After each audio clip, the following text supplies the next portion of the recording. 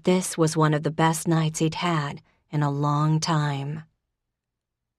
When Faith woke up in the morning, Blue was not the only one in the room with her. Levi Cooper, police chief and babysitter extraordinaire, was sitting in the chair next to her bed. He'd taken Dad at his word. Though she'd argued and, yes, whined a little, he'd dragged the chair in here nonetheless and kept watch, ever the good soldier. A tired soldier, too. He was asleep, his head tipped back against the chair, arms folded. And what arms they were. Her girl parts purred as she stared. The lower half of a tattoo showed where the thick muscle curved, 10th Mountain Division. His dark blonde hair was rumpled, sticking up in front a little bit. Oh man, Levi Cooper was really, really hot. She'd managed to put that out of her head for quite a long time now. For more than a decade, she hadn't allowed even one thought about his hotness, and really, how had she avoided it? The man was delicious. Even in sleep, his face held a slight scowl, but his eyelashes were straight and long and unexpectedly sweet, and his mouth was... Yeah, okay, that was a nice mouth, full and sulky, and really she should not be thinking these thoughts. He'd seen her in full-blown seizure mode. Oh, hemorrhoid, and he'd been nice enough to do her a favor, or do her father a favor if you wanted to be technical. So fixating on his hotness, that was a one-way ticket, because she knew what she looked like during a seizure. Thank you, older brother. Like one of the zombies from last night, stiff and jerking, possibly drooling for that extra dose of sex appeal, eyes wide and scared, snorty little pig noises thrown in for flair. Faith looked at Blue, who was eyeing her from his half of the bed. "Stay," she whispered, then slipped out from under the sheets. She went into her bathroom and stared at her reflection, flinching a little. Hair matted, crustiness in one eye, mascara smudged, a crease running down one cheek courtesy of her pillowcase. She pulled her hair into a ponytail and washed her face mercilessly, then brushed her teeth. There. At least she was clean now. Oh, the sweatshirt. Nice touch. And let's not forget the doggy pajamas. One could practically hear the bass of porno music pulsing. Well, it was Levi after all. He wouldn't be thinking porno, not with her. It was funny. She hadn't had a witness seizure for a long time. 2 times she'd had them in Jeremy's presence. That first time when he'd carried her to the nurse, and another time when he'd been visiting her in college. He always treated her like a spun sugar fairy princess, almost like her epilepsy made her more attractive, which she hadn't really minded, to be honest. But Levi, it didn't seem to sway Levi one way or the other. He could have made her feel like an idiot last night, and he was gifted in that department after all. But for some reason, last night had been oddly fun. Right, Faith, she muttered to her reflection. Why don't you have seizures more often, huh? The entree to a good time. Epilepsy. You okay in there? She jumped at the sound of Levi's voice. Yes, I'm fine, thank you. Out in a sec. Pulling her hair out of the ponytail, she fluffed it, then rolled her eyes at herself. Kind of a lost cause at the moment. She opened the door to find him standing there. Do you always eavesdrop on women in the bathroom? She asked, inching into the hall. You feeling all right? He repeated, glancing at his watch. I'm fine. Thanks again, Levi. I'll tell my dad what a good boy you were. He narrowed his eyes at her, but maybe there was a gleam of amusement there. No smile, of course. This was Levi Cooper, after all. See you around, he said. Okay. Thank you again. Sorry for the inconvenience. He didn't move, just stared at her impassively. Then he closed the small distance between them and kissed her. She wouldn't have believed it if there wasn't proof, but nope, no, he was definitely kissing her, his lips firm and, wow, really good at what they were doing, and his big, bulging, manly arms slid around her, pulling her against his solid, warm frame. One hand cupped the back of her head, his fingers sliding into her hair, and Faith's mouth opened in a bit of shock, and holy moly, he was Frenching her, tasting her, and she melted against him in a purely primal, oh yes, primal reaction. Her arm slid around his lean waist, hands sliding up the smooth, hard muscles of his back, his skin hot under the thin cotton of his t-shirt, his mouth moving against hers. Then the kiss was over, and she was panting in shaky gasps, as if she'd run all the way up to the barn. Her eyes needed a second to focus, and her legs wobbled. Levi did not look similarly affected. He blinked, twice. "I didn't see me doing that," he said, frowning down at her. "Oh, well, you could do it again," she breathed. He stepped back. "I don't think so." He ran a hand through his hair, making it stand up even more. "Excuse me?" she said. "Yeah, that was a bad idea. That was a mistake. I definitely shouldn't have done that. Sorry, Holland." She just stared at him for a minute. Nope, he was serious. Dead serious from his expression. Men.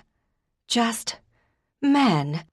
Was there ever going to be a normal man in her life, huh? "Out you go," she said, shoving his hard chest. "Bye. Thank you for everything, you jerk. And you know what?" "What?" "Nothing. Get out." She hustled him to the door, opened it, and waved. "Bye." Levi stepped into the hallway, and Blue bounded out as well, then attached himself to the horrible man's leg. As goes the slutty owner, so goes the slutty dog. "Blue, get back here," she ordered. Her dog obeyed, and she took one more look at Levi's expressionless face. "Have a nice day." Then she slammed the door, opened it and slammed it again, just in case he missed the point. Chapter 15. The good news was the barn was going beautifully. The arborist had come in and removed 5 trees, which opened up the view just enough. She'd hired Crooked Lake Landscaping and a very cute Irish stonemason, married, sigh, to work on the parking area, a wall along the path, and the retaining wall. Samuel Hastings, a Mennonite carpenter, and his son would build the deck that would extend out over the hill. The electric had been run, and things were clicking along. Faith was doing a lot of the work herself. That wasn't usually the case. As the designer, most of her work was done at a computer, figuring out things like water runoff rates and soil retention. But this was Holland land, and the barn was her baby. Faith wanted to filter the dirt and help build the rock walls, dig holes and loosen root balls, and hear the sound of hammers ringing out over the hill. She'd been working a lot, at the library, studiously not looking across the green to the police station, at the other vineyard, up here at the barn. As for Levi, he'd nodded at her 3 days ago as their paths crossed at O'Rourke's. She glared, he'd said nothing. "So you must see Levi a lot," Jeremy said, practically reading her mind. "Not really," she answered, shoveling some gravel from a wheelbarrow to line the path that led to the barn's entrance. Jeremy had come up on his lunch hour, bearing a glorious Cubano sandwich from Lorelei's. Things were still a little awkward since their reunion, but hell, he was such a good guy, and he brought food, so... "Oh," Jeremy said, "I thought you lived across the hall from each other." "We do." Her tone must have hinted at the panty twist supreme because he didn't pursue the subject further. "This is going to be amazing," he said, gesturing with his own sandwich. "I've already told Georgia to start referring people here.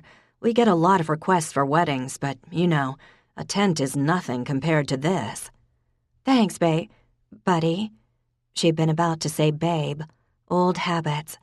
He picked up the tennis ball and fired it into the woods, putting his quarterback arm to use. Blue bounded after the ball joyfully. Faith wondered if her pet remembered Jeremy, who could throw farther than anyone. "One of my patients asked about you yesterday," Jeremy said. "He wants to surprise his wife with a water garden, and I told him that'd be a piece of cake for you." "Thanks," she said, hefting another shovelful of gravel and tamping it into the path. "I hope he calls."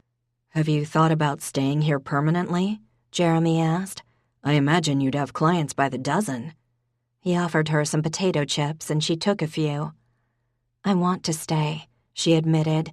"I've been here a month now, and it's hard to think about going back to California. I see my dad and the Grands almost every day, have dinner with Prue and the kids once or twice a week. Colleen and I hang out all the time. I wonder how I lived without everyone for 3 years. You included," she didn't add. But Jeremy's friendship, this new phase of it, that was becoming important too. "But I do have a very nice life back in San Francisco," she added. "Can't just forget that. I pitched a job in August and it's supposed to move forward soon. So we'll see." Jeremy fired the ball into the woods again for the never-tired Blue. "You're different now," he said. "You're really solid." "Pick another word, quick." She smiled as she spread another shovelful of gravel onto the path. "Sorry," he grinned. "Confident in who you are." "Better, better." "So what's on your mind? You seem a little distracted." "Levi's on my mind, Jeremy. I may want to kill him. That or handcuff him to the radiator, rip off his clothes with my teeth, and have my way with the man." "Oh, just work stuff," she lied. The memory of that kiss had been replayed roughly 1,008 times in Faith's brain, usually around 3 in the morning. Twice in the week that had passed, the smell of chocolate had crept into her apartment, and it was maddening. So close and yet so far, across the hall and baking. Way too adorable an image to pursue. Almost as adorable as the sight of him sitting by her bed, asleep, all rumpled hair and long eyelashes, and beautiful arms. This was her problem, falling for emotionally unavailable men. For one night, Levi had been nice to her. One lousy, one excellent kiss, and yes, her panties were in a snarl. She dug into the gravel with more strength than was necessary. Call it a workout. "I heard you and Colleen went to a singles thing," Jeremy said. He hesitated. "Are you interested in dating somebody here, I mean? Or maybe you're seeing someone already?" Nope, I'm not. Not even a little." Okay, she didn't have to be so emphatic. "Why?" "Well," he said, throwing the ball for Blue once more. "Maybe this is just me trying to soothe my conscience, but think you'd like to be fixed up?" "I'd love it," she said instantly. "Really?" Jeremy asked. "Absolutely. How well do you know him?" "Not that well, he's my accountant." Jeremy paused. "He's very good-looking and honest." "Sold. Give me his number, I'll call him right now." Blinking a little, Jeremy passed over his phone. 5 minutes later, Faith had a date for that very night. Maybe this guy wouldn't be gay, married, or view kissing her as a huge mistake. And wouldn't that be a nice change? She and Blue stopped at the old house, regretting it the second she walked into her grandparents' back hall. "It's coupon," Goggy was saying, her voice laced with steel. "I like coupon," Pop said defiantly. Oh, Lordy. Perhaps Faith could sneak out undetected. She glanced down at Blue, whose doggy brow wrinkled at the sound of the bickering Grands. "We never said it like that before," Goggy said. "Why are you changing it now? You sound ridiculous. It's so pretentious." Faith turned to leave, stealthy as a ninja. "Coupon," Pop said. "Faithy Bear, is that you? Come on in, honey." Busted. "Hi, guys. Oh, cookies. Can I have one?" "Of course you can," Goggy said. "Take 3. Sweetheart, how do you say coupon, It's coupon, isn't it?" "I've heard it said both ways," Faith said, opting to play Switzerland in this horribly important discussion. Moving out had definitely been the right choice. She took a bite of the cookie. Oh yeah, snickerdoodles. 3 might not be enough. "See, I'm French-Canadian," Pop said. "We say coupon up north." "Your parents came over from Utrecht. You had a great uncle who lived in Quebec for a year. That doesn't make you French-Canadian." "Coupon." Pops grinned, winking at Faith. The man was adorably evil. "How's the barn?" It's going to be rather gorgeous if I do say so myself. Of course it is, with you doing it. Goggy pushed the plate of cookies toward her. Her grandparents had flown out to see the dedication of the Douglas Street Park and been simultaneously stunned and smug at her work, as well as concerned about her throat being slit in the big city. The phone rang and Goggy hurtled to answer it. "Oh, Betty, hi," she said, taking the phone into the living room. "So, Pops," Faith said, "I was hoping to talk to you about your anniversary." "Anniversary of what?" he said, pouring some of the Sauvignon Blanc that had won the vineyard a silver medal last year. "Your wedding anniversary. It'll be 65 years next month." "And still I walk this earth, shackled to your grandmother by the chains of marriage." He winked and poured her a glass as well. Cookies and wine. Looked like those 15 pounds wouldn't be going anywhere. "Yeah, okay, but you love her, of course," she prompted. "Love schmove," he answered. "Love is for you young people."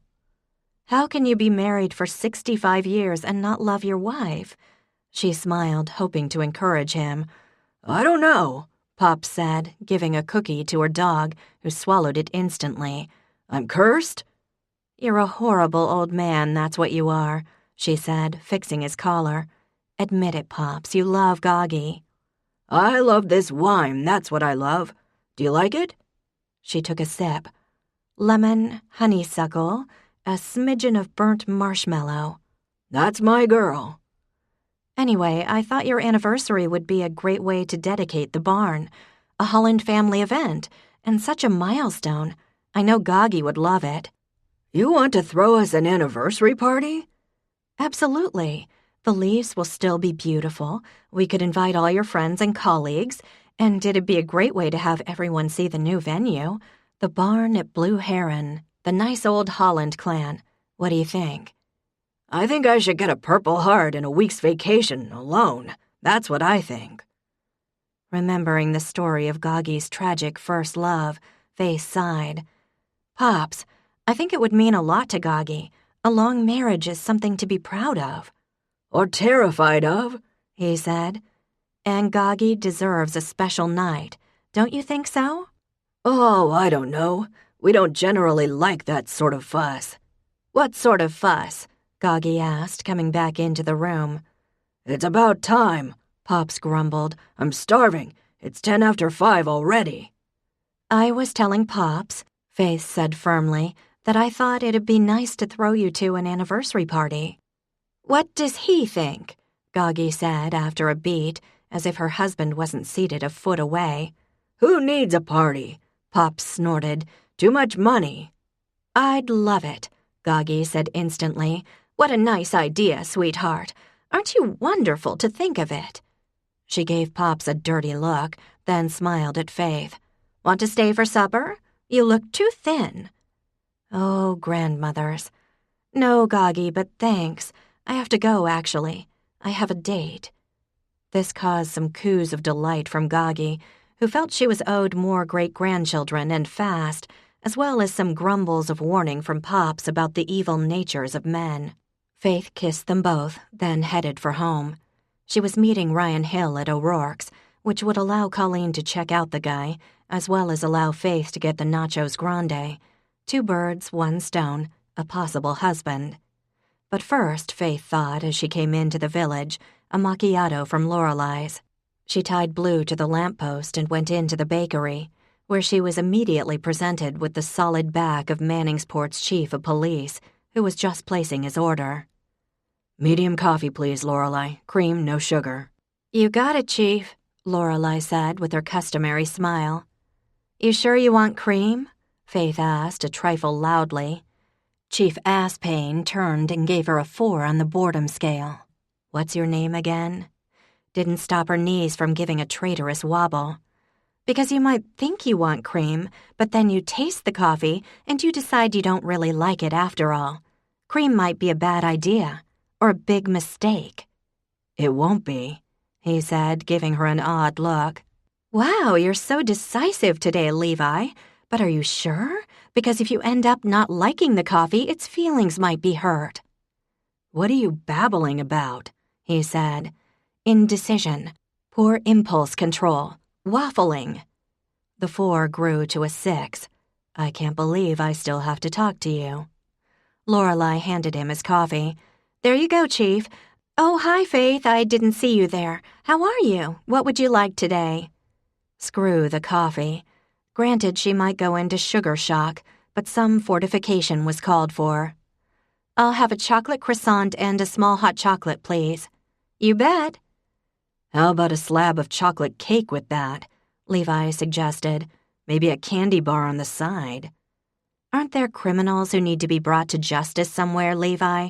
He was still staring, his forehead slightly crinkled. Is this about the other day? He asked. What other day? She snapped. Look, he said, that moment was a mistake, and I'm sorry. Women love to hear that. No, really, it's so flattering. I'm not trying to flatter you, I'm just telling you the truth. It was a blunder, and I regret it. Keep it up, I might swoon. Lorelei was done and rang her up. Faith handed her a 5. Thanks, Lorelei, she said, taking her goodies. Chief Cooper, have a lovely day. He didn't bother answering, but his irritation was palpable. It was deeply satisfying. Chapter 16. 2 hours later, Faith walked into the warm Friday night roar that was O'Rourke's and went straight to Colleen, keeper of all information. He's here, Cole said. 3rd booth in the back, adorable nice manners, hint of a southern drawl. Her friend grinned and pulled a beer for Wayne Knox. Looked like the volunteer fire department was having a meeting. Gerard, Nettie Bear, Jessica Duz, and Kelly Matthews were all grouped on one side of the bar, howling with laughter. How do I look? Faith asked her. Colleen leaned over the bar and gave Faith's shirt a tug to show more flesh. There, work the assets, girlfriend. Am I right, boys? The males of the fire department agreed heartily. Can't go wrong with boobs, Everett Field said. I babysat you, Faith returned. I remember. I think about it all the time. He received a hearty slap on the back from Gerard Chartier, his comrade in ogling. Get going, Call said. Jeremy's already over there chatting him up. Jeremy's here? Yeah, he and Levi usually come in on Fridays. Their weekly date? Faith couldn't help asking. I must say, Levi is looking uber hot these days, Call said. Those arms. Honestly, he comes in wearing a t-shirt, and I actually have an orgasm. Here's your white wine spritzer, Mrs. Boothby. She ignored the disapproving glare from the florist. Your dad is also here, Colleen added, speaking of men who... Oops, there's the line, don't cross it. Faith went to the far side of the bar where her father was talking to, hemorrhoid, to Levi. Hi, Dad, you look nice. He did. He was showered for one and wore a rugby-style shirt rather than his usual tattered flannel. Hello, Sweet Pea, Dad said, giving her a one-armed hug. Faith, said the police chief. Levi. Amazing how he could irritate her just by saying her name. You're on a date, I hear, Dad said. I am, she said. Hopefully it won't be a mistake, or a bad idea, or a blunder. Levi sighed and stared into the middle distance. I'm sure it won't be, her father said. Well, you go have a good time, honey. I'll be here if you need me. Thanks, Dad. She dropped her voice to a whisper. Are you here alone? I'm meeting Lorena. Oh. She tried not to flinch. So far she'd screened and dismissed the women of e-commitment/senior love, and her efforts to engage Kathy Kennedy in conversation about her sainted father had fallen with a thud. Okay, well, there are other fish in the lake, Dad. What kind of fish? Fish who don't wear cheetah print bras with see-through shirts and ask what your bank balance is, she said, referencing Sunday's dinner conversation, which had caused Mrs. Johnson to growl audibly. Dad still looked clueless. Never mind, Dad. Just don't get married without checking with me first. Her father laughed.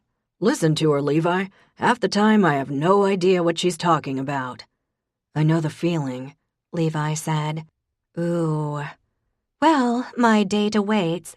Have fun, Levi said. Yes, honey, have fun, Dad said. I'm ready for more grandchildren, just keep that in mind. He pinched her chin. Levi, don't I have the prettiest daughters? You do, he answered, his glance flicking over Faith, pausing for just a microsecond on her boobage. Got your list? He added. Faith didn't deign to answer, but yes, it was in her purse. She took a calming breath and went to the third booth. There was Jeremy, looking utterly beautiful, talking to Ryan, she assumed. Faith! Jeremy jumped up, kissed her cheek, his smile as warm and bright as if it had been years since they'd seen each other, and not hours. You look beautiful, as always. Let me introduce Ryan Hill, my accountant. Ryan was adorable. Go Jeremy. Dimples, honey-colored hair, blue eyes. He stood up and shook her hand, smiling. Great to meet you, Faith. And he had a drawl. Colleen was right. Oh, sigh. I'll leave you two alone, Jeremy said. Have a nice time. He grinned happily and wandered off toward the bar. Super guy, Ryan said. Absolutely, Faith agreed. So you two were engaged, he said. Yes, Faith admitted, glad to have it out of the way. We met in high school before he, came out. The waitress, one of the many O'Rourke cousins, came over, bringing Faith a glass of Blue Heron's dry Riesling, courtesy of Colleen, who waved from behind the bar. Ryan asked what was good here, and Faith recommended the Nachos Grande, which she hadn't had since Tuesday, and was hence suffering serious withdrawal. Sounds great, Ryan said. If you like them, I'm sure I will, too. Oh, Southern charm. They exchanged pleasantries until the food arrived. Jobs, college, where they grew up, and not a red flag to be found. In fact, Faith was feeling the tingle, oh yeah. Ryan's cuteness, combined with Jeremy's recommendation, had her feeling truly hopeful for the first time since Clint Bunt, the lying liar of Lieland. No, Ryan was definitely her best prospect since Gay Raphael, who just texted her a picture of the hors d'oeuvre choices they were considering for their wedding, wanting her opinion. Definitely better than Levi, who was an ass pain. Nope, not another thought of Levi would be entertained tonight. No way. As if reading her mind, Levi looked at her from across the bar, those sleepy green eyes causing certain parts of her anatomy to tighten in a hot, slow clench. Damn, Colleen was right. Levi Cooper was sex on a stick. Sex against the wall, on the floor, on the table, on other naughty surfaces. Dirty, sweaty, delicious sex. Not that Faith had any first-hand experience with that, but she could imagine it, quite graphically in fact, especially while staring at the man in question. Oopsie. Her mouth was slightly open and she was possibly a little flushed. She forced herself to look at her date, who smiled politely. Right. Concentrate on the perfectly nice man who actually seems to like you, Faith. So, she said, let's cut to the chase. I'm the youngest of 4, 2 sisters, 1 brother. My dad is sitting at the bar over there, so don't get fresh.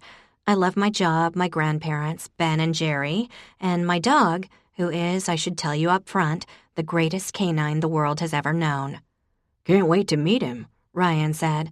Keep on going, Miss Faith. She smiled. Well, in my free time, I like to eat out. I do Pilates. Well, she intended to do Pilates one of these days. And I love violent, scary movies and romantic comedies. I'd like to be in a serious, committed relationship with a man who's not married, not a deadbeat dad, has a job, and isn't gay. With me so far? Are you kidding? Ryan said with another fantastic dimpled smile. I'm halfway in love with you already.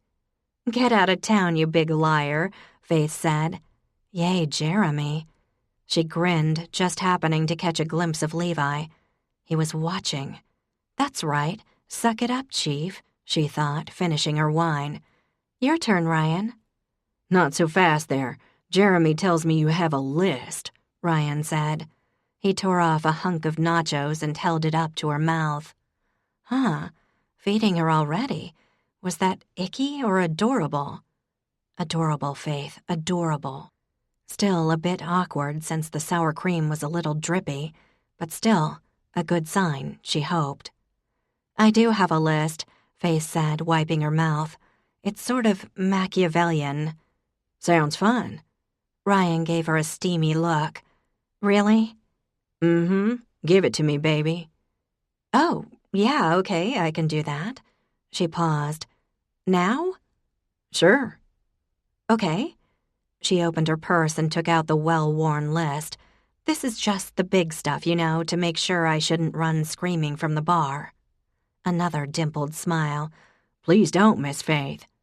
He was so cute. Anyway, so, have you ever been in prison? Not yet. Yay, you have an A so far. Next question. Have you fathered any children, and do you pay child support if so? No kids, not yet. Another excellent answer. Not yet, implying that he wanted them in the future. He was an A+ now. Okay, last major question, and then we can get into things like moonlit walks and old movies. I love old movies and moonlit walks. Well, you couldn't have everything. How many women have you slept with? Ryan had to think about that one. 10? 10? 10? That seemed like a lot. Then again, if you figured he was 32 years old, thank you, Google, and say he'd first had sex around age 17, because with those dimples he wasn't getting out of high school a virgin, that was 15 years of single heterosexual male having sex. So, Faith did some quick math in her head.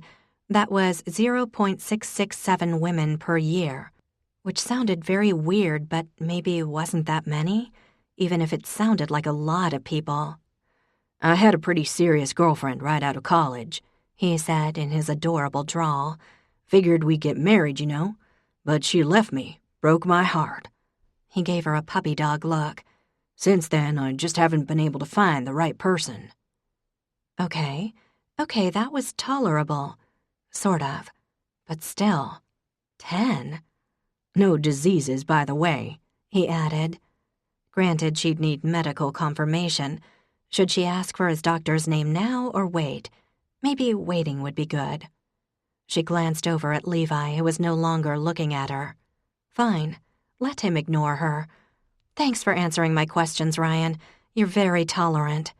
You're quite welcome. Hey, you want to get our first kiss over with? He smiled. I find it makes things more relaxed without us having to worry about how that'll go. Okay. Another glance at Levi. You know what? Yes, let him see her kissing someone else. She leaned over the table, moving the nachos first.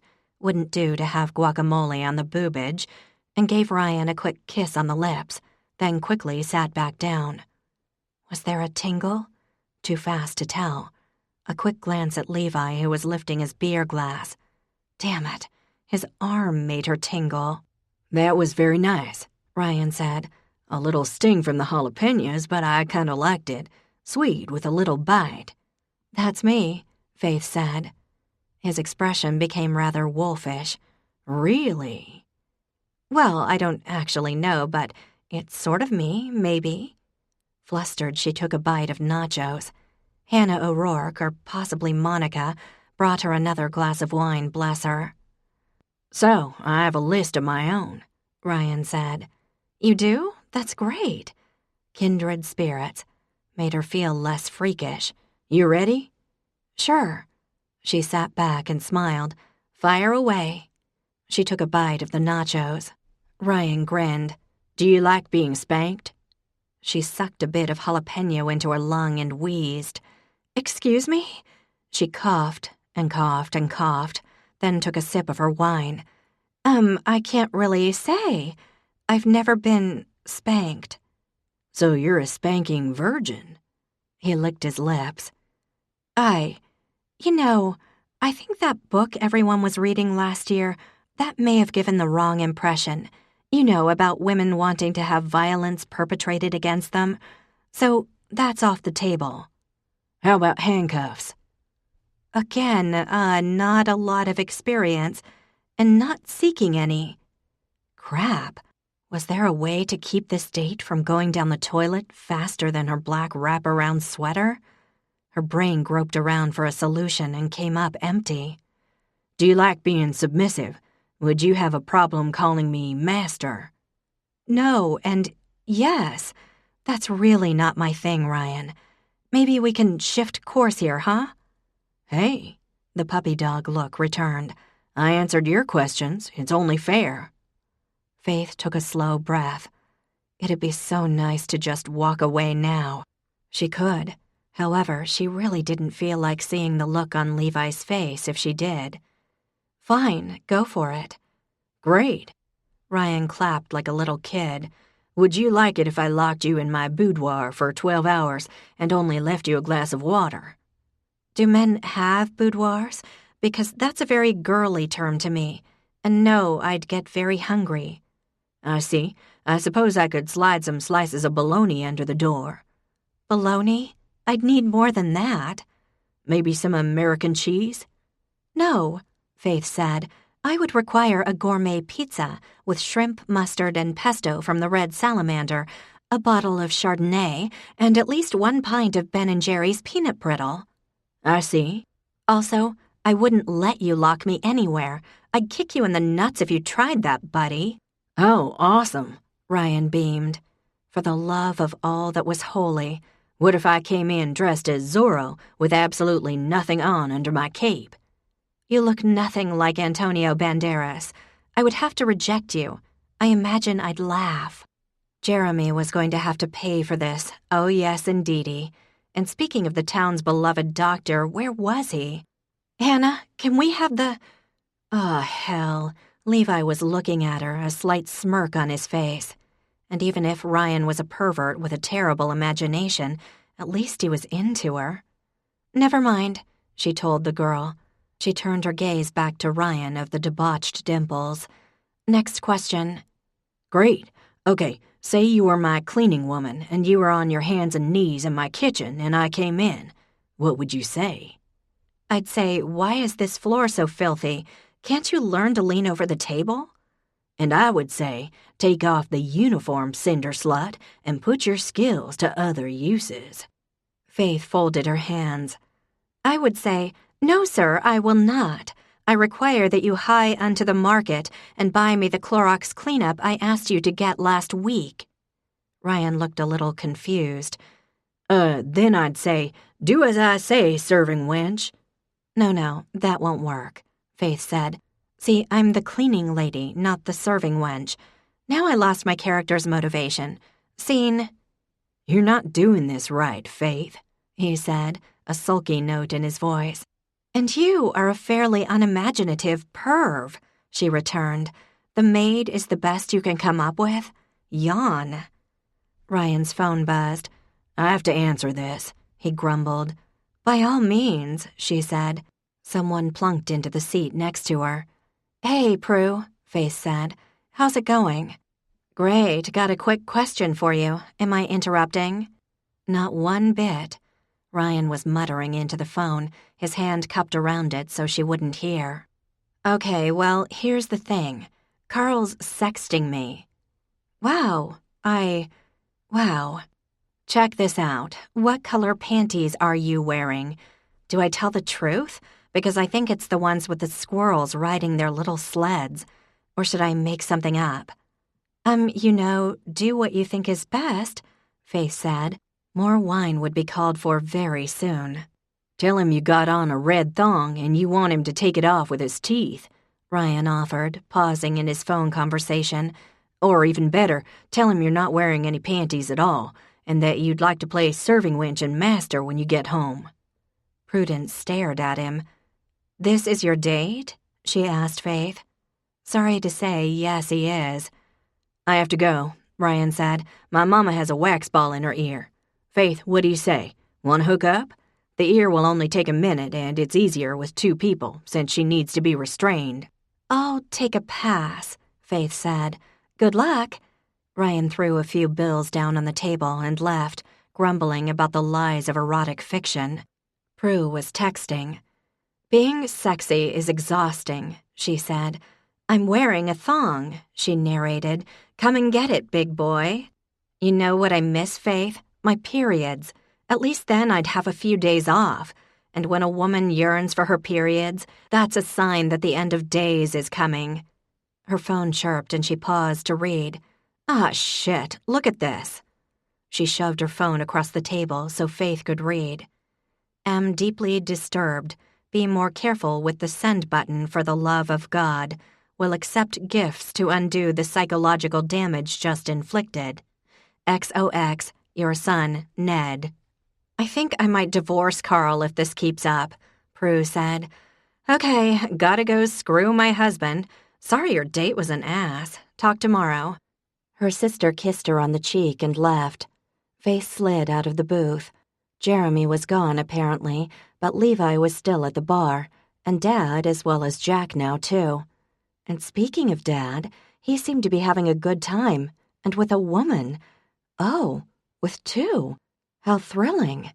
Kathy Kennedy, chooser of odd Bible verses but otherwise quite nice, and another woman Faith didn't know. Levi said something, allowing a faint hint of a smile across his face. Faith's girl parts gave a sudden, hard tug. "Sweet pea, over here," Dad called. And wasn't he in the most jocular mood tonight? At least one of them was having luck with the opposite gender. She went to her dad, who slipped an arm around her and smiled broadly at her potential stepmother. "Honey, you remember Mrs. Kennedy, right?" "Of course I do, Dad. Nice to see you again, Mrs. Kennedy. I had a great time at Bible study the other day." "Call me Kathy, sweetie. This is my wife, Louise." Hemorrhoid. Why were all the good ones gay? "Very nice to meet you, Louise," Faith said, trying not to sigh. "You're going to Bible study?" Jack muttered. "With Goggy," she muttered back. "Trying to get the house and the will?" "I think I've earned it, don't you?" "Wasn't that the most interesting verse?" Mrs. Kennedy said. "Boys, we were discussing the history of blood rituals in the Old Testament. Circumcision, human sacrifice, that sort of thing."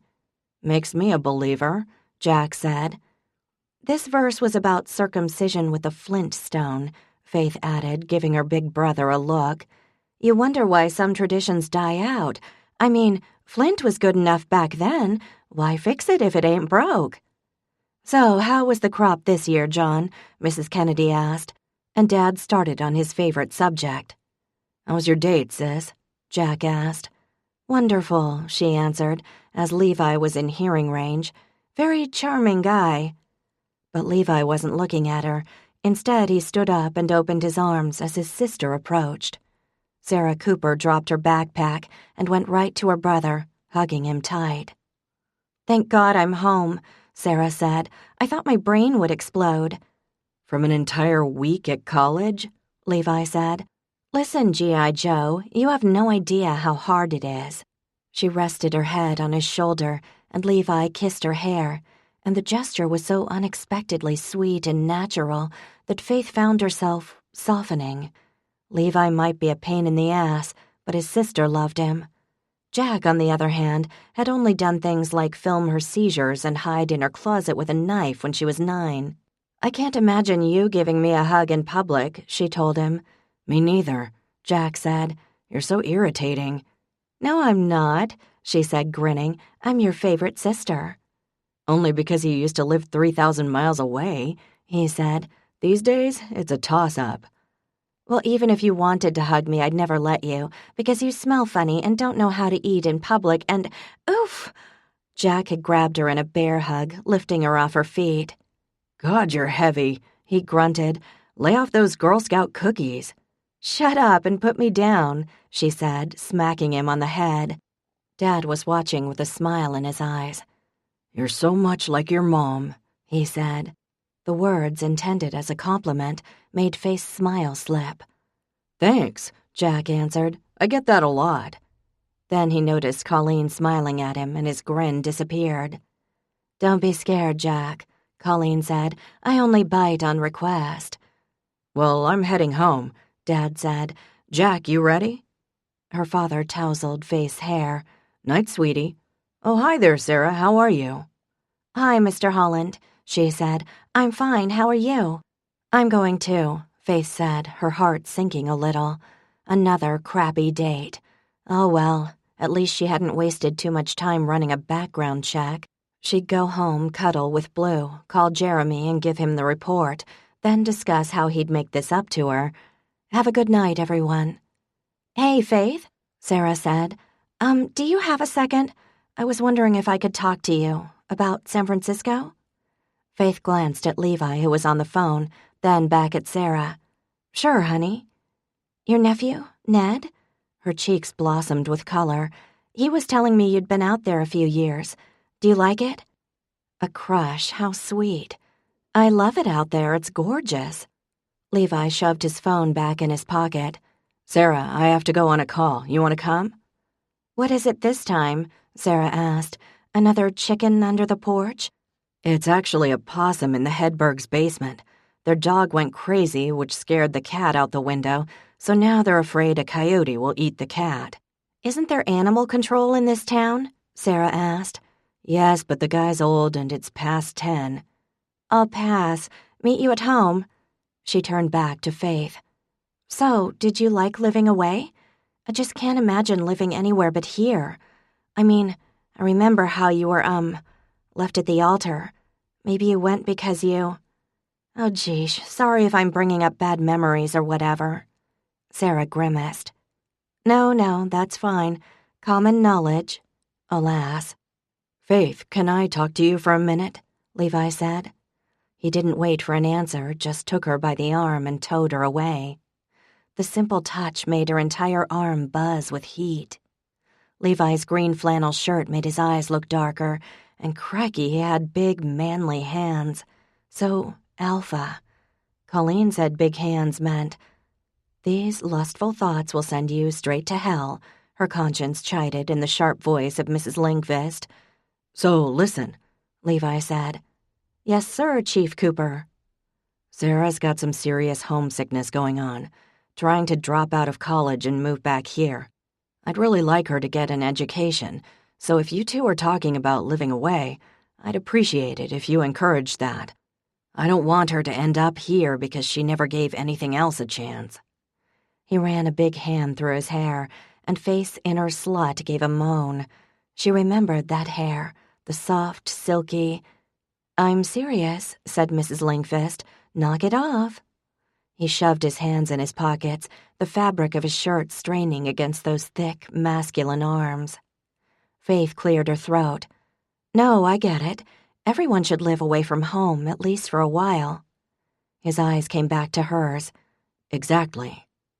His eyelashes were awfully nice, long and straight and blonde. You go get that possum, Faith said. It sounded vaguely sexual for some reason. Yes, Levi, get that possum. Don't stop getting it. Get it good. Mrs. Lindqvist got out the ruler. I'll hang out with your sister. We can walk home together. Thank you. The words caused a warm, liquid rush through her knees. You're welcome, she said, her voice a little husky. Then he turned and left, raising his hand as someone called good night to him. By the time Levi got back from the call, the possum having been flushed out through the hole in the stone foundation, the hole temporarily patched with the help of young Andrew, and the cat found safe and sound, much to the sobbing relief of the Hedberg girls, O'Rourke's was mostly empty. Did my sister go home? He asked Colleen, who was wiping down the bar. Faith said they were going out to the beach, she said. Don't know if they're still there. Thanks.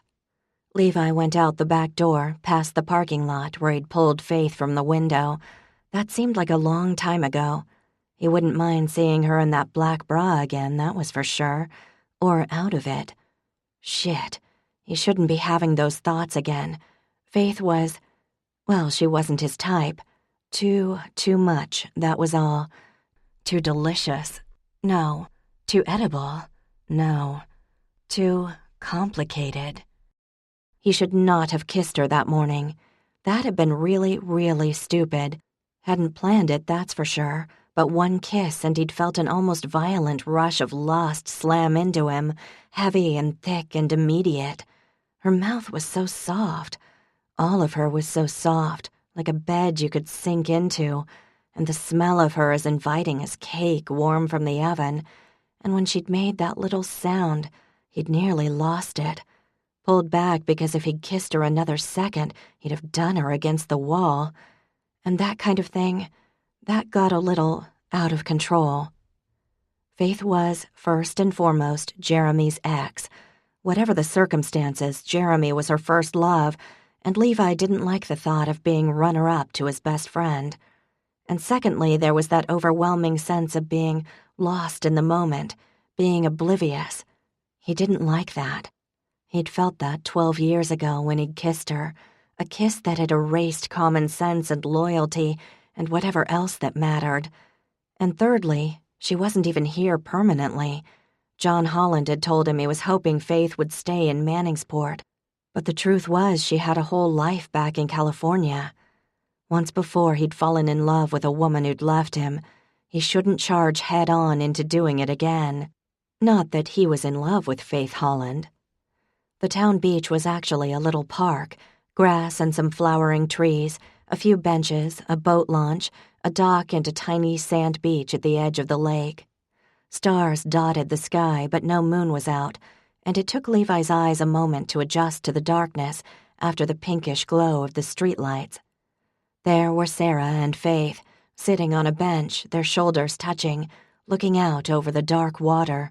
Their backs were to him, so they didn't see him approach across the grass. He stopped at the sound of Sarah's laugh. Hadn't heard that for a while. "No, but seriously, I know how you feel," Faith said. "My mom died when I was young, too." "How old were you?" 12. "Sheesh, that sucks." "Yeah, car accident." "So no time for goodbye?" "Right." Sarah chewed that over. "I guess at least I had that." "Both ways are tough. There's no getting around it. It's so hard." "Do you still think about your mom?" Sarah asked. "Oh, yeah," Faith said, "every day." Levi did too. Every day some thought of his mom would cross his mind, her energy, her total lack of self-pity. Even when she was doped up on morphine, she'd make him and Sarah laugh. There was an unusual tightness in his throat. "There are days when I'm so sad, I don't think I can even get out of bed," Sarah said now, her voice small. "All I want is my mom, and I have to go to classes and listen to all that stuff, and it just seems so shallow and meaningless when I'd trade in everything for just another regular day with her." His sister's voice broke, and Faith put an arm around her. "I'm sorry, honey," she said. Nothing else, just that. She stroked Sarah's hair in an unconscious way, idly, her head tipped against Sarah's. Just petted her hair and let his sister cry. "I know I should get over it," Sarah said. "It's been more than a year." "Well," Faith said, "you don't really get over it. You just learn to carry it better. And the only way to do that is to do the regular things. Get out of bed, go to classes, try to be normal, and pretty soon all that grief you carry, it gets easier." "That's what Levi says," Sarah said after a minute. "I guess he's not always a dope then." "Most of the time he is." "Yeah, I'd agree with you there." There was a smile in Faith's voice. I feel her more when I'm here," his sister said. "That's why I don't want to be at school." A pain stabbed Levi's chest.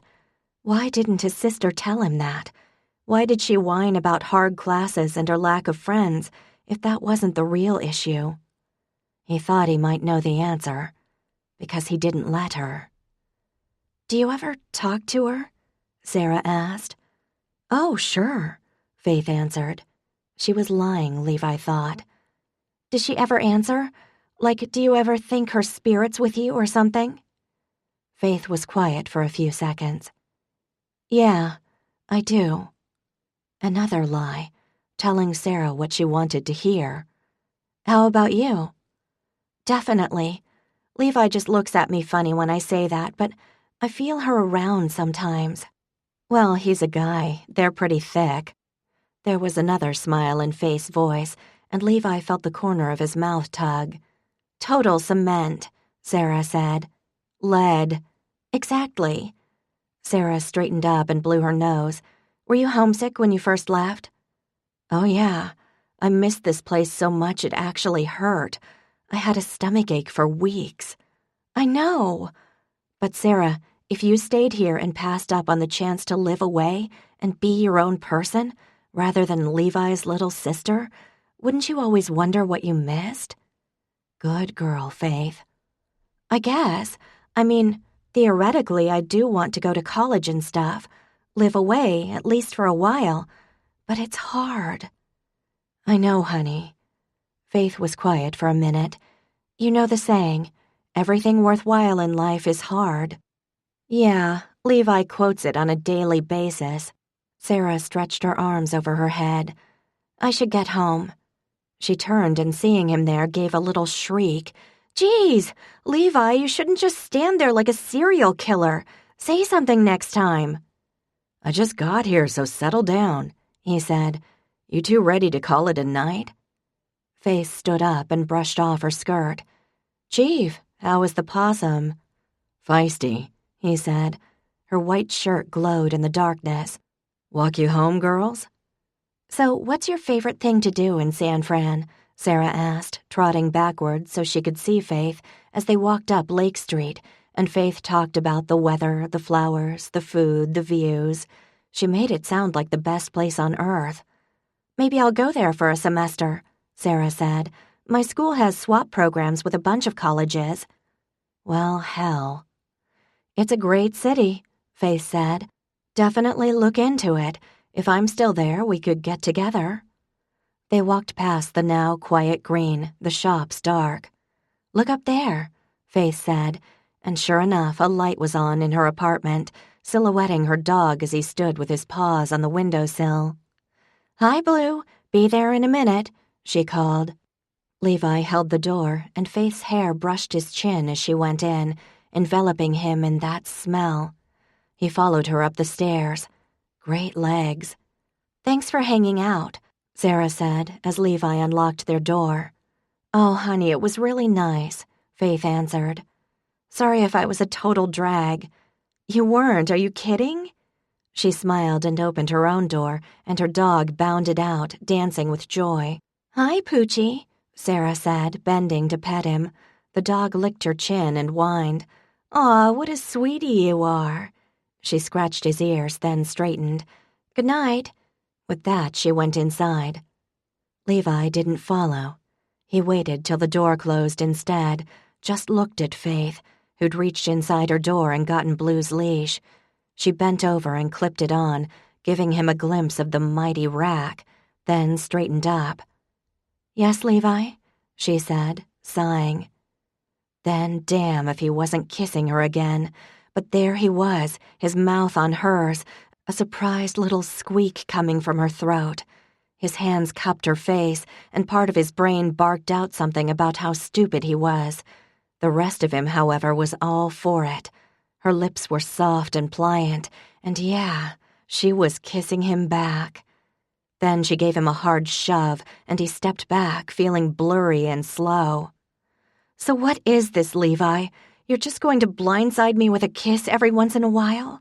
She whispered. Blue jumped against her like this was the best idea he'd ever heard, his tail whacking against the wall. She gave the dog an idle pat, but she looked mad. He couldn't blame her. Sorry, he said. You're so damn confusing, she hissed. Really, I mean, I got the impression that you couldn't stand me. Then after my seizure, you were incredibly nice and helpful. Then you kiss me. Then you ignore me. Ah, hell, he was kissing her again. If nothing else, it did shut her up, and he liked her mouth doing something other than yapping at him. Soft and sweet and hot. He drew her against him, and she didn't resist. Instead, her hands slid into his hair, and she kissed him back, that sweet little noise coming from her once more. Then she let go. Stop it, she whispered against his mouth. He obeyed. Her eyes were wide and blue, and she looked a little dazed. Thanks for talking to my sister, he murmured, forcing himself to step back. "You're welcome," she said after a beat, licking her lips. God, he wished she wouldn't do that. Just made him want to instead. She swallowed. I have to walk my dog." "Okay."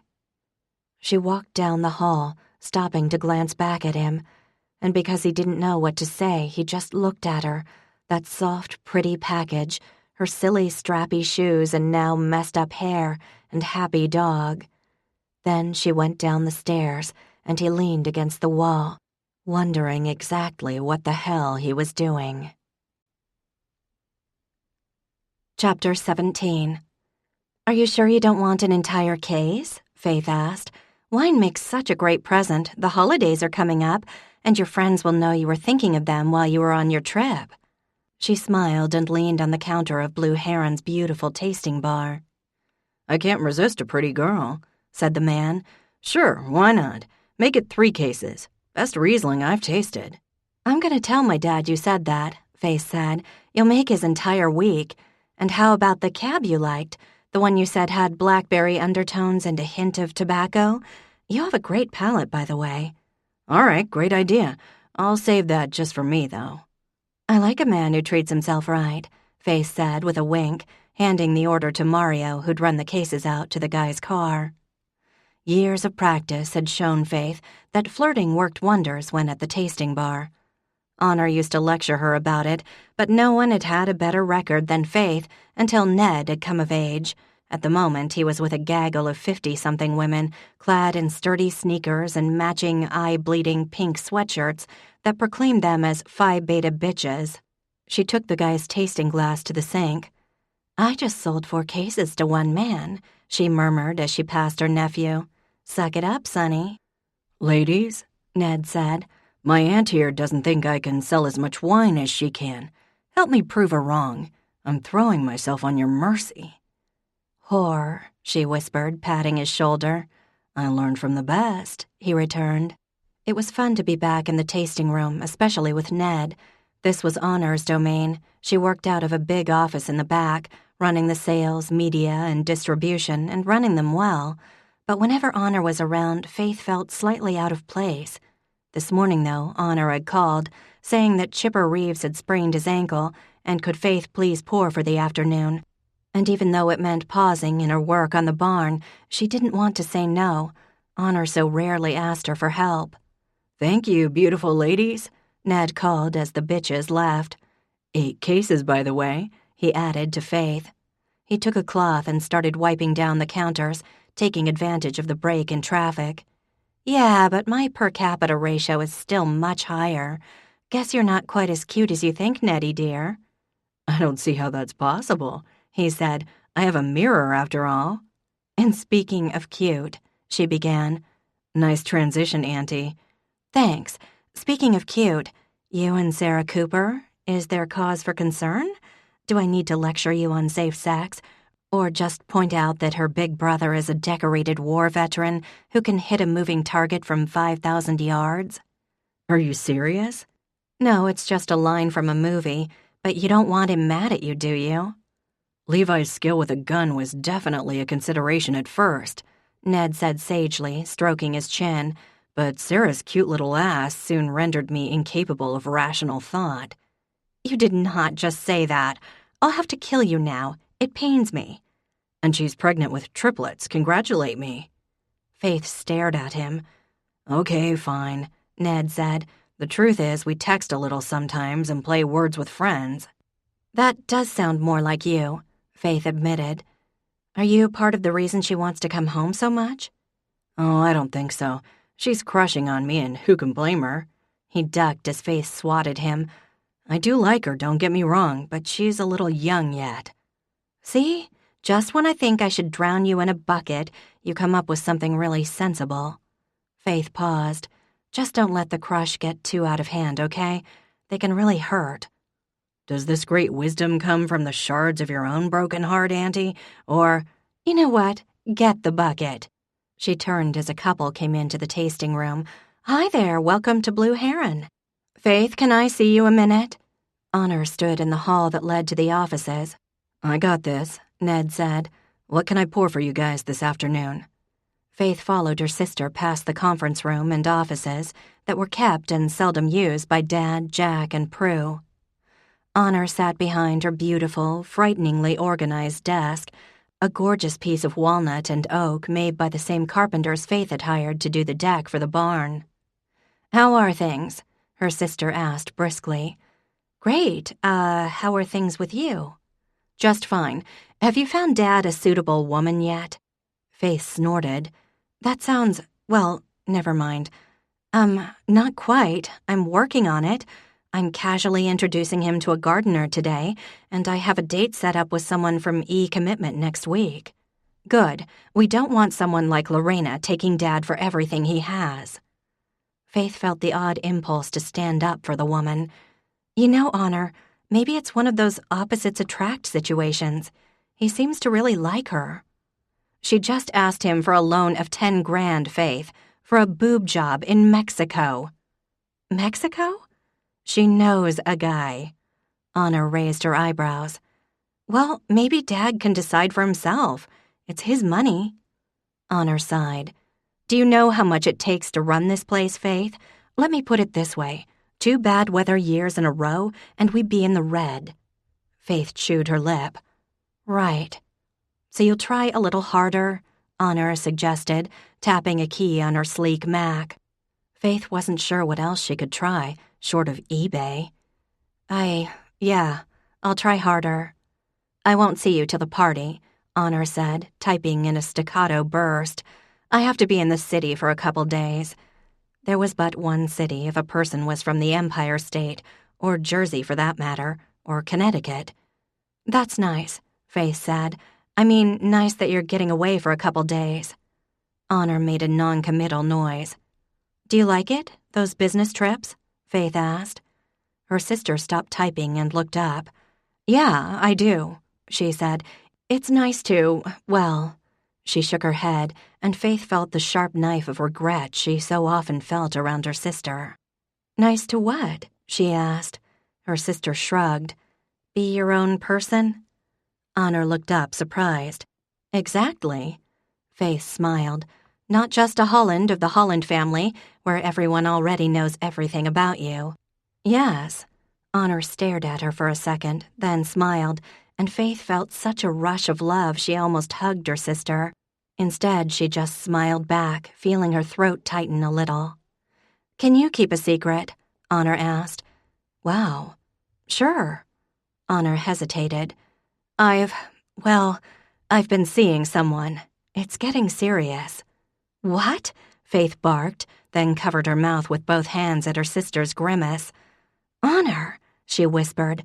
"Wow, I didn't know that. Who is he? What's he like?" "He's that guy, the one we mere mortals only get to admire from afar." Good heavens, Honor was actually blushing. "Except you got close up?" Faith suggested. Her sister bit her lip and smiled. "Oh, yeah." "So he's the one?" Another dreamy smile was her answer. "Are you planning to introduce him to the family?" Honor nodded. She looked so pretty, dumbstruck with love. "He's coming to the anniversary party." "Wow, so it is serious if you're gonna unleash the Kraken and all that."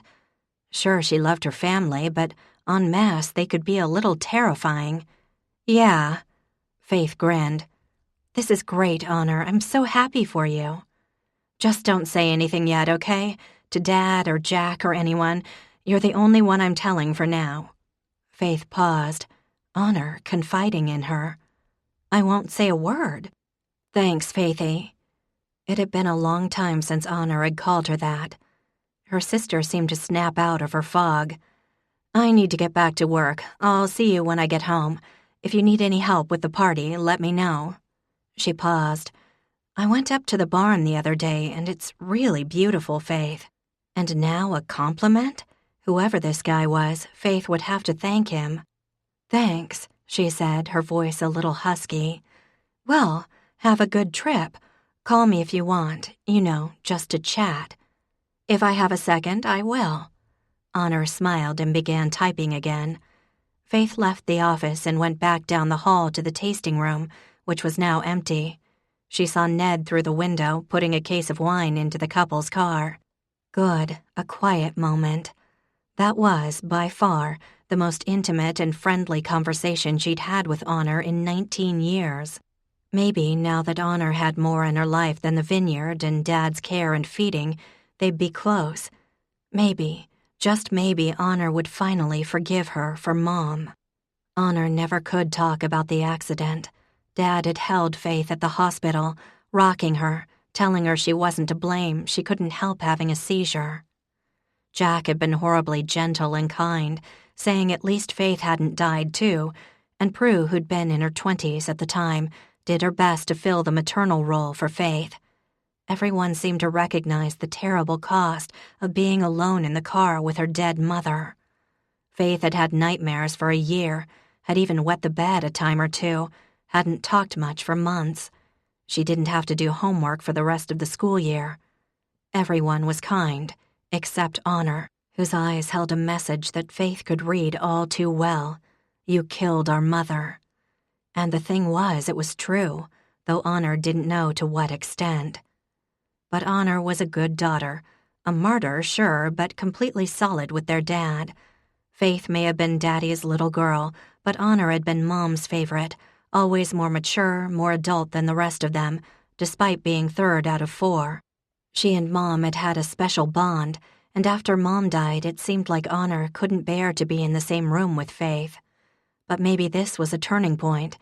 Maybe, just maybe, Faith could get her sister to like her again. When her tasting room duties were finished, Faith spied her father, who was sampling the homemade wine Gerard Chartier had brought him for his opinion. "Not bad," John said. "Nice with a rare steak." Blue circled, dropping his ratty tennis ball suggestively. Dad picked it up and tossed it without pausing in his discussion of the different kinds of yeast Gerard could use. Dear old Dad. With his baseball cap, aging flannel shirt, and purple-stained hands, he wasn't the most dapper of men, but he was certainly the best. "I see my little princess over there," Dad said finally. "Hi, little princess," Gerard called with a grin. "Hi, Gerard," she said. "Save any lives lately?" "No, but I can carry you down a ladder if you want," he said. "Don't tempt me. Dad, got a sec? I wanted to show you the barn." "You bet, baby. See you, Gerard." Her father picked up Blue's hideous ball and held it high. "Who loves his ball? Do you love your ball?" he said, causing Blue to freeze with elation at the word. Dad threw the disgusting thing past the storage barn, and Blue streaked off, caught it mid-bounce, and returned immediately. "He could play for the Yankees," Dad observed. "Can't hit to save his life," Faith said. "So, did Levi tell you about how good Blue was when I had my seizure?" she asked. Sure, it was a blatant attempt to bring up his name, but no one else was as unsuspecting as dear old Dad when it came to being pumped for information. She hadn't seen Levi since he'd kissed her the other night, hadn't heard him out in the hall either, had stopped short of pressing a glass against his door, but only just. "He did. Said Blue came to get him. Who's a good boy, huh? Do you love Faithy? Do you love her? You do?" There was something about Blue that made everyone a cheerful idiot, Faith observed, as her father put the ball in his own mouth. "Dad, so gross." He took the ball out and threw it up the hill. "So I finally get to see this place," he said, putting his arm around her as they walked. "You haven't been sneaking peeks, have you?" The final week was when a project really took shape, and Faith had wanted to surprise her father. "No, Sweet Pea. I have 3 daughters. I'm excellent at following orders." They hiked up the hill, past the golden-leafed vines, up to the cemetery. Dad took off his hat and put his hand on the granite of his wife's headstone. "Hey, Connie," he said, his voice so full of love that Faith felt tears prick her eyes. "We all miss you so much, honey." He glanced at Faith. "Hi, Mom," she said obediently. "I'm so sorry." It was her customary thought, lodged like iron in her heart. She waited as her father brushed a couple of leaves from the grave, his face in its familiar sad and handsome lines. "Please help me find him someone," Faith prayed. Would Mom want that, though? Faith thought she would, but then again she was no expert on what her mother had wanted. Dad stood, and they continued up the hill, talking about the grapes that would be left on the vine for the ice wines, and his prediction that it'd hit 17 degrees before Thanksgiving. "Gonna be a cold winter," he said. "You smelly old farmers have a way of predicting those things," she said, earning a grin. "Okay, we're here. You ready to be dazzled?" Dad had been up 2 weeks ago to check the progress. The stonemasons had been working on the rows of rock walls in the parking area, and Samuel had been putting up the railings around the decking. But since then, the path and the beds had been completed, and today, Jane Gooding, an organic farmer from Dundee, was bringing in the plants. Faith wanted to take one more look before the holes were dug, maybe rearrange a few things before committing to the final layout. And yes, Jane Gooding had been vetted as a potential date for Dad. She was in her mid-50s, loved the outdoors, understood plants, had a master's in botany as well as her master gardener certificate. She was long divorced, had dated here and there, had one grown daughter, and was quite outgoing and attractive. A home run, in other words. Jane was unloading plants from the back of her truck. She stopped and waved as Faith approached. "Hello there," she called, smiling.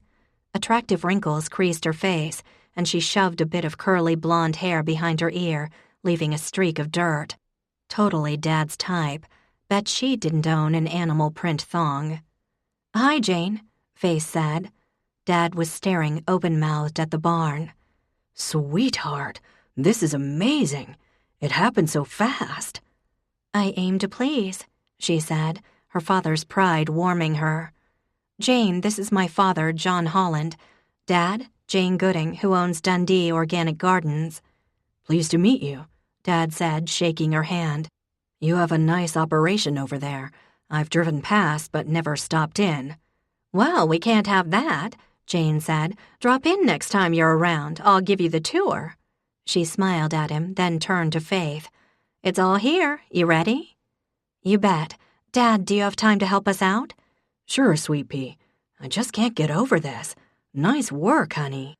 Faith's goal in the barn had been to make it look completely unlandscaped and artlessly natural. The beds around the building were bordered with deceptively sturdy, uneven rock walls.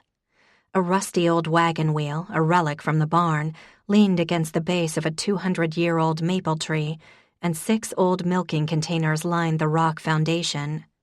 7 different varieties of moss and ferns, all indigenous, sat in pots waiting to be put in the soil. 1,000 daffodil bulbs would be scattered in clusters along the foundation, which would make it flippin' gorgeous next spring, and a fairly mature sweet wisteria was already planted by the sliding wooden door, which Samuel had rebuilt beautifully. Faith had painted it periwinkle blue yesterday.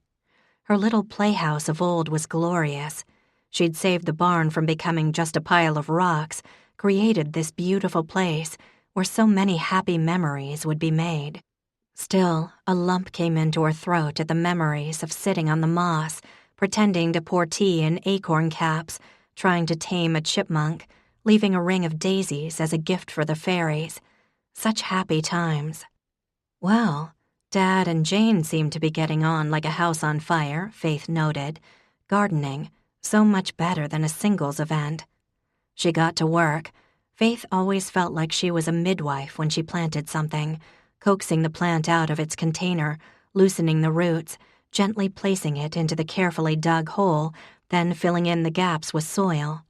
The dirt on her hands, the rich, dark smell of damp earth, and now the satisfaction of seeing her design come to actual life.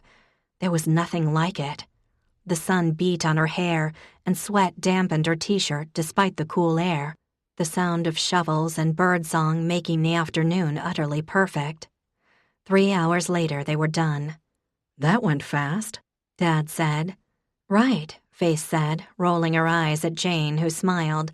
"That's because you missed us prepping the soil last week. That's the hard part."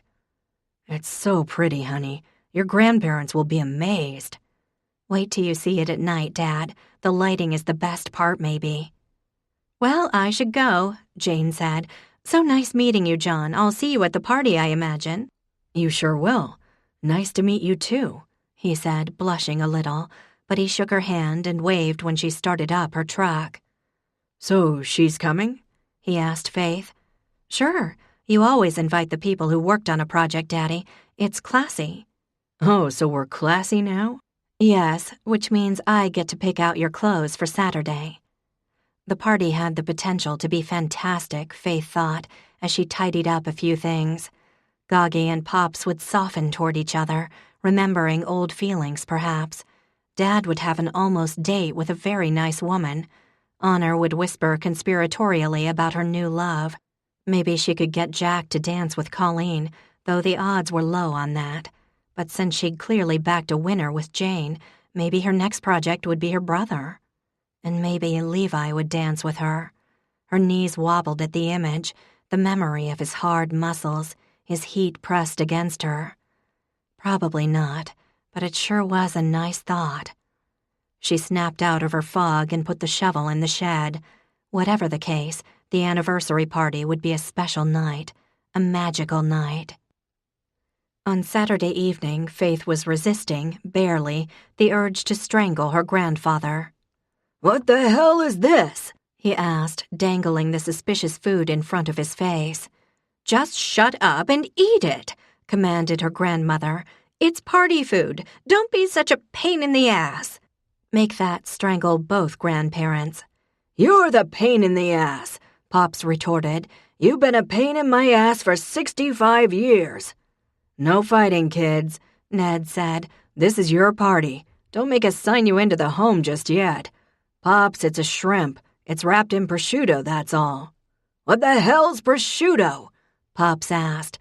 "It's like extra fatty bacon," Faith said. "You'll love it." Okay, so the night was not exactly magical. Not yet, anyway. She could still pull it off if she drugged Goggy and Pops. The Holland family had come up to the barn for a special dinner before the big party, since only hors d'oeuvres would be served at the event, and God forbid her grands missed a solid meal. Or Prudence, or Dad, or Jack. Honor was here, her mystery man was not, and when Faith had asked about it, sotto voce, Honor gave her an icy look as an answer. Mrs. Johnson was also irritated with Faith, since Faith hadn't asked her to prepare the dinner but to be a guest instead, which had somehow insulted her.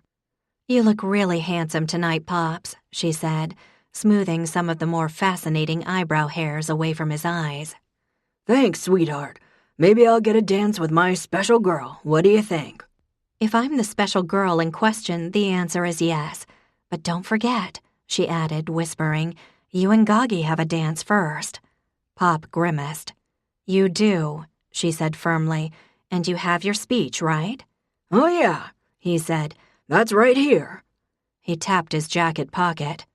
"Hello, hello," came a voice. It was Jane, the gardener, dressed in a long, shapeless, greenish-brown cotton dress. "Oh, dear," she said. "Am I early?"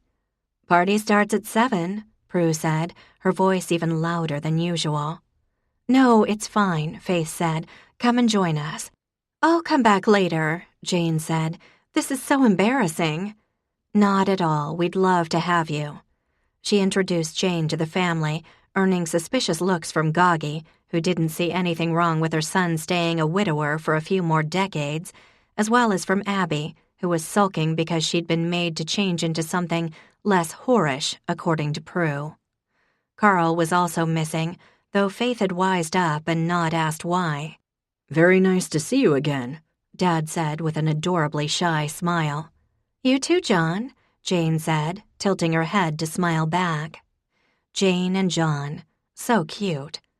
"Please sit down," Dad said, holding out a chair. "Thank you." She looked around. Is this all?" Jane asked, surveying the shrimp and pasta dish Faith had ordered from the caterers. "I'm sorry, I'm a vegan. A rawist, actually."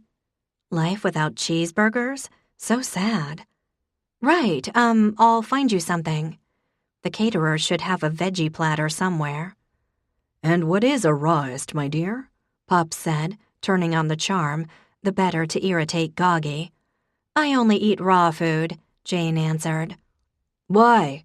Mrs. Johnson asked. "Are you sick?"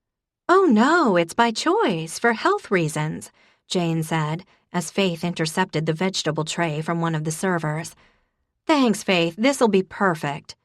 She took an impressive handful of baby carrots and began shoving them into her mouth like popcorn, crunching madly, and another handful, and some celery. Her mouth worked faster than a wood chipper, Faith thought. "You eat raw meat? That can't be good for you," Goggy pronounced. Jane paused in her crop decimation. "I don't eat meat, raw vegetables and fruits only." "What about bread?" Abby asked. "Nope, gluten is poison for me." She picked up another handful of carrots and started chainsawing through them, little flecks of orange flying from her lips. "You should try it. I have literally no mucus issues anymore, and I'm never constipated." Dad had that hide-me look on his face, and Ned was choking with laughter. Jane did have very strong-looking teeth, Faith noted. The veggie platter was supposed to serve 20, but at the rate Jane was going, she'd polish that off, then start on the table, which was hopefully gluten-free. "Faith," Prue said, draining her wine, "where's Colleen and the hard stuff? You did say we were having an open bar, right?" Yes, where were Connor and Colleen? Faith checked her phone. No messages. She sent a quick text asking if they needed help. It was getting to be crunch time. She excused herself and started putting the centerpieces on the tables, which had been covered with pale blue tablecloths. Prudence approached, a shrimp in each hand. "The place looks beautiful," she said. She was wearing dress pants and work boots, as well as a low-cut white sweater. An impressive purple hickey stood out on her throat. "Thanks," Faith said. "So things are good with Carl?" Prue shrugged. "Yes and no, I kicked him out." "What? Why?" "We did it the other night, right? Good old married sex, nothing fancy. Finally, right? Then he says he wants to film us." "What?" "Right, so he's staying at his mother's. Figured it'd shake him up a little." Faith nodded as if she understood. You have a big hickey, you know." "Really? Damn it. Should have looked in the mirror, I guess. Anyway, nice job here." She poured herself another glass of wine and drank it like it was water. The DJ asked where he should set up, and Faith directed him to one corner. Then, after 2 more questions from the caterer had been answered, Faith adjusted the light under the maple tree, fixed the door, which was sticking, and found Pops's lower denture plate in a gooey nut cookie. She worked the teeth free, as Goggy had a fit that Pops was eating nuts when his gastroenterologist specifically said not to. As Jane was eating half her body weight in roughage, Faith asked Mrs. Johnson if she might have any more vegetables, earning a glare from the housekeeper and some dark mutterings about people having evolved enough to cook their food. Faith took that as a yes, ran down to the new house, raided the fridge, cut up red peppers, carrots, and broccoli, then cleaned the kitchen at lightning speed because Mrs. Johnson hated anyone to leave a mess in her workspace. Then she power-walked back up the hill in heels, managing not to drop a single pepper slice. Magical? Yeah, right. She was sweating. How magical was that? And the guests were just starting to trickle in. Honor appeared at Faith's side. "Lorena's here," she growled. "I thought you took care of that." "I didn't invite her. I guess Dad did." "Check out that dress, Faith." Lorena was currently kissing Pops on the cheek, bending over the old man who clearly didn't mind. And the thing was, Lorena's dress, the woman had to weigh somewhere around 200 pounds and was 60 years old if she was a day, but for some reason that went against nature and God's law, had chosen to wear a skin-tight, rubbery black dress. No back. White granny panties, though, clearly visible. Faith's breath left her in a rush. Gotta give her points for, confidence. Maybe Dad should pay for that boob job. Wow. Honor was not amused. "You said you could find him someone, Faith.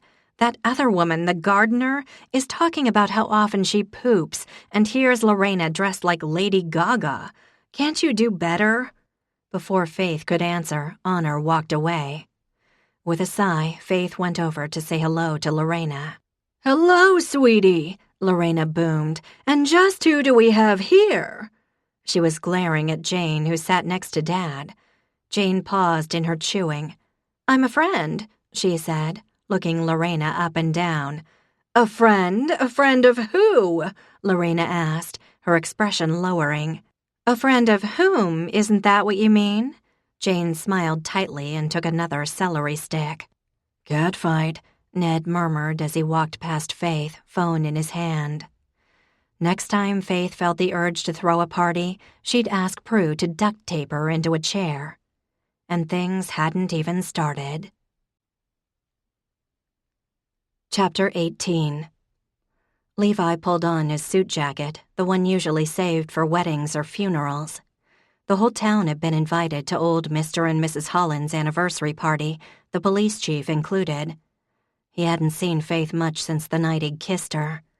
Last weekend had been Columbus Day, and what with Sarah home and all the tourists, the biplane show out on the lake, the wine tasting on the green, the wooden boat parade, he hadn't had a free minute. Not that he knew what he'd do with it, to be honest. On Monday night, he'd driven Sarah back to school, stopping at Target to get her some stuff to make her dorm room more homey. Pillows and girly stuff like that. Then he'd taken Sarah and her roommate out to dinner. Seemed like they were getting along just fine, those two girls. As he'd said goodbye to his sister, he'd tried to find something to say about their mom, something similar to what Faith had said, but nothing sounded right, so he'd just given her $50 and told her to study hard. Drove back to Manningsport and tried to chop away at the mountain of paperwork on his desk at the station, even if it was 10 o'clock at night. Thought about Faith. Yeah, she was delicious. He was a guy, he was straight, she was luscious and lived across the hall from him. Also, she smelled good. And though he'd once viewed her as an irritating puppy of a person, she was more. That didn't mean he wanted to date her. He wasn't sure he wanted to date anyone right now. His divorce wasn't even 2 years old. He should really stop thinking about her. Levi drove up the hill and turned into Blue Heron's driveway, where a line of cars was heading up the long dirt road that bordered one of the fields. There was a tasteful new sign with the gold and blue vineyard logo on it, the barn at Blue Heron, 0.4 miles. As ever, it amazed him how much land the Hollands owned. At the top of the ridge, a field served as a parking lot. Rock walls divided it up, the walls looking as if they'd been there forever, though Levi was pretty sure they were new. "Levi, hi." Jeremy approached from the field. Living next door, he must have walked over. "Hey, Jer, how's it going?" "Very well, my friend. How are you?" Levi had heard from Emmeline that Faith and Jeremy had been at O'Rourke's the other night, laughing it up. The news had caused a ping of jealousy to echo through him, which was stupid, of course. The two of them had a history. Everyone knew that. Didn't stop that pinging, though.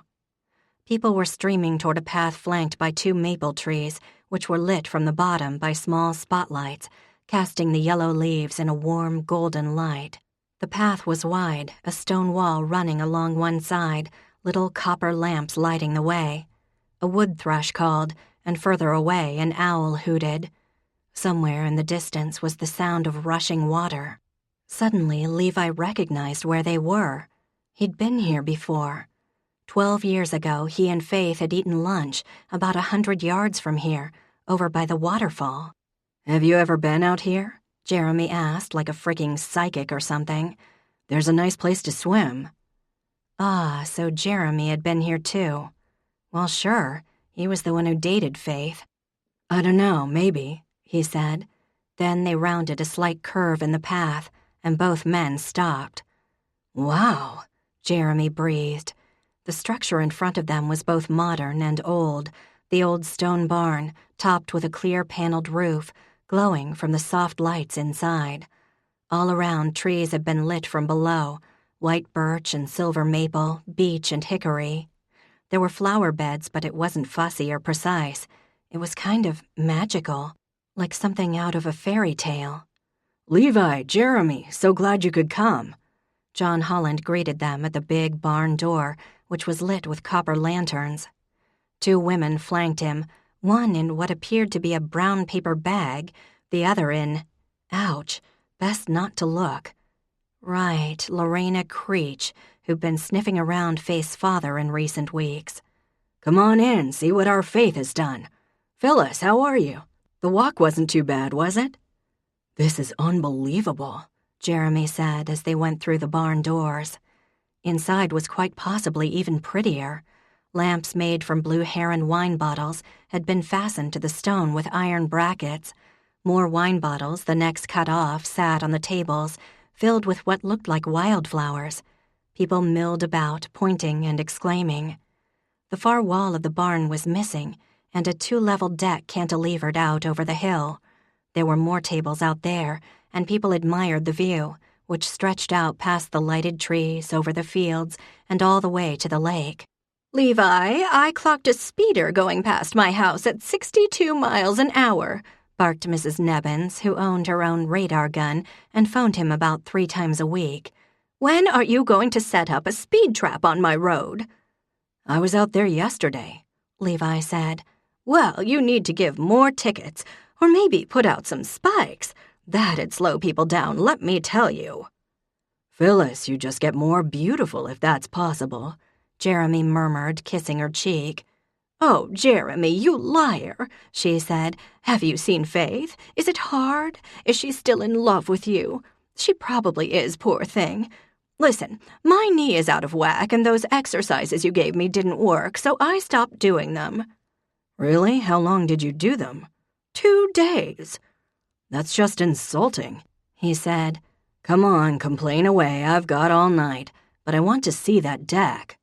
He escorted the crotchety old lady away, grinning over his shoulder at Levi. Too bad the guy was gay. He was so good with women. Levi got a glass of seltzer water and wandered around. The barn smelled of freshly cut wood, grass, and food. Lorelei from the bakery was putting some flowers on top of a chocolate cake. She waved and smiled. Colleen manned the bar, which was made from stone and topped with a huge slab of wood. Suzette Minor, she of the mysterious noises and slutty nightgowns, gave him the eye from over the rim of her wineglass. Where was Gerard? Last he heard they were seeing each other. Levi nodded, turned, and bumped into Faith. Hey, he said, grabbing her arms to steady her. Her skin was cool and smooth. She blushed, the color rising from the neckline of her red have-mercy dress, up her throat and into her face. Levi, she murmured. Her hair was up tonight, and long gold earrings swung from her ears. As she looked at him, she bit her lower lip, and the action sent a jolt of electricity straight to his groin. Hi. He realized he was still holding on to her and let go. Haven't seen you around. No. The air seemed to thicken and pulse between them. There was that smell of warm cake, and not for the first time, Levi had a sudden image of doing Faith against the wall. Faith, your grandfather just spilled his drink on me, Mrs. Holland said, breaking the moment. And have you seen that Lorena? The outfit. Doesn't she have a mirror? Oh, hello, Levi, sweetheart. Faith, do you have something to blot me? Yep, sure, Goggy. She led the old lady away. If she looked over her shoulder, Levi thought, the wall would be a definite possibility. She looked, tucking a strand of hair behind her ear. Then her father went over to her, and Faith nodded, said something. She finished with her grandmother, kissed her on the cheek, then found a waiter and pointed him in someone's direction, poured a glass of wine and handed it to Mrs. Robinson, laughed at something she said. And even though she was clearly doing 1,000 things at once, taking care of 6 people in the space of a minute, she looked back at him once more. Then, after a second, she smiled. This time the jolt hit him in the chest.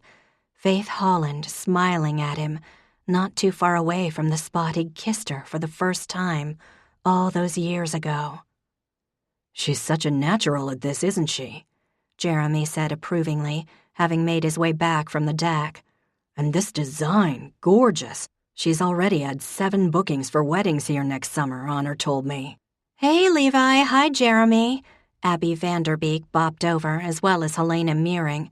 Helena had just gotten her license and had already received a ticket and a stern lecture from the chief of police, which had only made her giggle. "Want to eat with us?" Abby asked. Helena smiled and stroked her own hair in that weird way girls did. "I see you didn't bring a date, Chief Cooper." "Inappropriate, Helena," he said. "Where are your parents?" "You just look lonely, that's all," Helena said. "Besides, boys our age, so boring and immature."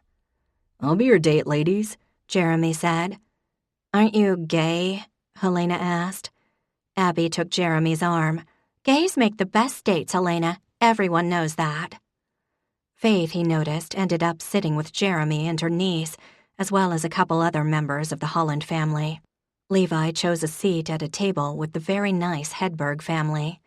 Andrew, who was about 9, was unfortunately fascinated with Levi's military past and grilled him mercilessly. "Did you ever kill anyone?" the kid asked. "Andrew," his mom chided. "I only shot at bad guys," Levi said, his standard answer. "You should come by the station, Andrew. I'll let you sit in the back of the cruiser." "Really?" the kid said. "Awesome!" Levi excused himself and went to get another glass of seltzer from the bar. Then someone whistled and everyone turned their attention to the front of the room, where Faith stood, microphone in hand, looking pretty damn delicious. "Thank you for coming, everyone," she said. "My dad is too shy to say anything." This was met with a ripple of laughter. "So he asked me to do the honors. I'll start by saying how happy we all are that you could make it tonight to celebrate my grandparents' 65th anniversary." There was a round of applause. "God bless 'em," boomed Lorena of the unfortunately backless dress. "Hope they're still getting it on. Go seniors! Woohoo!" Levi'd have to make sure she wasn't driving. Faith gave a pained smile. Okay, Lorena. Anyway, we also wanted to have you see the barn at Blue Heron, which is available for any type of special occasion.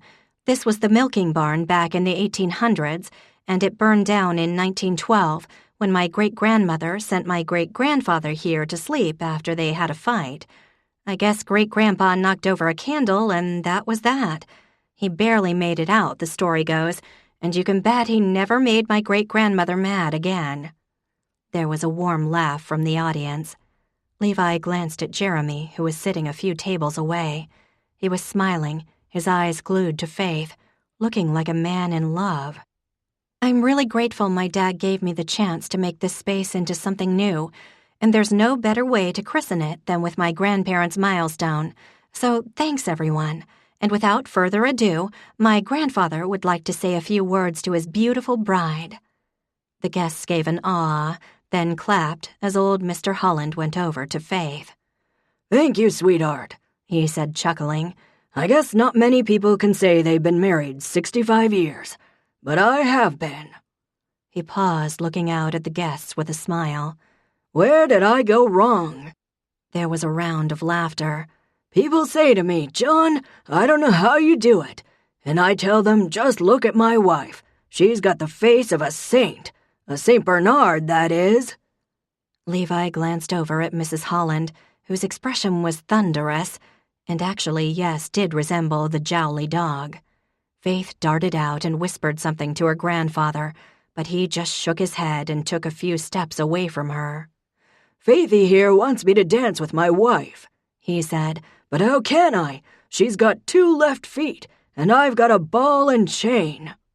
"I'll dance with you, sweetie," Lorena called. That rubbery dress. Good God. She went up to old Mr. Holland. "Put on some music," she ordered. The DJ complied, and the opening chords of Sexy Back came booming over the speakers. "Now you're talking," said Mr. Holland. And to Levi's horror, and the horror of every living creature he imagined, Lorena began gyrating her flat, aging ass against Faith's grandfather, who put up his fists in classic white guy style and bobbed in time to the Justin Timberlake song, which Levi had always liked, until now. Faith darted out again, her face pained. "Stop the music, please. Lorena, take your seat, okay? Please? Could you just go over there? Thanks." She grabbed the mic out of her grandfather's hand. "Okay, thank you, Pops. Go sit down." She pushed her hair back and tried to smile. Well, there's a lot to be said for having a sense of humor, right? Dad, would you like to say something? Her father shook his head. No? You sure? Okay, Goggy, how about you? Does anyone know a divorce attorney? She said, her voice good and loud. Faith winced. Okay, right. She took a deep breath. You know what? I stayed with my grandparents for a couple of weeks recently, and here's the thing. They might not be the most, romantic couple in the world, but they do take care of each other. She paused, looking at her grandparents. Pops might not bring Goggy flowers, but he puts her cup out every night, the tea bag right in it, 1 teaspoon of sugar, so that in the morning all she has to do is add water. Levi used to set up the coffee for Nina. Same idea, he guessed. And, my grandmother, Faith continued, she cooks dinner every night, makes Pops watch his cholesterol and stuff like that. Nights like tonight, I wonder why, Mrs. H said, getting a laugh of her own. So, maybe my grandparents aren't the poster children for love, but they've farmed this land all their lives, never sold off a piece even when times were hard, even when the whole crop was lost in a hailstorm, or the year when it rained so much the grapes rotted on the vine. She turned to her father. They raised my dad and helped him with us kids after my mom died. She paused. Maybe love isn't just a bouquet of roses once in a while. Maybe it's just sticking it out when it's hard, when you're mad, when you're tired. The place had gone quiet. Goggy, Pops, I picked a special song for you too. And I Love You So by Perry Como, your favorite, Goggy. Faith raised her glass. So, folks, to my grandparents, happy anniversary, Goggy and Pops. Hear, hear, murmured the guests. The DJ started the song. Mr. and Mrs. Holland stayed put.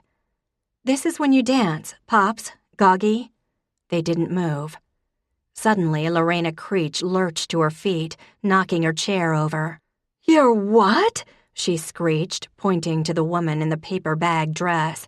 You're not his date, I'm his date. Yep, definitely getting her keys. Wow, Faith said. We are certainly entertaining tonight. Enjoy the music, everyone. She gestured to the DJ, who cranked up the volume, then put the mic down and walked out of the barn. Poor kid, to have done all this work and have the night ruined by badly behaved adults. Nevertheless, a few couples were going out onto the dance floor. Levi went over to the Holland table. What do you mean we're not dating? Lorena was saying to Faith's dad. Of course we're dating. I'm so sorry for the misunderstanding, John said, wincing. We're not dating, I'm sorry. As you should be, Mrs. Johnson said. Your children have been telling you what this woman was up to for weeks, but do you listen? No, you don't. He's got better taste than you, murmured the paper bag woman, which made Lorena swell. Do you have a ride home, Mrs. Creech?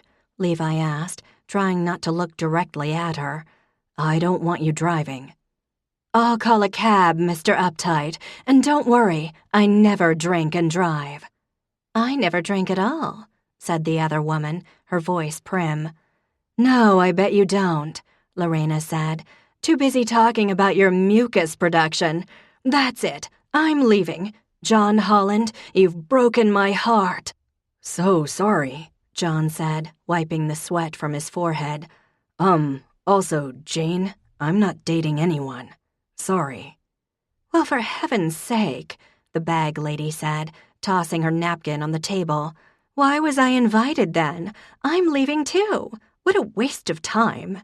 At least you got fed, didn't you? Mrs. Johnson said. Not that it was enjoyable, watching you lay waste to 3 pounds of raw vegetables, mind you. And John, you are an idiot when it comes to women. Shameful. The two women left and the clueless DJ started the Perry Como song for the second time. Levi bent down to talk to Mr. and Mrs. Holland. Listen, you two. he said. "Faith worked really hard on this party. Why don't you two dance together and show her you appreciate it?" He gave them his sternest police chief stare. "Who'd want to dance with him?" Mrs. Holland snipped. "My arthritis is killing me," said her husband. "Better move around a little then," Levi said. "For Faith, if not for anything else. She adores you two." There was a moment's silence. "Fine, let's get it over with," Mrs. Holland said. "He's right. Faith did all this for us, you ingrate." "I'm not ungrateful. I love what she's done." "Prove it," Levi said. "Get up there." "Fine, my suffering continues," Mr. Holland sighed. He stood up and extended his hand. Mrs. Holland took it. The song started for the third time, and as the old Hollands assumed the position, Levi was almost sure they were smiling. Faith was nowhere to be seen. Faith had found a place under the deck where she was fairly sure she wouldn't be found. The grass was cool and damp, but who cared? Better to hide here and get grass stain than go back to the party. If she was found, she might stick a fork in someone's eye. She took a long pull from the bottle of wine she'd appropriated. Though she knew it was pointless, Faith let herself imagine what tonight would have been like if her mom were here. That she'd have tilted her head against Dad's shoulder and whispered something to make him laugh. There'd be no need for Lorenas or vegan zealots, and somehow Mom would work her firm magic on Goggy and Pops, would help Honor relax, laugh with Prue, dance with Jack, and maybe, just maybe, have some words for Faith, too.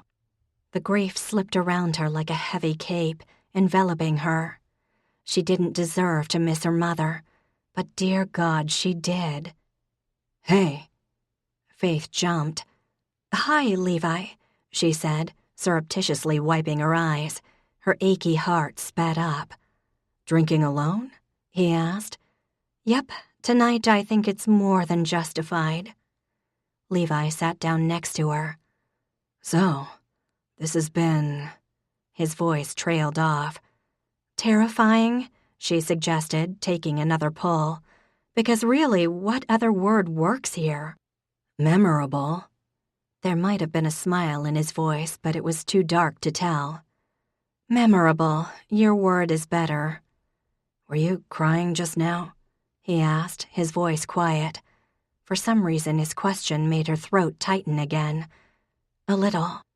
He didn't say anything to that, didn't say anything at all, and it was kind of nice just having him there at her side.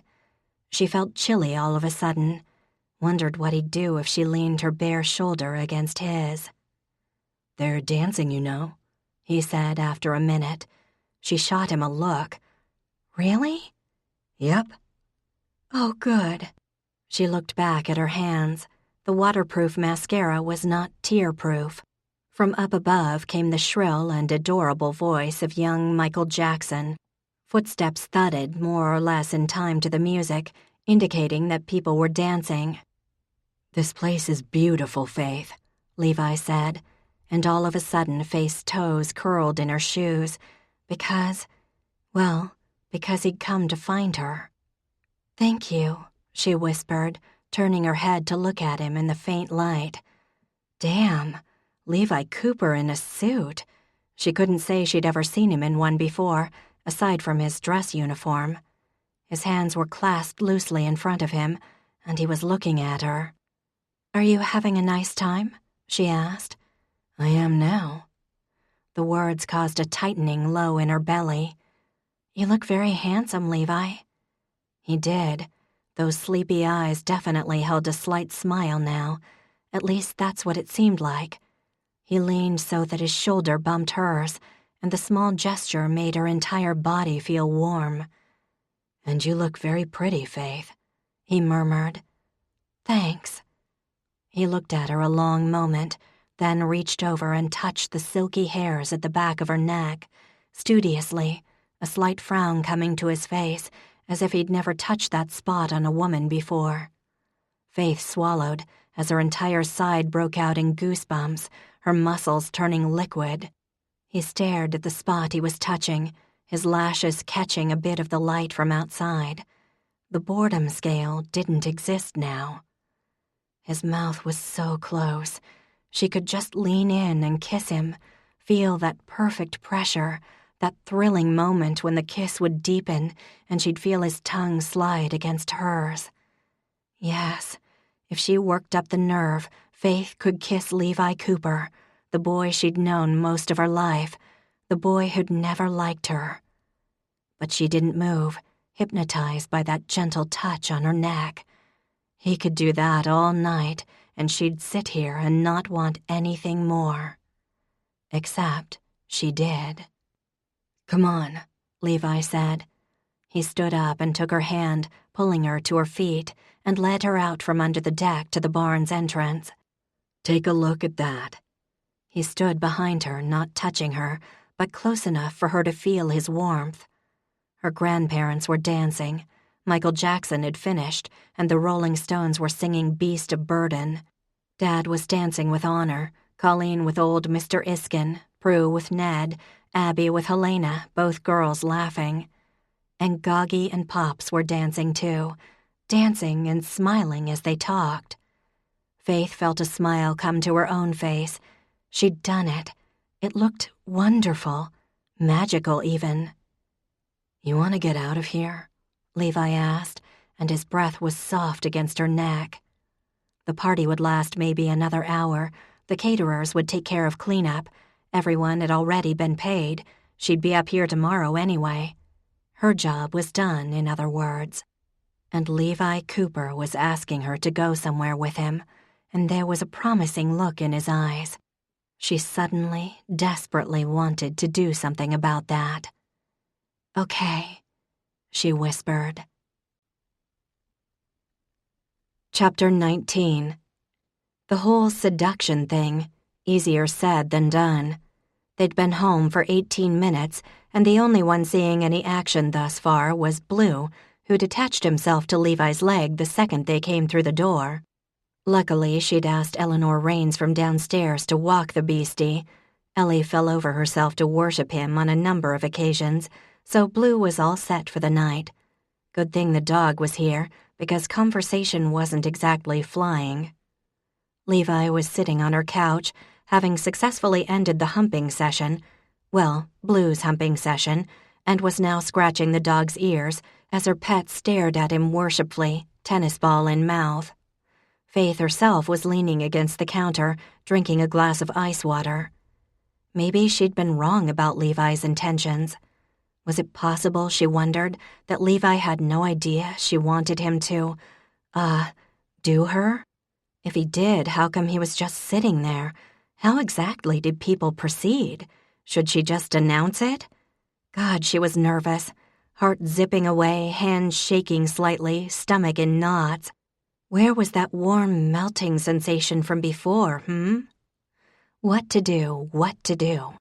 She and Jeremy had had dozens of conversations on the topic before doing the deed, but obviously theirs wasn't the typical male-female dynamic. The facts were that Levi had kissed her. Twice. 3 times if she counted back a decade or so. And there was the neck stroking. Also, his sister had called 9 minutes ago, and he'd let it go to voicemail. Okay, Faith was gonna go for it. Sort of. In a way. "Let's get this party started, shall we?" someone said. And oh, hemorrhoid, it was her very own mouth that had formed those ridiculous words. Levi gave her a long look. "Really?" "Shut up, Levi," she said, her face hot. "You want to get it on or what? Oh, God, I sound like such a slut. You know what? You can go. No hard feelings.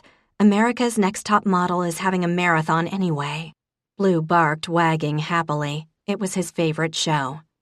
Levi got up. Face heart rate tripled. Oh, yes. Yes, indeed, he was coming over. To her or to the door? Oh, Lordy, to her. There was a very faint, possibly imagined smile playing around his mouth, and his eyes had that sleepy, incredibly hot look. He took the glass out of her hand and set it on the counter. Just the brush of his fingers against hers made her knees tingle and weaken. She inhaled the smell of his soap. Ivory, maybe? Who knew? He smelled good. Focus, Faith, focus. A heterosexual male is standing in front of you. Do something about that. She didn't. She appeared to be frozen. Well, there was some dried cuticle that could use picking. How about that? That'd be fun. Easier than this. She really didn't know what she was doing man-wise. Maybe America's Next Top Model would be the best option after all. Levi put his hands on the counter, trapping her without touching. He was maybe an inch away from her, all bristling testosterone and heat. Faith swallowed, the noise gunshot loud. "I'd rather stay," he murmured. Then he closed the tiny space between them, his body a hard, warm shock, and his mouth found hers. And it would have been great, except, sex was looming. She tried pursing her lips and crap, that didn't feel right. What was she supposed to do exactly? "Relax," Levi said, and she realized he'd stopped kissing her, and she was standing, clenched as tightly as a new rope. "Right," she said, licking her lips. "Unclench, unclench." She loosened her fists. "Okay, I'm trying. Go ahead. Kiss me again." He raised an eyebrow. "You sure?" "Yes. Please. Please kiss me." Great, now she was begging. His eyes were half closed now, those beautiful green eyes, and he leaned in, his hard, muscled arms pulling her against him. Then his lips were against hers, more insistent this time, and Faith tried to kiss him back, but she couldn't quite breathe. He sighed and pulled back again. "What's the problem here, Faith?" "I don't have a problem," she snapped. "Maybe you have the problem. Maybe you're not as great a kisser as you think. Or maybe I'm worried you'll hate yourself in the morning. I mean, you've kissed me twice now with absolutely no follow-up, so maybe you're the one with the problem. Jeez." He stared. Blue flopped on the floor, belly up. The clock ticked. Fuddocks, this was awkward. "How many men have you slept with?" Levi asked. Busted. Counting you?" she said, feeling her chest practically burst into flame with a blush. His forehead crinkled with that incredulous look she'd seen so many times in their high school years. "We haven't slept together, Faith." "No, I know that. You have a point. Can't argue with that." She closed her eyes briefly. America's Next Top Model was looking better and better. "So not counting me, how many?" Faith nodded as if considering the question, glancing at something safer than Levi's face. The fridge or the bowl of green apples that had looked so pretty in the market but had tasted so sour in reality. Should really throw those out. "Let's see," she said. 1. Her heart seemed to curl in on itself in embarrassment. He didn't blink. Even his eyelashes seemed disdainful. 1, he said. "Yep." "You've only slept with Jeremy?" "You are correct, sir."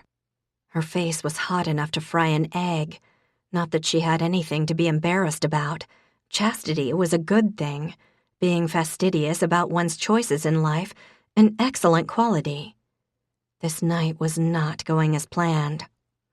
"Look," she said, perhaps more sharply than she meant. "Since Jeremy, I just never met anyone who... I mean, it's not like I didn't... There were a couple of guys who..." She took a breath and forced herself to look at Levi directly, who was waiting, that look still on his face. "I didn't want to sleep with someone just for the sake of it," she finished.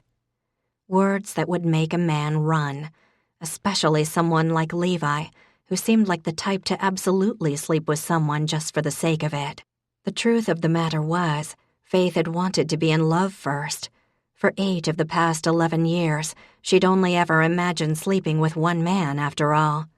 Sex was far too intimate to do with someone she didn't love. Gay or not, Jeremy had loved her, and God knew she'd loved him back. She wasn't in love with Levi, and Levi certainly wasn't in love with her. This was ridiculous, Of all the men she might pick, Levi was not a likely candidate for husband, father of her adorable children. A, he barely liked her, and B, well, who knew what B was? Hot or not? Well, he was definitely hot. He was probably not the guy, too.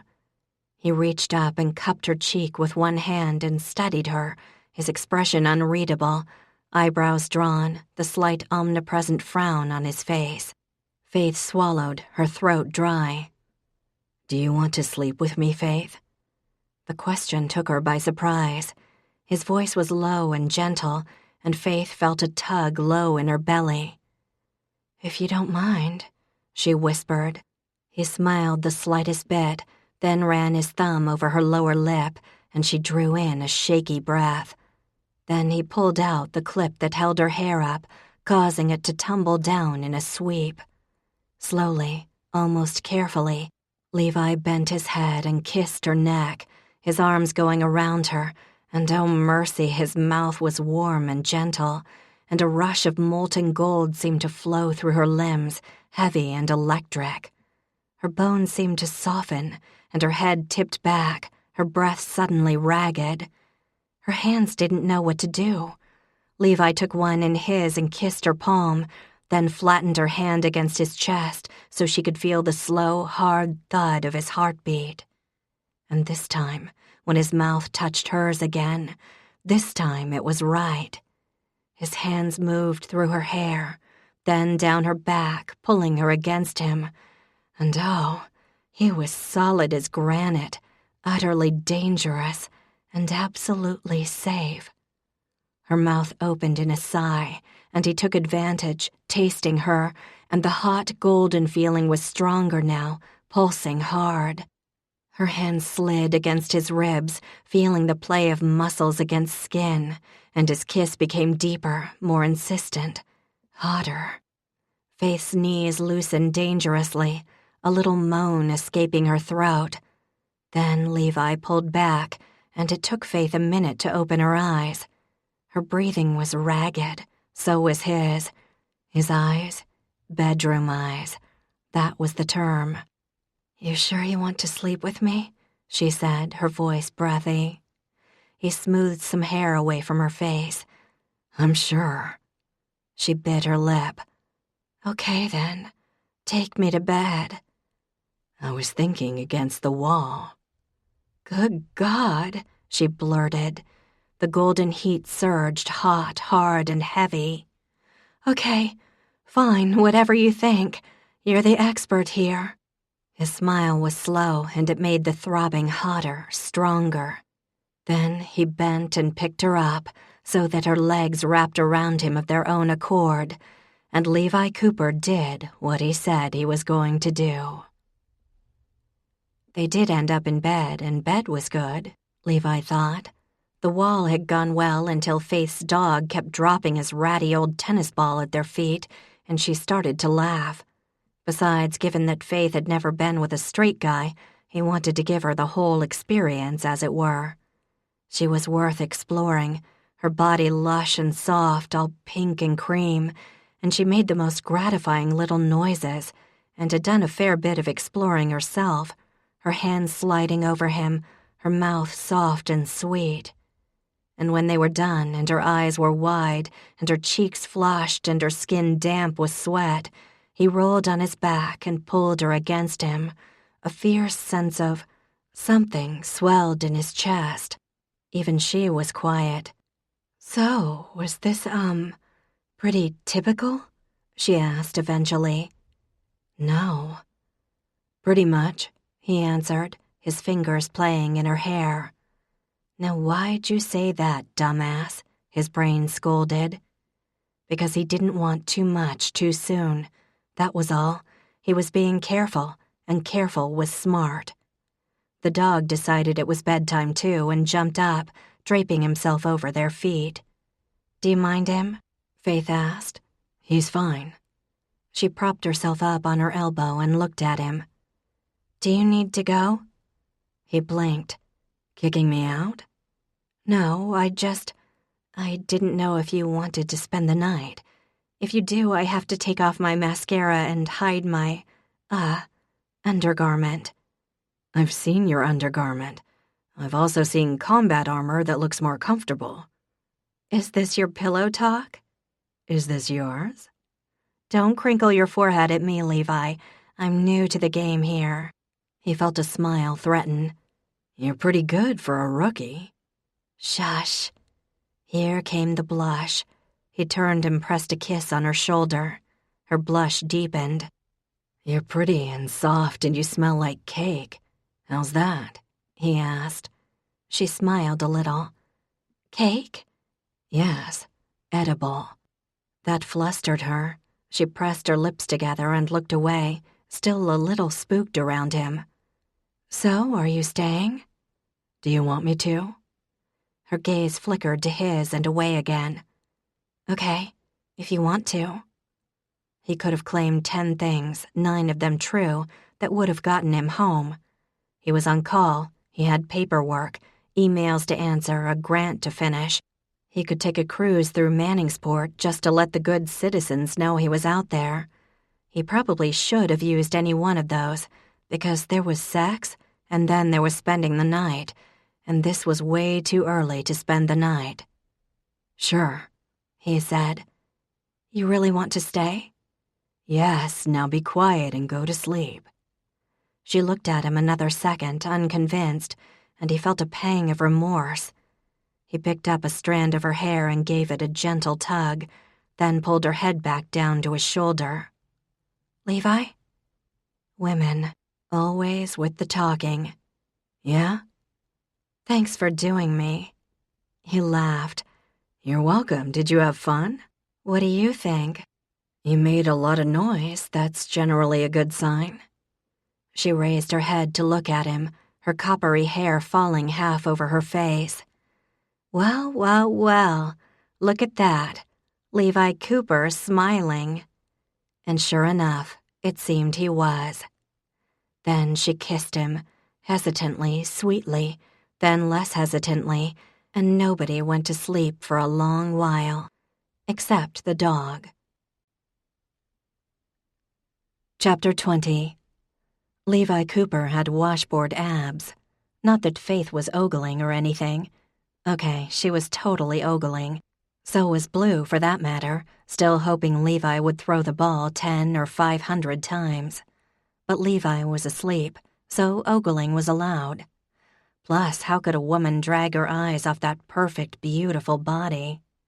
His arms were ridiculously male, heavy and thick with muscle, his chest solid and broad. And those abs, rippled and hypnotic and magically perfect. Yes, Levi Cooper was a sparkly unicorn of wonder. Granted, Jeremy had been gorgeous, movie star, NFL chiseled handsome, and yes, Faith had loved looking at him too. Then again, he hadn't known what to do with her. And Levi most definitely had. And to God, yes. Sex with a straight guy, definitely the way to go. Especially this straight guy, because much to her surprise, he hadn't just been hot and, competent, he'd been sweet. There was really no other word for it. And Levi Cooper with ruddy cheeks and sweaty hair and beautiful arms, asking her if she liked what he was doing. Crikey, she was getting turned on just thinking about it. Time to go. Blue needed a walk before she jumped Levi again. She pulled on some clothes, then slipped out of the bedroom with Blue. Realized she was grinning. Kind of felt like skipping. She set up the coffee pot and turned it on, then grabbed Blue's leash, causing her dog to freeze in wonder before springing for the door. Yes, we are taking a walk. I know, it's so exciting, isn't it? She whispered, because she had a beautiful man sleeping in her bed. Had she mentioned that? She opened the door and Blue bounded out, whimpering in excitement. Sarah Cooper was standing in the hallway. Do you know where my brother is? Sarah blurted, her face creased with worry. Oh, honey, yes I do. He's in there. Faith nodded back at her place. I called him last night, but he didn't pick up, she said. Shoot, he's sleeping. Sarah's expression changed from worried to astonished. "Holy heck," she said. "Did you guys do it? Are you sleeping together?" Maybe your brother should answer that." "You are! You're doing my brother. OMG, where's my phone? I have to tweet this." "Calm down, Sarah," came Levi's voice. The man himself came out of her apartment, his dress shirt untucked. "If you tweet this, you're dead." "Dude, I'm completely supportive. Faith is much nicer than G.I. Jane. I approve." "Super," Levi said. Faith smiled at Sarah, grateful. Always good to have family on your side. Levi tucked in his shirt. Too bad. He looked better naked. "What are you doing home anyway?" he asked his sister. Sarah's eyes widened. "Levi, this was the weekend you allowed me to come back, remember? The weekend I wasn't forbidden to come?" Levi took a short breath, held it, and then said, "Right. So get inside and stop bothering Faith. I'll be right there." "I'm not bothering her," Sarah said. "We're bonding, in case I'm gonna be an aunt sometime soon." "Sarah, go inside, now." There was a fascinating knot in his jaw. His sister obeyed, pulling a face at Faith as the door closed. "Don't be mad at her," Faith said. "I'm not," he said. Jamming his hands in his pockets and ignoring Blue's whimpers of adoration, Levi finally looked at her. "Hi," he said, his voice just a soft scrape. A 2-letter word, and she was a mushy puddle. "Hi," she whispered. "How are you?" he asked. "Fine, how are you?"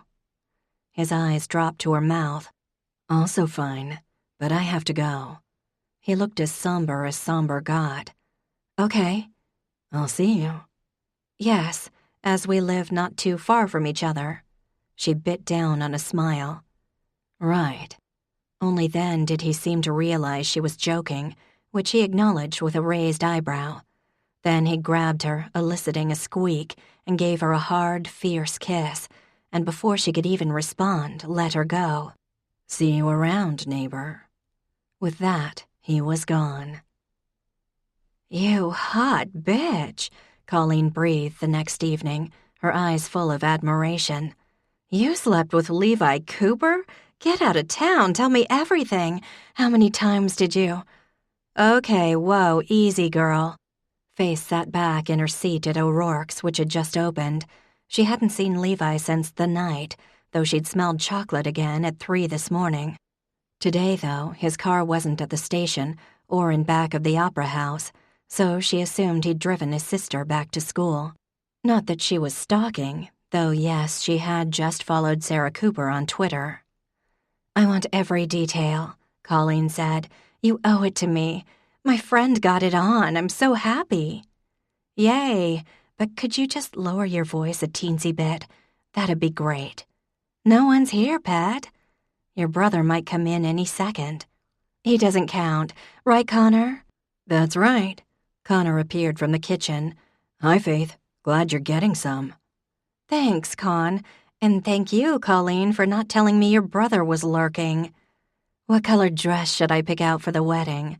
Colleen asked. "You definitely owe me another gig as maid of honor, since Jeremy ripped me off the first time." "You know what? He's that—" Faith looked around. The early crowd was trickling in, and lowered her voice to a whisper. "He's only the second man I've slept with, so let's just slow things down." "I know he's the second," Colleen said. "That's my fault. I regret buying you adult toys." "Shh, come on. I don't want your brother to know all this stuff." "Well, it's true," her friend said, taking a long pull of coffee. "I'm sure you would have gotten laid long before now. 3 years is too long." "I'd have to agree there, Faithy," Connor called. "You two, what a team." Oh well, it was just Call and Con, the 2-for-1 special. "So, how was it?" Colleen asked. "I'm only telling you if you keep your voice down." "Fine," Colleen whispered. "How's this?" Faith smiled. "It was," she smiled, "it was amazing." "Yes, this is great. Con, it was amazing. Yay. Colleen sighed happily. So, are you engaged? Are you dating? Or was this a one-time bang-a-palooza never to be repeated? Are you friends with Benny's? What? Faith paused. I don't know. We're definitely not engaged. Colleen gave her a knowing look. You're in love, aren't you? No. Sure you are. I know you. You wouldn't have sex with him if you weren't. I'm not. He's... It could happen, I suppose. Her face was getting hot again. Look, here's my dad. Please don't hit on him or tell him I'm getting a little some, or give him anything with jalapenos because he's got acid reflux. Oh, Jack is here too. Hooray. Be merciful, Call. They're kind of early, aren't they? Connor asked, looking out from the kitchen door. I don't usually see Jack before 7. I'm screening a date for my dad. Dad will eavesdrop, then give me the thumbs up or down. You Hollands are so cute. The afternoon after the party, when Levi had been busy with his sister, Honor, Prue, and Faith had had an intervention with Dad. Honor had served as head inquisitor, Mrs. Johnson banging pots and slamming drawers in the kitchen to underscore the theme of disapproval. Dad had admitted that he'd enjoyed Lorena's wacky ways, as well as the distraction of having someone new to talk to, but hadn't believed she was as attached as his children had warned. He had no intention of seeing the vegan gardener again and said he'd try to be open to dating someone. Maybe. Possibly. And yes, he'd do what they told him from now on. Faith was immensely relieved. Jack, she said, brother mine, don't think I didn't notice you skulking off from the party the other night. Don't think I didn't hear you left with Levi. He drove me home, Faith said, feeling her face practically burst into flame. Is that what you kids are calling it these days? He gave her a cuff. Spare me the details, okay? Prue is bad enough. Prue is horrifying, come to think of it. A half hour later, Faith was seated in a booth, the same one where the accountant had tried to talk dirty to her. Accountants, were they all pervy? At any rate, Dad was in the next booth, already sweaty, pretending to talk to Jack, who was reading the paper. Because internet dating was the most effective way to find someone, Faith had given it another shot, avoiding still-hot Granny. She reposted a profile for her dad, admitting immediately that she was his daughter, acting as first-round screener. Tonight she was meeting a woman named Maxine Rogers, who'd answered all questions appropriately. Faith was just digging into the plate of nachos grande and a glass of beautiful Riesling, which had the nicest tangerine notes and went perfectly with dinner, when Maxine approached. Faith? Hi, Maxine, right? The woman smiled broadly. Yes, how are you, dear? She was very tall, which hadn't come across in the photos. Her hair was black. Had to be dyed, but it was a nice job, too. Very shiny, unlike Lorena's Sharpie look.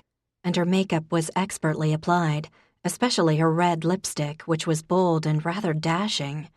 Maxine had put in some effort, in other words, and it worked. She was nicely dressed, especially notable since she had to be nearly 6 feet tall. Faith noted that her dad had turned his head the slightest bit to check her out. It's wonderful to finally meet you, Maxine said. Her voice was pleasantly low-pitched. You too, Faith said. You're so nice in your emails. Oh, sweetheart, you're an angel to say so. She settled back against the booth. I think it's very kind what you're doing, helping your father find love again. Just so sweet. It really was, Faith thought. Would you like some nachos? Thank you. Aren't these gorgeous? Maxine said, taking a healthy chunk. Good. Faith hated being the only female who really ate. Colleen approached the booth. Can I get you? Oh, hi. I'm sorry I didn't see you come in. Can I get you something to drink? She asked Maxine. Faith, what are you drinking, honey? Maxine said, and Faith already liked her immensely. Call, what am I having? She asked. Maxine, Colleen is my oldest friend. Nice to meet you, Maxine said, offering her hand to Colleen. You too. Faith is drinking The Bully 2011 Riesling, right, Faith?" Colleen gave her a pointed look. "That's right, it's delicious," Faith said. "Tangerine overtones, a little straw flavor, very smooth finish." "Sounds delicious," Maxine said, smiling. "I'll have that." "I'll bring it right over." With that, Colleen was off. "So you don't have children, is that right?" Faith asked. "No, sadly, I never did. But I have 4 nieces and 6 nephews, and I adore them all as well as their kids. I like to think of myself as an Auntie Mame type." "That's so nice. I have a niece and nephew myself, and you're a bookkeeper?" "Yes, I love numbers, love making sense of things. I always have." Faith sat back and listened as Maxine told her about life in rural Ohio and how she'd come to the Finger Lakes on vacation, then decided to move to Penn Yan after she'd had a windfall. "It was one of those things, Faith," she said. "I was doing fine, don't get me wrong, but I must have had some kind of angel on my shoulder, because really, who wins $100,000 with a scratch-off? I asked myself, what do I want to do for the rest of my life? And this place, above all others, was the one that spoke to me." Colleen brought over the wine. "Faith, can I see you a second?" Colleen asked. From the kitchen came a crash and a yell. "Shoot," she said, and dashed off. Maxine was passing every test. Manners, funny, open, warm, told a good story. She was financially secure, had an active social life, loved fishing, tennis, and cooking. Faith's hopes rose. At the very least, she could see Dad dating this nice lady occasionally. For one indulgent moment, as Maxine was telling her about her trip to Montana last summer, Faith pictured her in the new house for Sunday dinner, laughing her husky laugh, charming everyone, even Mrs. J. Maybe Levi would be there too. "I'm sorry," she said. "I didn't hear what you just said." What the heck? She already felt like she and Maxine were old friends. "I just started seeing someone myself," she whispered. "I'm a little distracted." Maxine's face lit up. "I wondered why a pretty girl like you was still single," she whispered. "Tell me about him." "It's very new," Faith whispered, feeling the heat rise into her cheeks. "He's very—" Her voice trailed off. "Hot, intense, great in bed, delicious." "Oh," Maxine said, smiling in a wonderfully conspiratorial way. "One of those. I get it." Faith felt like giggling. 2 glasses of wine, only nachos since noon. "Anyway, back to you, Maxine. What do you like to cook?" Her phone vibrated, her cue to go to the bathroom. "I'm so sorry, excuse me for 1 second," she said, sliding out of the booth. Jack met her at the entrance of the restrooms. "Dad says it's a go. He likes what he's heard so far." "Yes," Faith said, elation rising up like a geyser. Finally, she could look at Dad and see a happy man, rather than a lonely widower doing his best. "This is so weird, Faith. I feel like we're pimping out our father." "No, we're not. Don't you see, Jack? Dad could get married again. He could stop missing Mom and be happy." Her brother gave her an odd look. "I think he'll always miss Mom, even if he did remarry. And he's not unhappy, Faith." "Well, you're next, so be nice to me or I'm throwing you to Colleen, and the hyenas will pick over your bones." "So love is in the air, huh? Since Levi, drove you home?" She couldn't help but smile, remembering the other night. "Oh, God," Jack said. "Sorry I asked." He walked back to his table. Faith took a moment to use the bathroom. Her cheeks were flushed. She looked a little dreamy. Maybe Levi would come over tonight and shag her silly, since Sarah's Twitter feed said he'd dropped her off and all. The stall opened and Jessica Duz came out. "Oh, hey," Faith said, abruptly turning on the water. Didn't want Jessica to think she just came in to gaze at her reflection. And oh crap, Jessica was Levi's old girlfriend. Would that come into play? "Hi." Jessica washed her hands too. "How are you?" Faith asked. "Fine, you?" "Fine." With that, Jessica reached past Faith and grabbed some paper towels from the dispenser, her movements so sharp that Faith actually ducked. "Jesus, Holland," Jess said, rolling her eyes. "You think I'm gonna slap you or something?" No, I didn't. I just... Whatever, bye." Jess was gone, ever the princess of manners. Didn't matter. Dad's potential wife was out there. Faith's phone buzzed. It was a text from Colleen, for God's sake. Faith had nothing against phones and texting, but really, Colleen was in the same building. She opted not to read it, but to speak to her friend instead. Maxine, a live human, was waiting for her after all. Faith opened the door and went out, only to see her father standing there. "I really like her," Dad said. "She seems really nice. Tall, isn't she?" "Mm-hmm. Great clothes." Dad smiled. "I noticed that too. Your mom was quite snazzy too, like you." This time the guilt punch wasn't quite so strong. "Thanks, Daddy." Her dad folded her into a hug. "I appreciate this, sweet pea, I really do. You're awfully good to your dear old dad. So maybe I'll swing by the booth, pretend I just dropped in. How's that?" "That's great." Maxine was delicately nibbling on a nacho when Faith got back. "Huh. Nail polish, definitely a professional mani, but there was something." "There you are. Hello again." Maxine smiled. Her phone buzzed again, Colleen being a pain in the butt. Still, 2 in 1 minute. It must be important. She clicked the view button. The message consisted of one word: she-mail. Huh? Oh. Oh no. No. Faith glanced at Maxine. Oops. "Faith, honey?" Oh, fuddocks, it was Dad. "I haven't seen you all week," he said, winking to make sure she knew he was lying like a 4-term senator. "How've you been?" "Hi, Dad," she said in a faint voice. "Oh, how nice to meet you," Maxine said. "I'm Maxine. You have an absolutely wonderful daughter." "I couldn't agree with you more," Dad said, sliding next to Faith. "And 2 more like her, I'm happy to say." Faith's brain was white with commotion. She thought back frantically to the e-commitment profile she'd filled out for Dad. She had clicked on man-seeking woman, right? "Hi, everyone." Holy crap, it was Honor. So not good. "Sweetheart," Dad said. "Hello," Maxine said. Honor looked at her, then did a double take. "Oh, hi. Sorry, I'm Honor. I didn't realize, I didn't mean to, interrupt." She gave Faith a look that was simply incredulous. "So, Maxine," Dad said. "I had no idea Faith was meeting you tonight. What a happy coincidence. I just happened to drop in, and now you can meet 2 of my daughters. How nice." So the old fox had decided to go for it, laying it on quite thick. "Dad," Faith said, Honor has to speak with you, right, Honor?" "Absolutely, it's kind of important, Dad."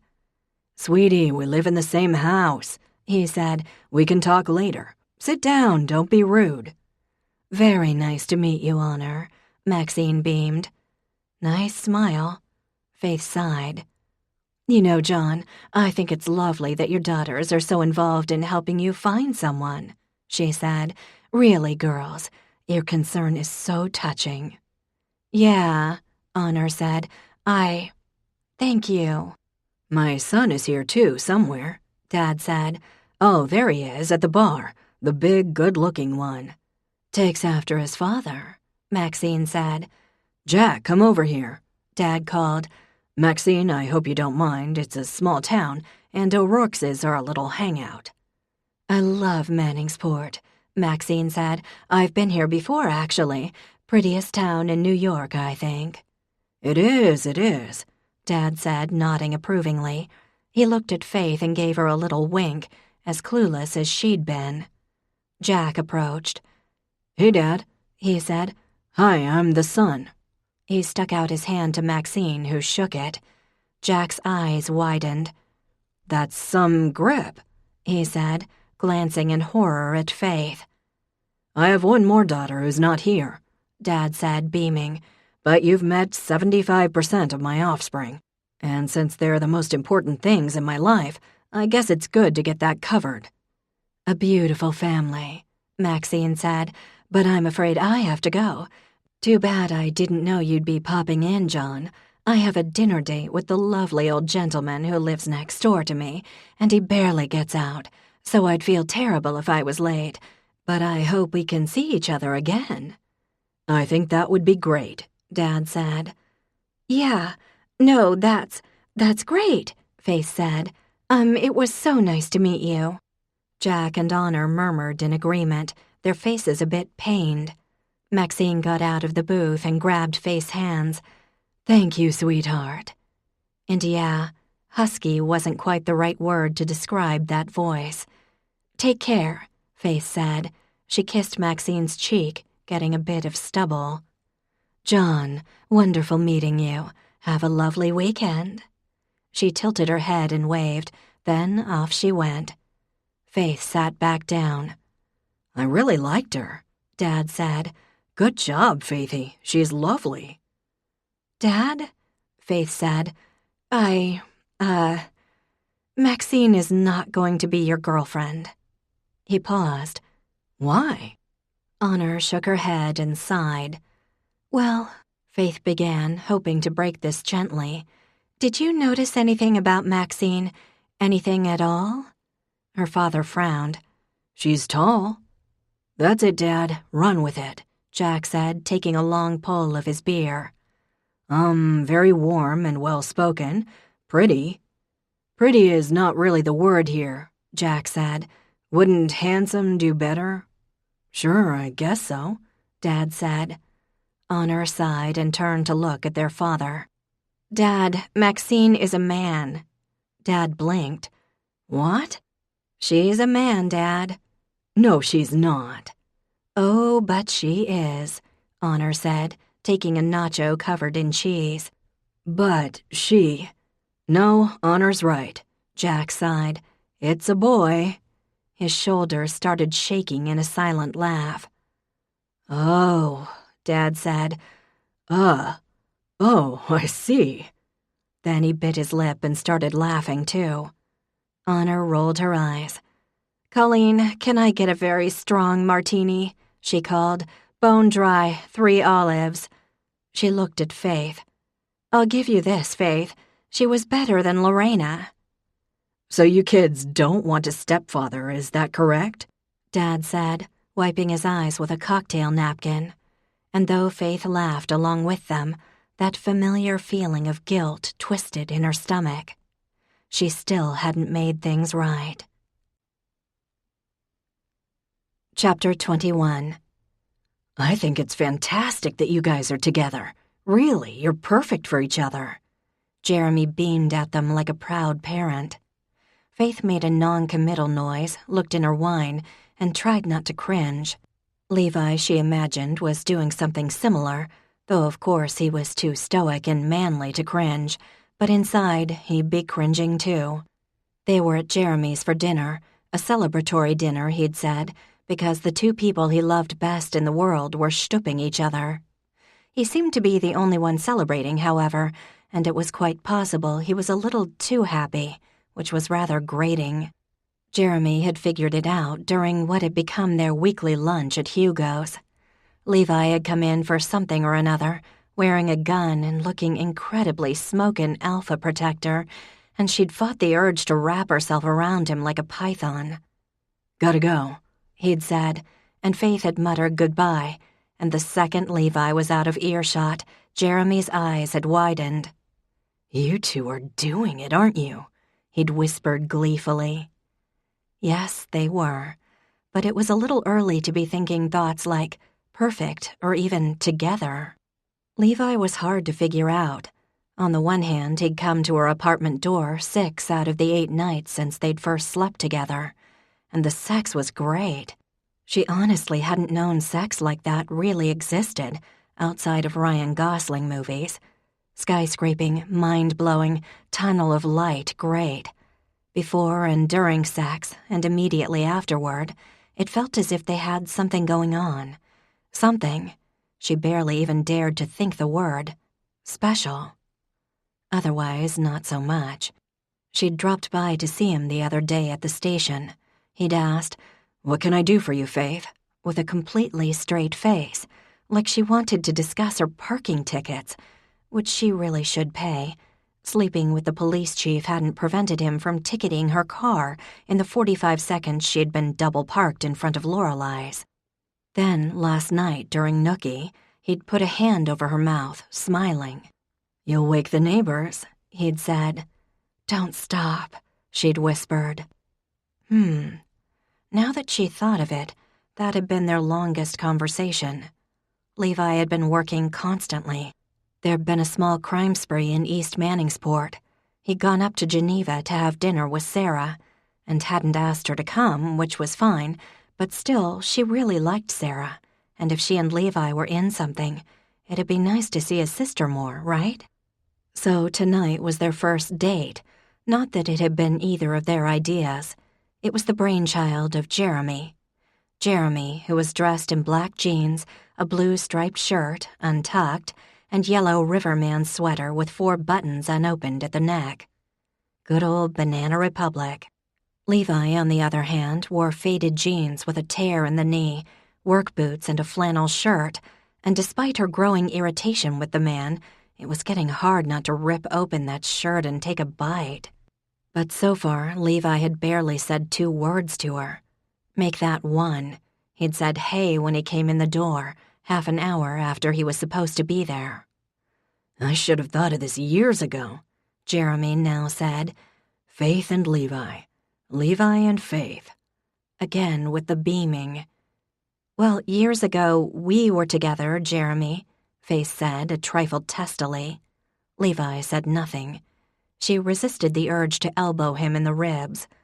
Right, but you two have, chemistry." Faith rolled her eyes. At the moment, the only chemistry she was feeling was acidic. She glanced at Levi, who gave her a 6 on the boredom scale. Nice. Then again, she may have been misreading his glances. Then again, on top of that, she was, thus far, nothing more than a booty call. "Whoops, let me check the potatoes," Jeremy said now. He got up, all male grace, and went into the kitchen.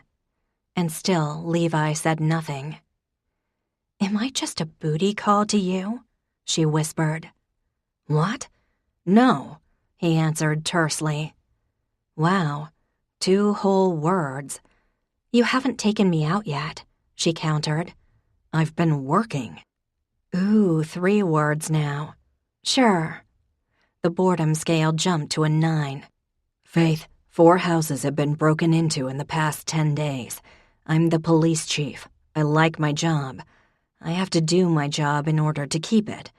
I'm sorry I haven't." "You know what? It's fine." "I hate that word," he grumbled. Faith gave him a pointed look.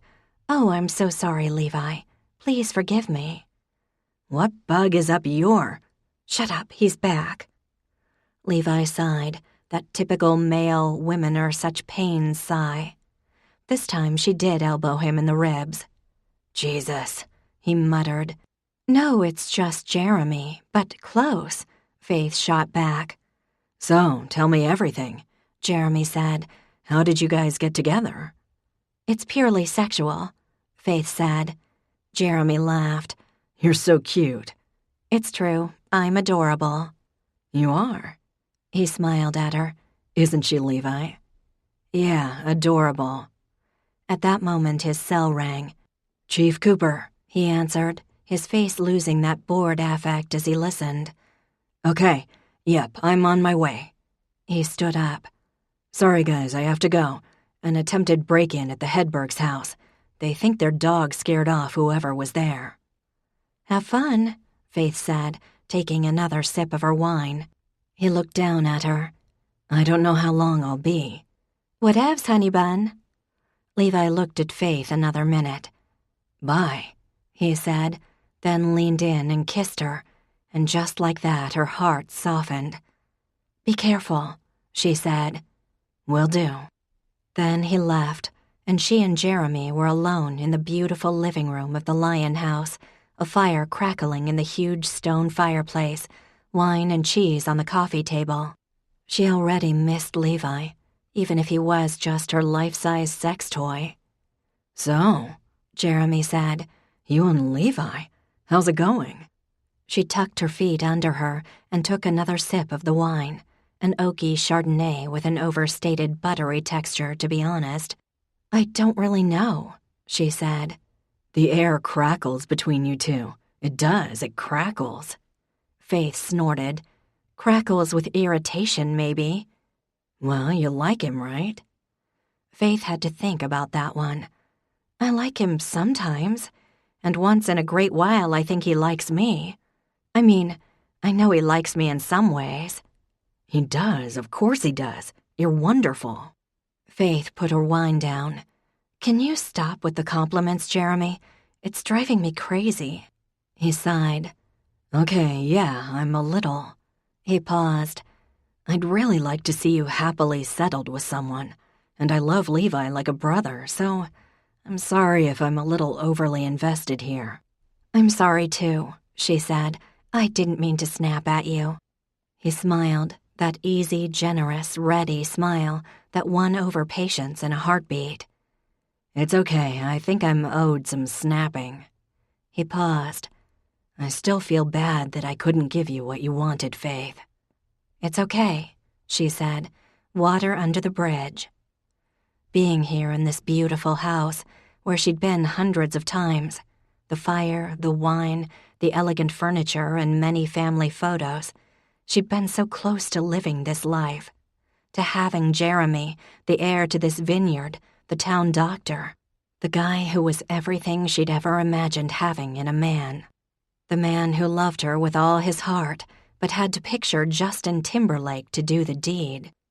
It occurred to Faith that she'd never thanked Levi for stopping her wedding. She took a sip of her wine, which was improving with oxidation. "Can I ask you something about Levi?" "Of course. I mean, nothing that would betray our brotherly bond and all that." Another smile. "What was his wife like?" Faith asked. She'd been dying to hear about her, but as she and Levi hadn't done more than some X-rated acts, she hadn't had the chance. Nina, Jeremy said, swirling his wine around. "Nina Rodriguez. She was unbelievably pretty." "Hey, a little loyalty, please." "I take it back," he said. "She was so ugly, in an unbelievably pretty way." He grinned. "She looked like J-Lo." "Ouch." "Well, she was also the one who broke his heart." Crap. She'd been kind of hoping for a marriage of convenience situation, with an upcoming and heartfelt declaration from Levi that only now did he understand the true meaning of love, yada yada. Too many romance novels or something. They were only together for a little while, right? "Well, they knew each other in Afghanistan. She is a helicopter pilot. Total kick-ass." "Right." More wine was definitely called for. She took the bottle from the ice bucket and poured herself a second glass. "Was she nice?" "Not the word I'd use. She was hot." "Sorry, she was," Jeremy said. "And she was funny. Great smile, seemed very smart. But nice? Not sure about that." Unfortunate that she had to ask Jeremy about these things instead of the man himself. Jeremy, however, would talk. Did they live together first or anything? "Nope, Levi had to go to some army thing in Fort Drum, and he came back with her, asked me to come to the town hall, and there she was. They got married right then and there, with just his mom and sister and me." Jeremy smiled at the memory. He was totally smitten, couldn't take his eyes off her. He was so smug, you know? Like, yeah, look at me, married to her. "You're giving me a cramp, Jeremy." He grimaced. Well, obviously it didn't work out. Nina was fun, she was gorgeous, but she was edgy too. It was tough because it was one of those situations where you could see that his heart was going to be crushed. No one was really surprised it didn't last. Except him? Exactly. Jeremy paused. He adored her. She couldn't wait to leave. Just not meant for small-town life, I guess. Or marriage. And Levi, meanwhile, had practically named their kids. Faith knew that feeling. She and Jeremy actually had named their kids. And that was a year ago? More than that. Maybe a year and a half? Yeah, because it was June and we had the biplane show on the lake. He walked around like someone had hit him in the head with a baseball bat. Faith sighed. Well, this sucks, Jeremy, because from the sound of it, she's the love of his life, and I'm a booty call. How long have you guys been together? 8 days. Jeremy laughed. I'd give it a little time, sweetheart. He stood up and picked up her wine glass. Let's eat. I have some beautiful steaks and twice-baked potatoes and coleslaw, all your favorites, not to mention grape pie from Lorelei's. We can watch a movie if Levi's late. I have The Devil Wears Prada. I watched it last night too, and I swear it gets better every time. I can't believe I ever thought you were straight. She took his hand and let him pull her off the couch, then followed him into the kitchen. The Hedbergs had come home to find the back door open and called Levi, rather than go inside in case the burglar was still there. Smart. He made the family wait as he took a walk through. No intruder. It looked like Katie's room had been tossed, but she said it was as she'd left it. Andrew gazed at him with wide-eyed adoration, firing off questions about bad guys, guns, robbers, and whether or not Abraham could be trained to attack. After that, Levi walked around the house, looking for signs of a break-in. Screens knocked out, footprints in flower beds, damage to any of the doors. Christine, the oldest of the 3 kids, admitted it was possible she hadn't closed the back door when she'd left that afternoon. Sorry to have bothered you for nothing, Chief, Mr. Hedberg said. No bother. You did the right thing by calling, he said, scratching Abraham's ears. That's what I'm here for. And especially with the other burglaries, you shouldn't hesitate. It's good you have a dog, though, he added. Very effective deterrent, aren't you, boy? Abraham had wagged to show that, yes, he was an excellent watchdog. We should give Abraham a steak, Andrew suggested. Right, Chief Cooper? Can I be a cop when I grow up? Sure, Levi said. Or a soldier, so I could kill the bad guys. Hopefully, all the bad guys will be gone when you grow up, Levi said, feeling the familiar awkwardness. Then he shook hands, told the family to have a good night, and took a cruise through the neighborhood. Prue and Carl lived up the street, so he pulled into their driveway and knocked on the door. Abby answered. Hi, she said, her face lighting up. Want to come in, hang out? Sorry, Abby, I can't. Are your parents home? Her face darkened. They're taking a nap, okay? She said, making quote marks with her fingers. Like I'm 4 and I believe that. My father's living at my grandmother's house, but he comes over for conjugal visits. The noises, Levi. No matter how loud I turn up the TV, I swear I can still hear them. I cannot wait to go to college. He suppressed a grin. Well, the Hedbergs thought someone might have tried to break in, but there was no sign of anything missing. Even so, make sure the doors are locked, and you can call me if you hear anything. First of all, I know everything already. Katie just texted me. And secondly, I'm not exactly the type to go investigating things that go bump in the night. I've seen all the horror movies. Right. He gave her his best cop look. And how are you? You keeping on the straight and narrow? Oh, sure, She was texting as she spoke, irritating. Make sure you do, Abby. One act of stupidity can have long-lasting implications. Wow, I'll totally think about that. Thanks, you've changed my life. Don't be a twit, he said. I'm posting that you said that on my Facebook. I mean it, Abby. You don't want to get pregnant or... Oh, hey, I just remembered something. I'm not your sister. I have plenty of adults to lecture me, okay? Don't be one of them. Just give me one of those hot looks instead. How about it? Have a good night, Abby. That'll do. She held up her phone and clicked. Great. He'd be on her Facebook page in seconds. No, she wasn't his sister.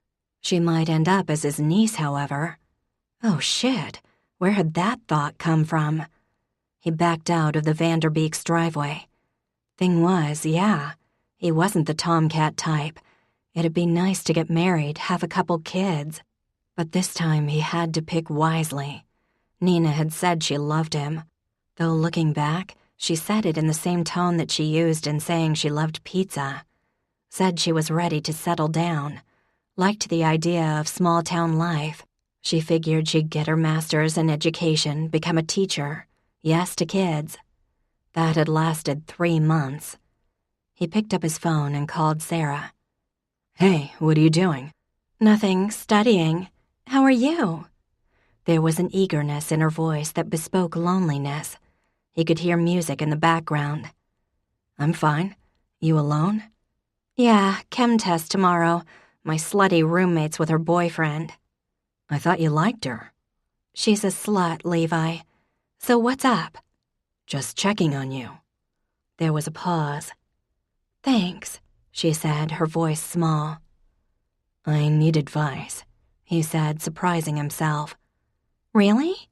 Her tone was much happier all of a sudden. Why, did Faith dump your sorry ass? No, Levi said, a smile threatening. I'm just wondering if I want to be, I don't know, runner-up. He winced, not sure he should be telling his sister this. Why would you be runner-up? Oh, the Jeremy thing. Right, I got it. There was a rustle. Tell me everything. There's nothing to tell. Is she still hung up on him? Levi hesitated. I don't know. Ask her. Right. Do it, dummy. Just ask her. Then kiss the stuffing out of her, and she'll definitely pick you. Straight trumps gay every time. Levi laughed. Got it. How are you? Doing okay? She sighed so hard it practically ruffled his hair. Am I allowed to say no? He hesitated. You're still adjusting, that's all. You'll love college before long. Whatever. Not whatever, Sarah. You have to give it some effort, though. He tried to think of what Faith would say. It's okay to be homesick, but don't let that take away all the good things. There. That sounded pretty good. Whatever, Sigmund, I have to study. Her voice was deflated. He sighed. Okay, you're smart. You'll do great. Thanks. Barely a grunt now. He hung up, bemused. College was supposed to help with her grief, not make it worse. He didn't like knowing she was lonely. A sign told him he'd driven out of Manningsport, across the little stretch of Oskill, and into the town of Briar. Looked like his subconscious had taken him for a little ride. A left at the intersection, 2 miles down, a right. This was the 4th time he'd been here. Funny how familiar the drive was. Nice neighborhood, built in the late 60s. Ranches and capes, big yards, smallish houses, all very wholesome. Great place for trick-or-treating, unlike the trailer park where things could be a little dicey. When he was 7, Jessica's dad had offered him a can of Pabst. From then on, Levi's mom had driven him and Jess into the village on Halloween. That had ended when they were 9. They'd each just happily accepted a regular-sized Mr. Goodbar, his favorite, and were leaving the porch of the giant old Vic when a voice came from the window. "Who was it?" the man asked. The woman, Mrs. Thomas, answered, her voice sharp. It was a couple of those trailer park kids. I wish their parents wouldn't drive them here. They take advantage. Levi's face had grown hot, and Jess had looked as if someone had just punched her in the stomach. Without thinking, he'd thrown his candy bar in the bushes, then hers, taken her pillowcase and dumped it all right there, then did the same with his, even though the McCormicks had been really nice, complimenting him on the zombie makeup and telling him he'd almost given them a heart attack, he was so scary. They'd told Jess she looked beautiful. Mrs. Thomas had broken her hip last spring, falling as she got out of the shower, and Levi had knelt on the floor next to her, the first person on the scene. He'd covered her up with a bathrobe so the firefighters wouldn't see her naked, and she'd cried as he did it, telling him he was so kind. He told her not to worry, wondering if she realized that the kind cop had once been one of those trailer park urchins who used up the treats meant for better kids. Levi slowed the cruiser, then pulled over. There was the house, a dark blue ranch with rhododendrons and a big maple tree, complete with swing. Lights were on in the living room, shining through the big window. A child's bike lay next to the mailbox, half on the street. There was his father's wife, coming into the living room, handing someone a glass. His father, most likely. Their TV was on. Levi had never met the woman his father had married, only a glimpse of her twice before. She had fluffy blonde hair and was on the skinny side. There were no lights on in the bedrooms, which indicated the boys were asleep. Strange to think he had 2 half-brothers. He'd never met them, didn't know their names. He'd seen them the first time he'd come down the street, playing in the driveway with their matchbox cars. They were young. That was about all he could see. He hadn't parked that time, just kept going, careful not to look too hard. Levi's watch beeped. 10 o'clock. He could be with Faith right now, and all of a sudden the desire to see her closed in on his chest like a vice. But before he left, he got out of the car, walked over to the bike, and moved it so it wouldn't get run over. 20 minutes later, he was back at Jeremy's enormous house. "Sorry that took so long," he said. "Hey, Faith's asleep," Jeremy said, pointing. Sure enough, she was, her head on the couch pillows, a soft-looking blanket over her. "Is she okay?" he asked, fighting a small pang of jealousy. A movie played softly on TV, something with that famous actress, the one who won all the Oscars. "Just tired," Jeremy said. "How was the call? Don't worry, she sleeps like the dead." "I know." Well, he knew that he could kiss her goodbye in the mornings and not have her so much as stir. Then again, he'd managed to wake her a time or two in the middle of the night and done his best to make her sleep-deprived. Right, of course you do. You want some food? We saved your steak." I'm good." He sat down on the chair, looking at Faith. "So, are you guys serious?" Jeremy asked softly. Levi took a breath and held it for a second. "We've slept together a couple times, Jeremy." 6 nights of the past 8 spent in the little apartment that looked as if she'd lived there for years. "She's not really the type for a casual relationship, you know," Jeremy said. "Listen, single gay guy, I can take it from here, okay?" He raised an eyebrow at his friend, who smiled. "Yeah, I understand. But maybe I could give you a little advice." "I'm good." The questioning look stayed on his friend's face. "Fine," Levi said. "Knock yourself out." Jeremy adjusted the blanket around Faith's feet. "Little things mean a lot to her. Tell her she looks pretty or notice if she's wearing a new dress. Talk to her, bring her flowers." "Flowers, got it. And don't be sarcastic, she's fragile." "Actually, I think she's pretty tough," Levi said, his words tight. "It's an act." "Is that right?" "I think so. I know her very well." Jeremy smiled, and for a nanosecond, Levi felt like punching him. "Well, if the advice portion of the evening is done, I think I'll take the delicate flower home," Levi said. "Sure, I didn't mean to be a dick or anything. I just want you guys to work." And that was the thing. Jeremy was a damn prince. "Got it. You want to wake Sleeping Beauty?" "Faith," Jeremy said in a loud voice, shaking her feet. "Faith, honey, time to wake up. Come on now, wake up." Nothing from Faith, who appeared to be in a deep coma. "Faith, come on." Jeremy was practically shouting at her now. "Maybe a bucket of ice water," Levi suggested. "What? I heard that. Don't throw anything at me," Faith muttered. "I'm here. What day is it?" She struggled into a sitting position, frowning. Then she saw him, and her face softened. "Hi." That urgent feeling of wanting he'd had at his father's house, the need to be with her, not necessarily to sleep with her, though that would be nice, but just to touch her, have her close, that feeling was back. "Ready to go?" he asked. "Okay." She leaned over and kissed Jeremy on the cheek. "Thanks for dinner. Sorry I fell asleep." "Oh, don't worry. It was like old times." He smiled. "Levi, let me pack up your food." When they got back to the opera house, Levi followed her into her place. "Hi, handsome," she said to her leaping dog. "Who's a good boy, Give me 2 minutes and we'll take a you-know-what." She went to the kitchen and got a glass of water, then scooched up onto the island counter, swinging her feet. "I take it you're staying over?" she said, pink staining her cheeks. She didn't look at him. Levi didn't answer. Instead, he walked over to her and wrapped his arms around her and just lay his head against her chest, felt some of the tension drain from his muscles as he breathed in her warm, sweet smell. "You okay, Levi?" she asked softly. "Yep." "What took you so long tonight?"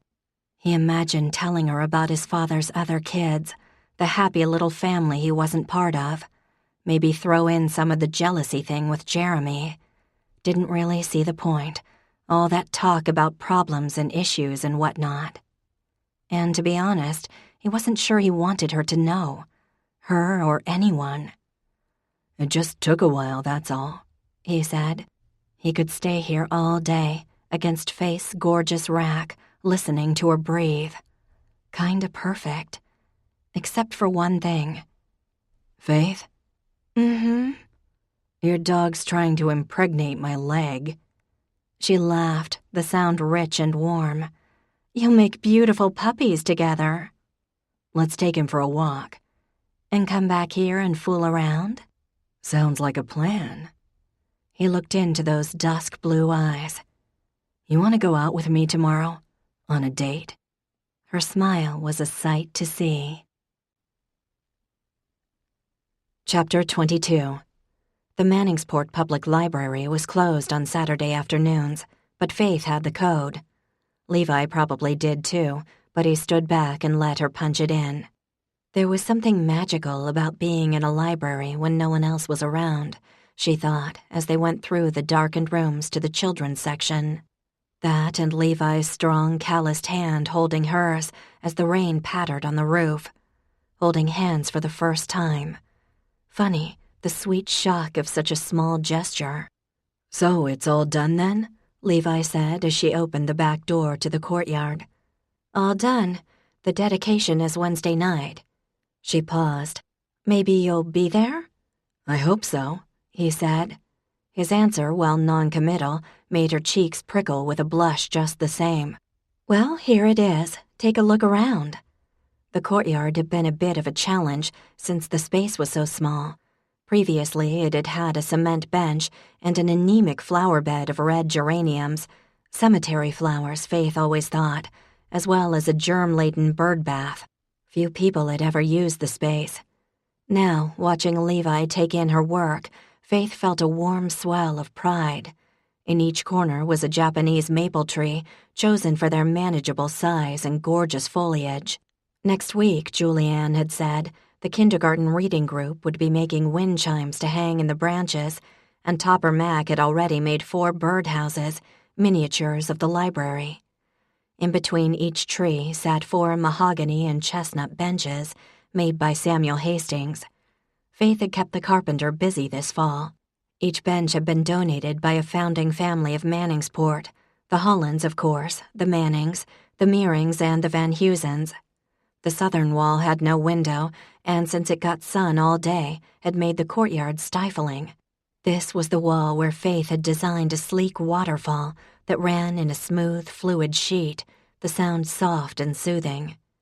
In the bulk of the space, Faith had created a circular path lined with low boxwoods and paved with old brick, which led to the object that, in Faith's opinion, made the courtyard great. A life-size bronze statue of Dr. Seuss, reading a copy of the Lorax as the furry little creature looked on. Levi stood there now. "Dr. Seuss, huh?" he said. His hair had darkened in the light rain. "Why him?" "Because he's the greatest children's author in the world," she said. "In my opinion, anyway. The library board seemed to agree. Happy birthday to you was my favorite, Levi said, brushing a fallen leaf off Dr. Seuss's foot. I used to read that after. I read that a lot. After what? Faith asked, pulling her jacket closer. He glanced over. After my father left, he said after a pause, looking back at the statue. Right. She'd always known Levi's dad wasn't in the picture, but he'd never mentioned it before. Her heart tugged, picturing Levi as a little boy, reading the joyfully exuberant book to counteract the misery he must have felt. "How old were you?" she asked. He didn't answer. "This is really nice, Faith," he said after a minute. "The kids'll love it." Looked like the subject of his father was off limits. "Thanks." She paused. The idea was to take a space that no one really saw and make it beautiful, get people to appreciate what nature has to offer, get them away from their phones and computers, and take a breath and listen to the birds and the water, and just be. "Is that what all your projects are supposed to do?" She shrugged. "I guess so, yes." Now that she'd said it out loud, it sounded a little dorky. Dorktastic, maybe. Hopefully. Levi was looking at her steadily. "You hungry?" "Sure," she said. "Want to go to O'Rourke's?" "Nope," he said, coming back to reclaim her hand. "A picnic. I checked with Honor, and she said the barn at Blue Heron was free."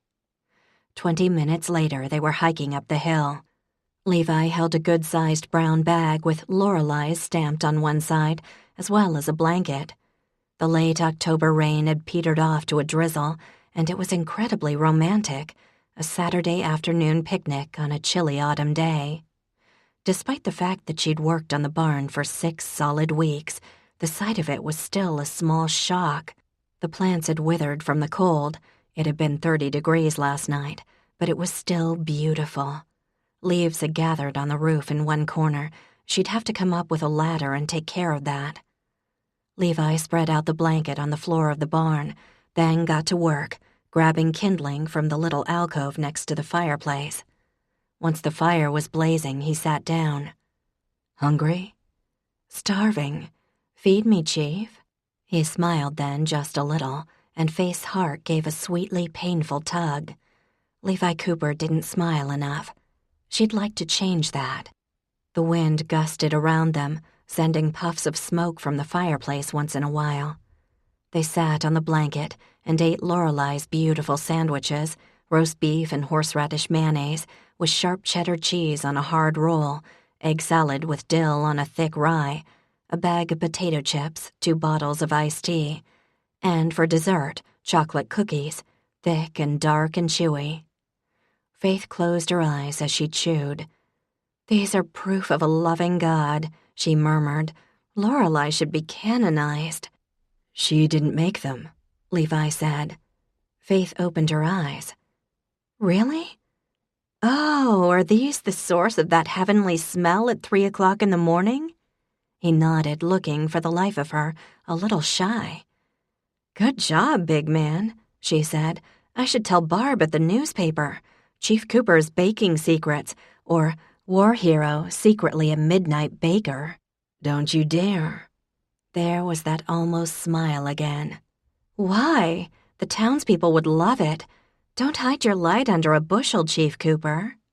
"Hush, woman. Close your eyes and eat another. You're fun to watch." She obeyed, trying not to think of her thighs and the effect these cookies would have. It was worth it. When she opened her eyes, Levi was looking at her, his face solemn, 2 lines running between his brows. His eyes looked gray today, same color as the sky. "I'm sorry I called you a tease that day," he said. "You weren't." The memory knifed into her heart. That day, when he'd given her the kiss that had so stunned her, not far from this very place. She swallowed the cookie in a lump. "That was a long time ago, Levi." "I know, but I've been thinking about it a little. Thought about it a few times over the years." He looked at the fire. "It wasn't my finest moment, I'd just kissed my best friend's girlfriend and I wanted someone to blame. I'm sorry." "Thanks," she whispered. The fire popped and hissed. Shoot, now or never. "Levi, is this a relationship, or are we just fooling around?" Because if it wasn't a relationship, she'd better lasso her heart and bring it back to the stable, since it was obvious that thing was galloping away. He looked at her with some difficulty, it seemed. "I don't know. Are you staying in town?" I have to take care of some things first. I want to stay, though. More than ever now." He hesitated, then nodded. "So we're friends?" "Is that what you want us to be? Friends?" He wadded up the paper bag and tossed it into the fire. "I've wanted to be your friend my whole life," she said, her throat abruptly tight. He looked at her sharply. "Why?" he asked. His face was in its familiar solemn lines, forehead slightly crinkled with a question. "I don't know.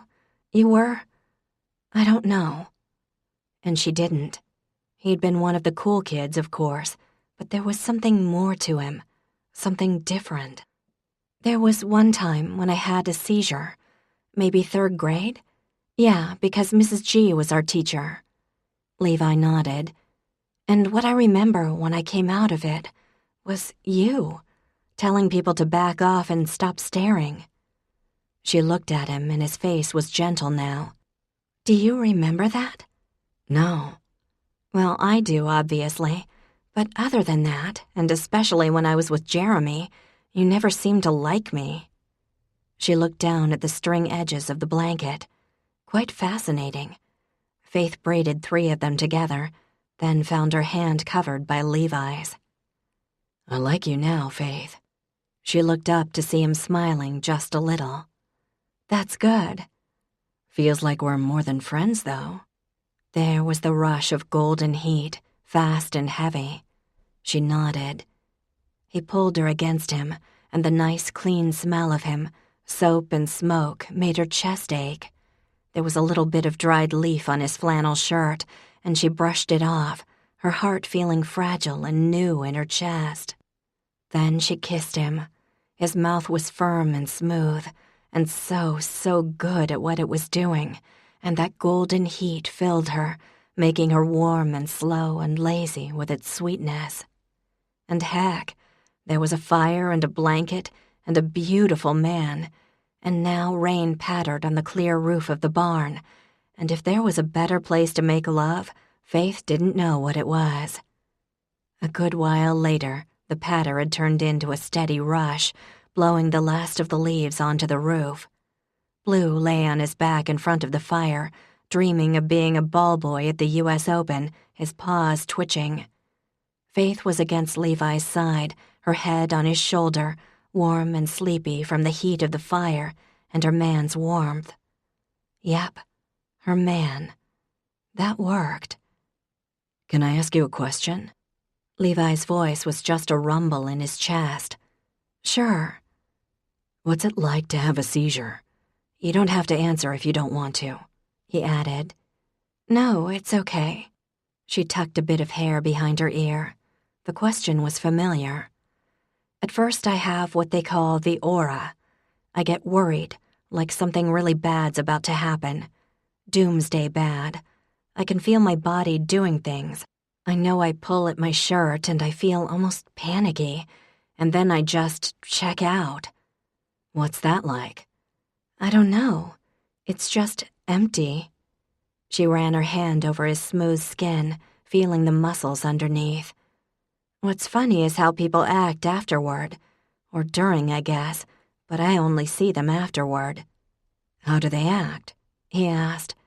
"It depends on the person. You were pretty good. Kind of perfect, actually." "I get that a lot." There was that lovely smile in his voice. "I'm sure, especially from the over 80 crowd."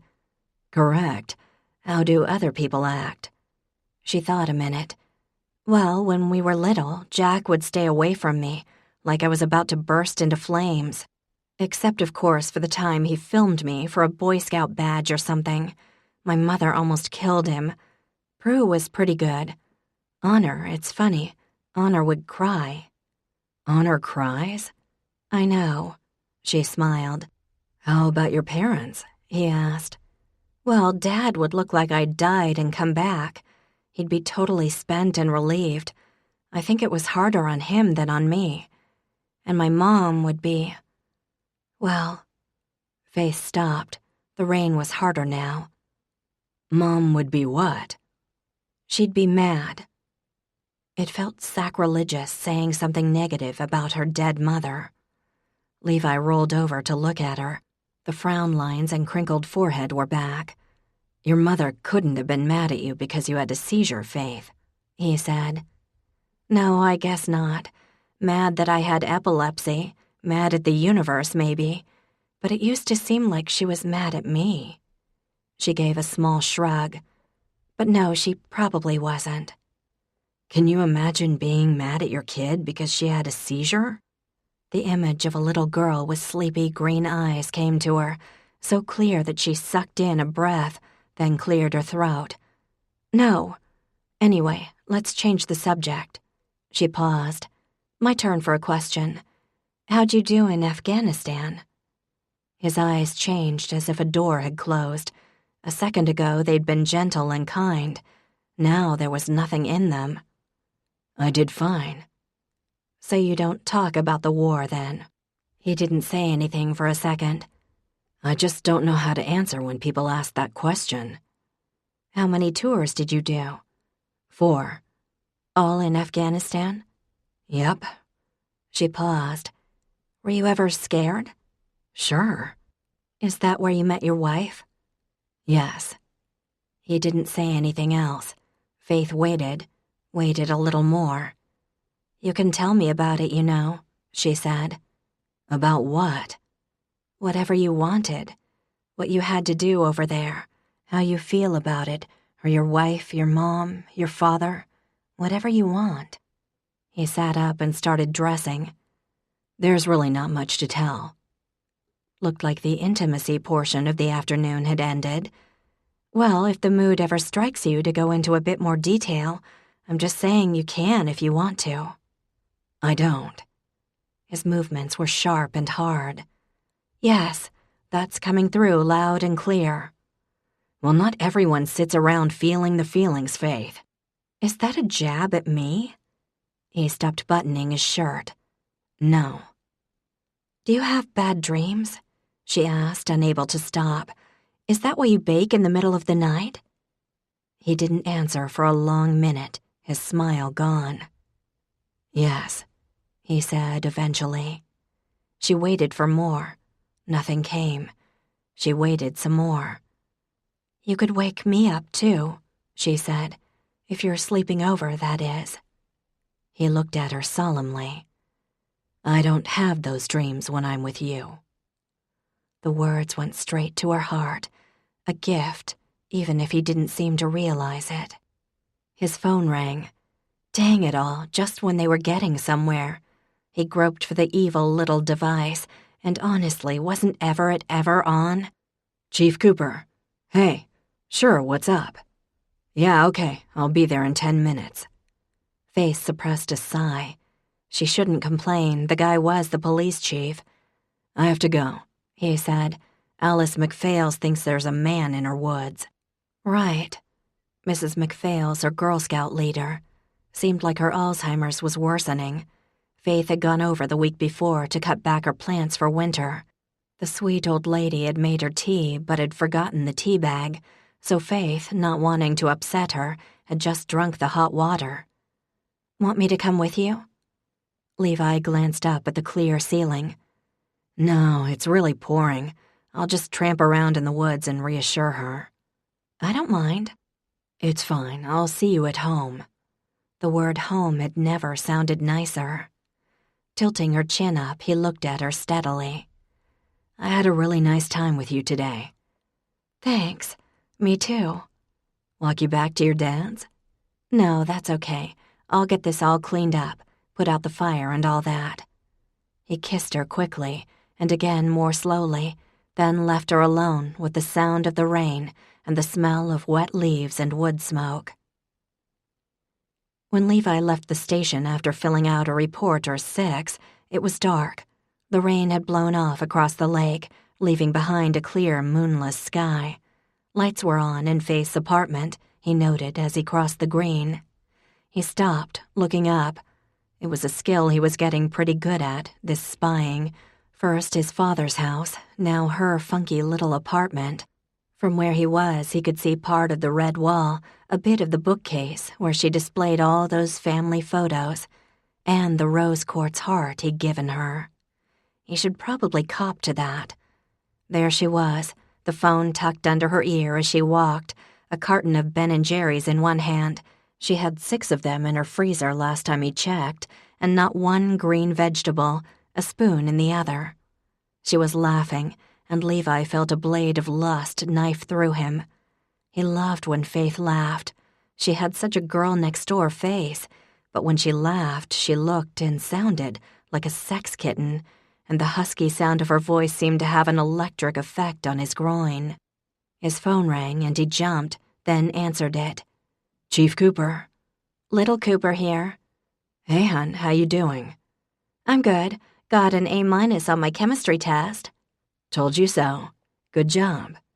Thanks for the cookies. I'm getting fat. Fatter, I should say. You're not fat.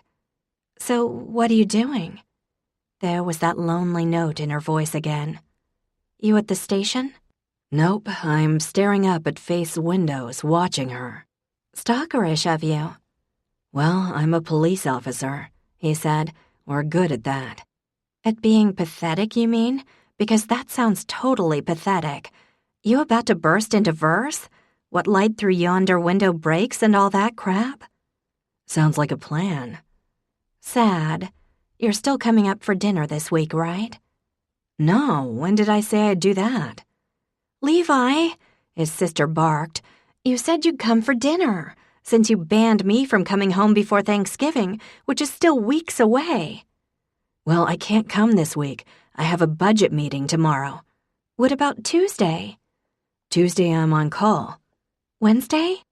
Dinner with Faith's family. Shit, he shouldn't have admitted that.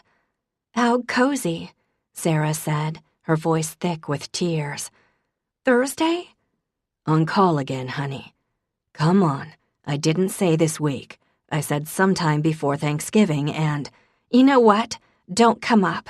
That's fine. I'll make new friends and be happy, and you don't have to worry about me at all, okay?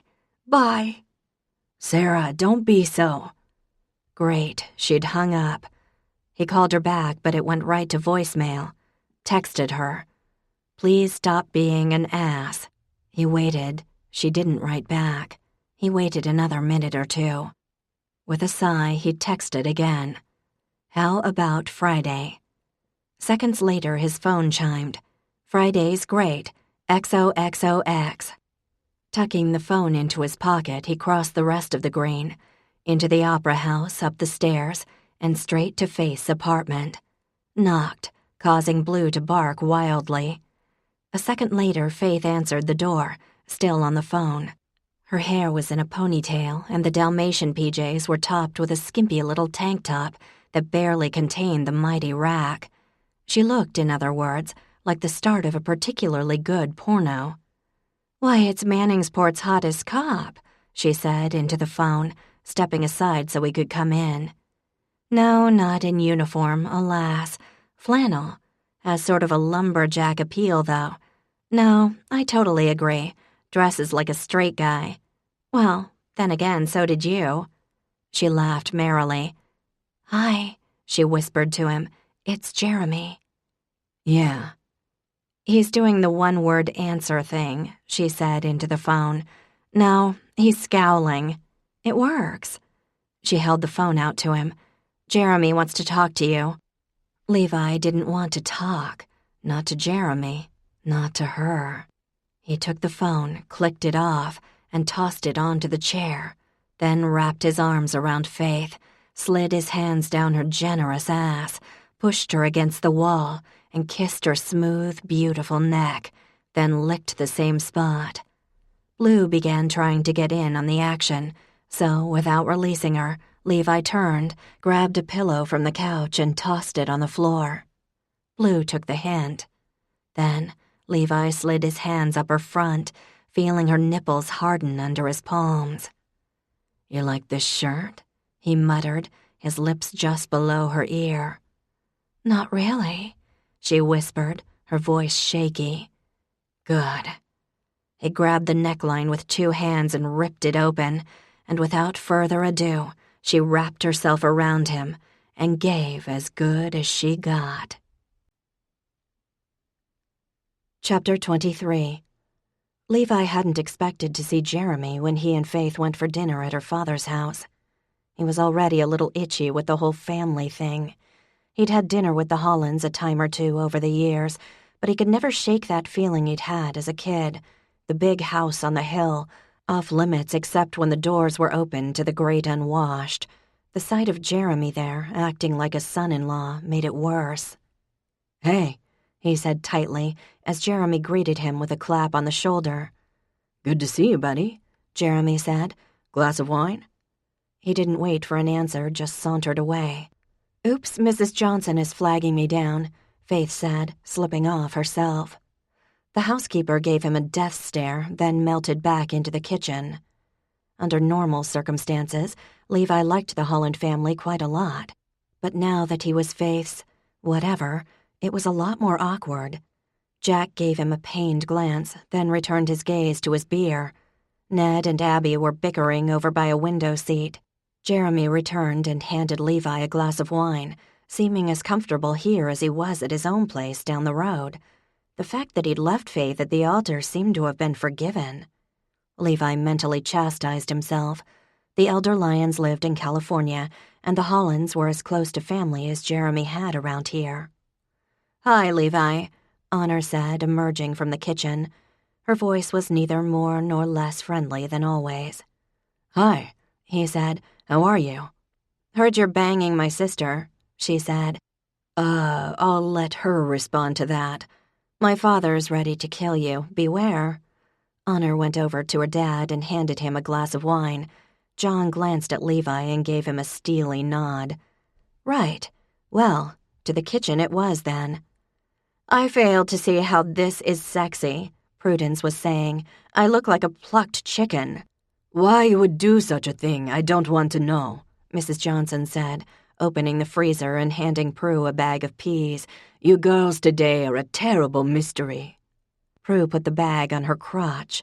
"For the love of—" "Hey, Levi," she said amiably. "Got a bikini wax today. I do not recommend it. The pain was unbelievable. I swear the woman was enjoying it, all that ripping and tearing. Shoot, these are cold. I might be getting frostbite." You'd think that 4 tours would have steeled him for such a mental image. They didn't. "Hi," he murmured. "Mrs. Johnson, say hello to Levi," Faith said, coming over to his side. "Good evening, Chief Cooper," Mrs. Johnson said. "What are you doing in my kitchen?" "He's here for dinner." Faith slid her arm around his waist, her warm, sweet smell coming to him. "He's my honey." Her honey, was it? Sounded kind of nice. "Which does not answer the question of why he's standing right in front of the salt potatoes when they're nearly ready. Shoo, Chief, get out." "Thanks for the peas, Mrs. J," Prue said. "Want them back in the freezer or what?" "Throw them away, child." Fine, fine," Prue said, walking like a cowboy after a hard day in the saddle. "Waste not, want not, I always thought." "Oh, Goggy and Pops are here," Faith said, abandoning Levi yet again. The housekeeper gave him another glare. "Well, go. What are you waiting for?" An eternity later, the Holland family, Jeremy and Levi, were jammed around the dining room table. Old Mr. and Mrs. Holland, John, Prue, Ned and Abby, Honor and Jack, and Faith, flanked by Jeremy and himself. "Faith, we never see you anymore," Mrs. Holland said. "I was over yesterday," she said. "You young people always so busy."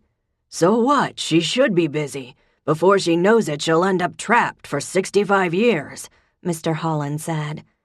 Dad, knock it off, John said patiently. Jack, pass the bread, will you? Geez, Ned, stop it, Abby barked. Mom, he's kicking me under the table.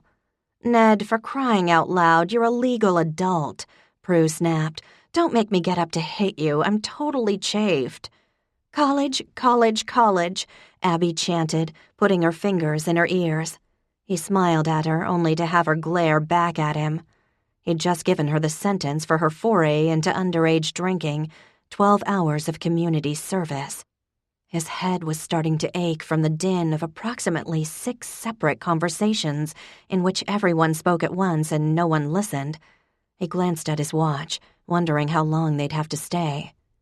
Levi, just what are your intentions toward my daughter? John asked abruptly. Daddy, Faith sighed.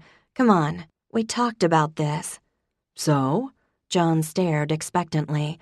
I think I have the right to know what your plans are. Faith is my daughter, my princess. Yeah, Faith, where is that crown, by the way? Jack asked, taking more potatoes. Prue snorted. Honor, did Dad ever call you his princess? I'm pretty sure I was never called princess by anyone. I believe only Faith holds that title, Honor said. Girls, don't be ridiculous. You're all 3 my princesses. Levi, answer the question. I intend to date her, sir, Levi said. Whatever that means these days, John grumbled. It means sex, Abby added, getting an elbow from her mother. What? She asked. How could I not be aware of it when you and Daddy are doing it all the time?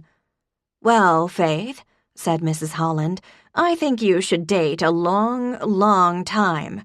Your grandfather took me for 2 walks before we were married.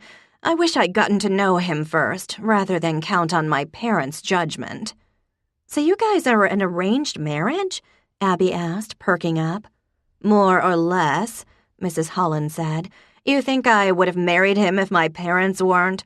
Dying to get rid of her? Mr. Holland interjected.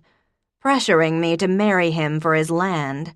Well, your mother and I were a love match, kids, John said loudly, clearly trying to drown out his parents.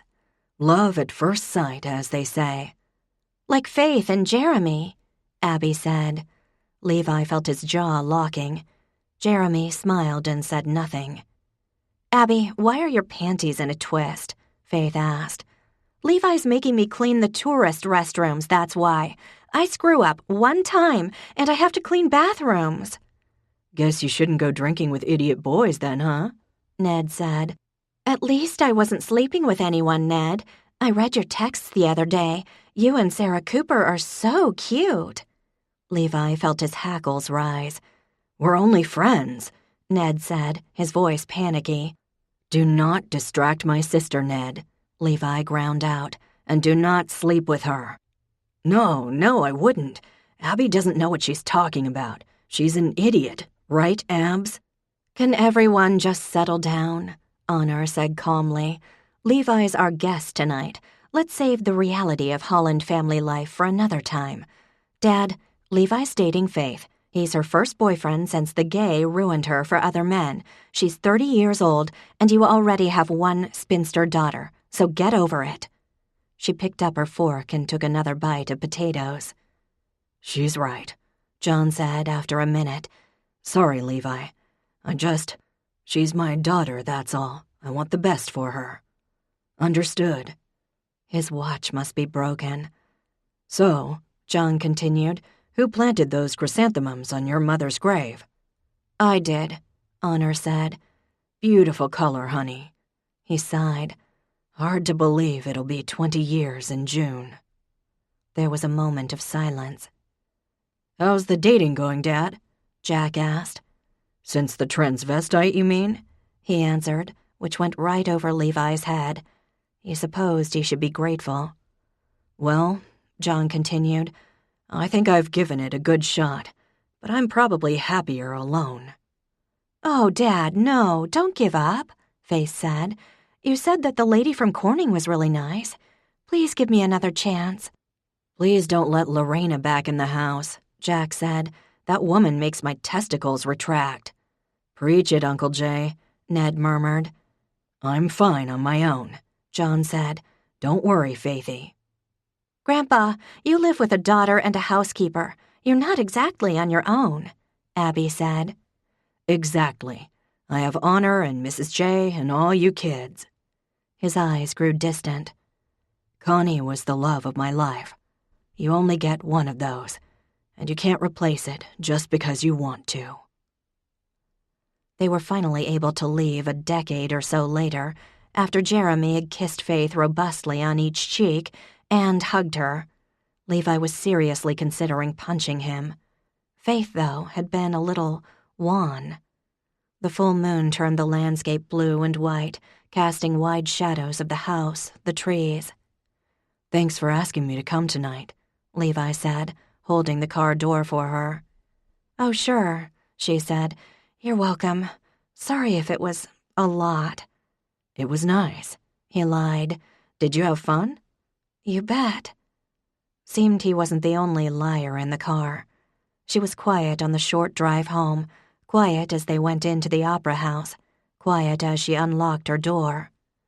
"Do you want to come in?" she asked. He leaned against the doorframe, frowning. "Is everything okay, Faith?" "Sure. Of course it is." Her eyes didn't meet his. "Seems like something's the matter." "Nope." Something was very much the matter. "You feel okay?" "I'm fine." "Have you been taking your meds?" he asked. "Yes. Want to count them and make sure?" Her voice was sharp. "No." He looked at her another minute, ignoring Blue, who was nosing his leg for a little lovin'. "Maybe I should stay at my place tonight," Levi said. "Okay. Thanks for coming tonight. Sleep well." She kissed him on the cheek and closed the door. Well, shit. He'd screwed up somehow. Maybe he hadn't talked enough. Maybe, he hated this next thought, maybe Jeremy was on her mind. Obviously, Jeremy wasn't exactly a rival, but he was still her buddy, still completely at home with her family, still here if she wanted to fall asleep on his couch. Love at first sight. Love of her life. You only get one of those, according to John Holland. He went into his own apartment, which suddenly seemed very bland. Sure, he had his own family photos here and there, but he didn't collect little treasures the way Faith did, didn't keep too much from the past. He was a guy, after all. A guy who was in trouble with the woman across the hall, for reasons unclear to him. She'd pried some information out of him the other day up at the barn, had seemed intent on digging, and now she kinda wasn't talking to him. Time to bake cookies. When Levi was little, most of their desserts had come from a hostess box, especially after Sarah arrived on the scene. But his mother had this one recipe, and she could whip a batch together in seconds, it had seemed. Levi's job had been to put the ingredients on the table, then stand back and watch, and maybe lick off the rubber spatula. He took out the flour, the squares of unsweetened chocolate, sugar, vanilla, eggs from the fridge. A knock came on the door. He answered it, and there she was. "Hey," he said. "What do you know about my mom's accident?" she asked. He blinked. You want to come in, Faith?" She did. "Sit down," he said, and she obeyed, perching stiffly in the middle of the couch cushion, like she'd forgotten what a couch was for. He sat down in the chair opposite from her and leaned forward. She didn't look right. "So, did you ever hear anything about it?" she asked. "Sure, the guidance counselor talked to us." "What did you hear?" He said you guys were T-boned, and your mom died right away." "Is that all?" Her eyes were bleak. Levi ran a hand through his hair. "You had a seizure, right? You didn't remember anything? The fire department had to cut you out. We weren't supposed to bring it up." She nodded, kept nodding. Hadn't really looked at him since she came in.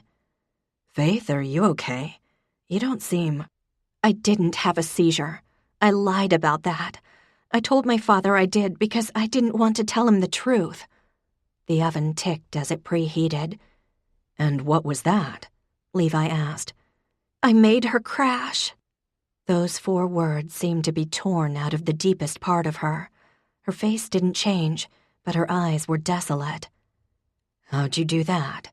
he asked as gently as he knew how. "I was mad," she said. "I didn't want to talk to her, and she turned around because I was sitting in the back. She asked me if I was okay, and I didn't answer." Faith swallowed.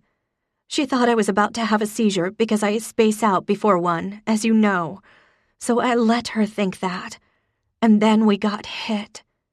Her face was white, her bloodless hands knotted hard in her lap. "Faith, you can't." "She wanted to leave my father."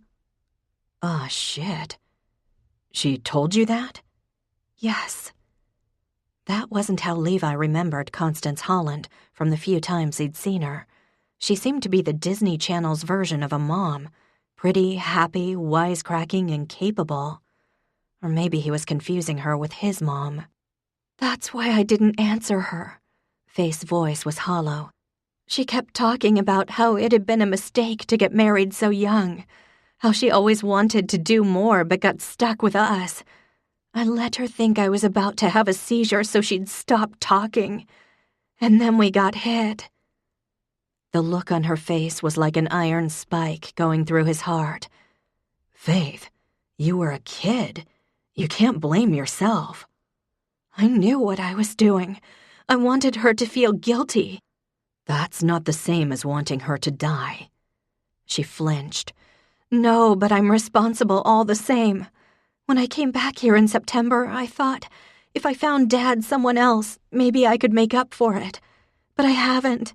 My dad worships her memory. Jack and my sisters do too." Yeah, that seemed true. "You never told anyone?" "No.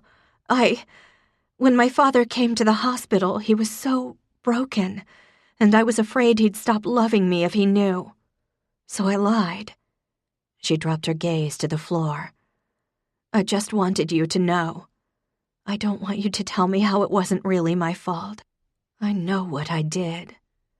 He didn't know what to say to that. "You can't say anything," she said, her voice level now, and somehow that hurt his heart more than ever. "I don't want them to know how she really felt." Levi ran his hand through his hair again. "Why don't you stay here tonight?" "I'm gonna go home, actually," she said, "but thank you." "Please stay." "No, thanks. I'll see you around." She stood up, and he did too, pulling her into a hug. She felt cold and brittle. Faith, who was all soft and sweet and warm. "Stay," he said one more time. "I'm fine," she said. "See you tomorrow, maybe." And with that, she opened his door and went across to her own apartment. The quiet of the night settled around him. Faith's mother had been dead for 20 years. That was a long time to keep a secret. The cookies would have to wait. Levi turned off the oven, grabbed his car keys, and headed for the police station. Chapter 24. The day her mother had died had been utterly normal, except that Faith had needed shoes. Faith had always loved being the baby of the family. In exchange for all the fun things the rest of them had done before she was born or when she was tiny, it seemed only fair that she got special treatment. She knew her family viewed her as vaguely cute but somewhat useless. Mom still never asked her to start supper. Only Honor could do that, and had been doing it for years, as her older sister liked to point out. Jack was in college learning how to make wine, and already knew cool stuff like how to fix the harvester and clean the thresher. Prudence was a grown-up, married and everything. So Faith got to be the cute one. Her parents' attention was spread thin, and Faith used it to get away with stuff. Not being a straight-A student, for example, unlike her siblings. Not going to bed on time because who really noticed? She didn't have to eat all her vegetables because with 4 kids over 17 years, her parents were a little weary of enforcing the rules. Her epilepsy got her the kind of attention she didn't want. The panicky eyes from Dad, the short, sharp orders from Mom. She'd take some benign neglect any day. But the day she needed shoes would be, she hoped, one of those rare and special times when she and Mom could do something, just the two of them, like those cloudy, lovely memories from when everyone else was in school and Faith was her mom's little shadow. Maybe they'd stretch the day out, get some ice cream at the cute place on Market Street. Instead, Mom had been in a mood. "Don't think you can try on every pair in the store, Faith," she said as they pulled into the parking lot. "I have 1,000 things to do today. Why you couldn't have told me you needed these last week when I had to come to this exact same place when Jack was home." And so Faith had ended up with a pair of not bad sneakers, though she hadn't been 100% sure she wanted those, and not the cute Reeboks with the pink laces. No time for ice cream, just back in the car. "You can sit in the front, you know," Mom said a trifle impatiently. "That's okay," Faith said. She'd gotten in back automatically, accustomed to being low man on the totem pole when it came to the shotgun seat. It was a move that saved her life, the firefighters would say later. But still, Faith had new sneakers. She always felt as if she could run faster in new sneakers, and gym was on Tuesday. Jessica Dunn was the fastest girl in their class and often made fun of the way Faith ran, and wouldn't it be nice to run faster than Jessica, just once? Not that it was possible, but still, just once. "Make sure you see the world before you settle down, Faith," Mom said abruptly from the front seat. "I told Prudence the same thing, and did she listen? No. You get married young, and your options are severely limited." Faith frowned. Why would her mother say something like that? Prue and Carl were so cute. Plus, Faith was an aunt already. Everyone at school had been jealous, possibly even Jessica Dunn. Mom glanced in the rearview mirror. "You should see the world when you still can. This is a huge country, though if you asked anyone in the Holland family, they'd probably tell you the earth falls into an abyss if you cross the county line." "I love it here," Faith objected. She took a new shoe out of the box and stroked the pure white shoelace. Should have gotten pink. Or maybe not. Maybe pink was babyish. "Yeah, well, you've never seen anywhere else, have you?" Mom asked. "There are other places worth seeing, too, you know. Prue would have to be dragged kicking and screaming off the vineyard, and your brother's already a lost cause. But you and Honor don't have to stay." Mom's voice went on and on and on. And the thing was, Faith wanted to stay. Where else was better than home? She'd already been to New York City on a field trip just a month ago. Levi Cooper and Jessica had gotten caught kissing in the back of the bus, which was bad enough. Faith still played with dolls. Kissing? Gross. The city had been so loud and hot. Manningsport seemed like heaven when they got back. "There are days when all I can do is think about how nice it'd be to live somewhere else. Wouldn't it be great to live in a city? Seattle, Chicago, San Francisco. All these places I've never even seen. And what does your father do? He laughs when I talk about it." Mom's voice was inescapable. "That's why you should live a little before you settle down. You'll regret it otherwise." Faith looked out the window. Daddy was perfect. He never seemed impatient or short.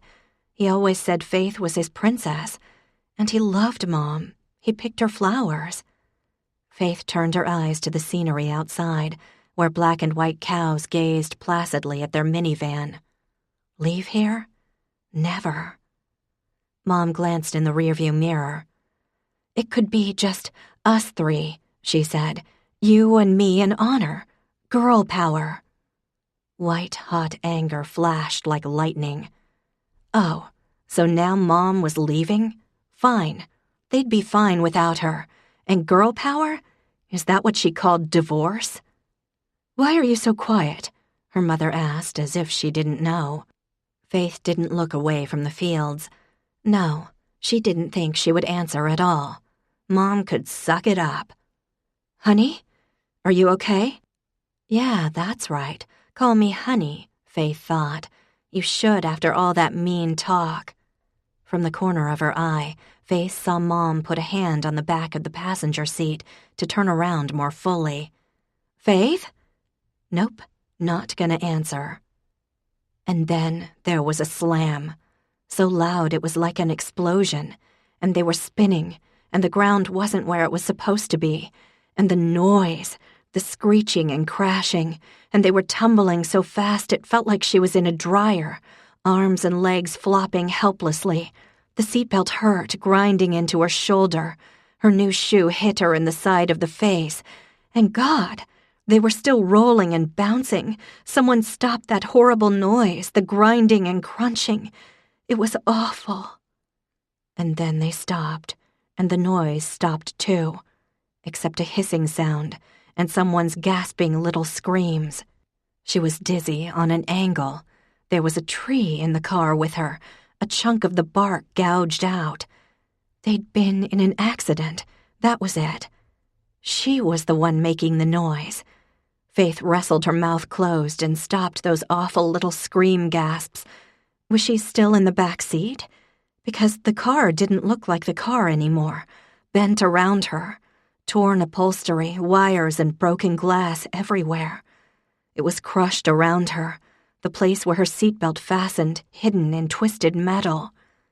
She seemed to be on her side, and her chest hurt. She could move her legs, if not see her feet. The door handle was against the ground. She couldn't get out, in other words. "Mommy?" Her voice was weak and high.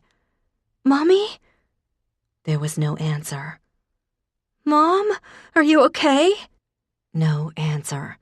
No sounds at all, not even moaning. "Oh, Mommy, please, please," she heard herself say, and suddenly she was shivering and damp and could smell pee. She'd wet herself. There was her mother's hair, almost the same color as Faith's, a few feet in front of her face, just out of reach. Faith's fingers strained, but the car was trapping her. "Mommy?" she whispered, and she didn't like the sound of her voice, not one bit. Then she looked out the broken windshield, and there was her mother, standing in the field, completely unharmed, smiling and beautiful. Thank God. "Mommy, get me out," she called, trying to pull herself from the mess of the car, tugging on her seatbelt strap.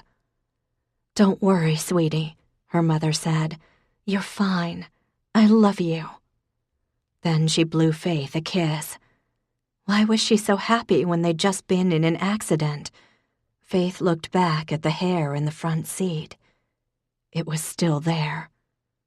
When she looked out the windshield again, the field was empty, and Faith understood in a sudden, wrenching tear. Her mother was dead. "Mommy?" she cried, her voice so thin and ruined. "Oh, Mommy, I'm sorry." She stopped trying to get out. No one came to help. For a very long time, the only sound was the birds and the wind. Horribly, the clock on the dashboard still worked, so Faith was all too aware of the time that passed. 52 minutes before someone called out, "Are you okay? Hello? Can you hear me?" She wasn't able to answer, because then she'd have to give the news that Mommy had died.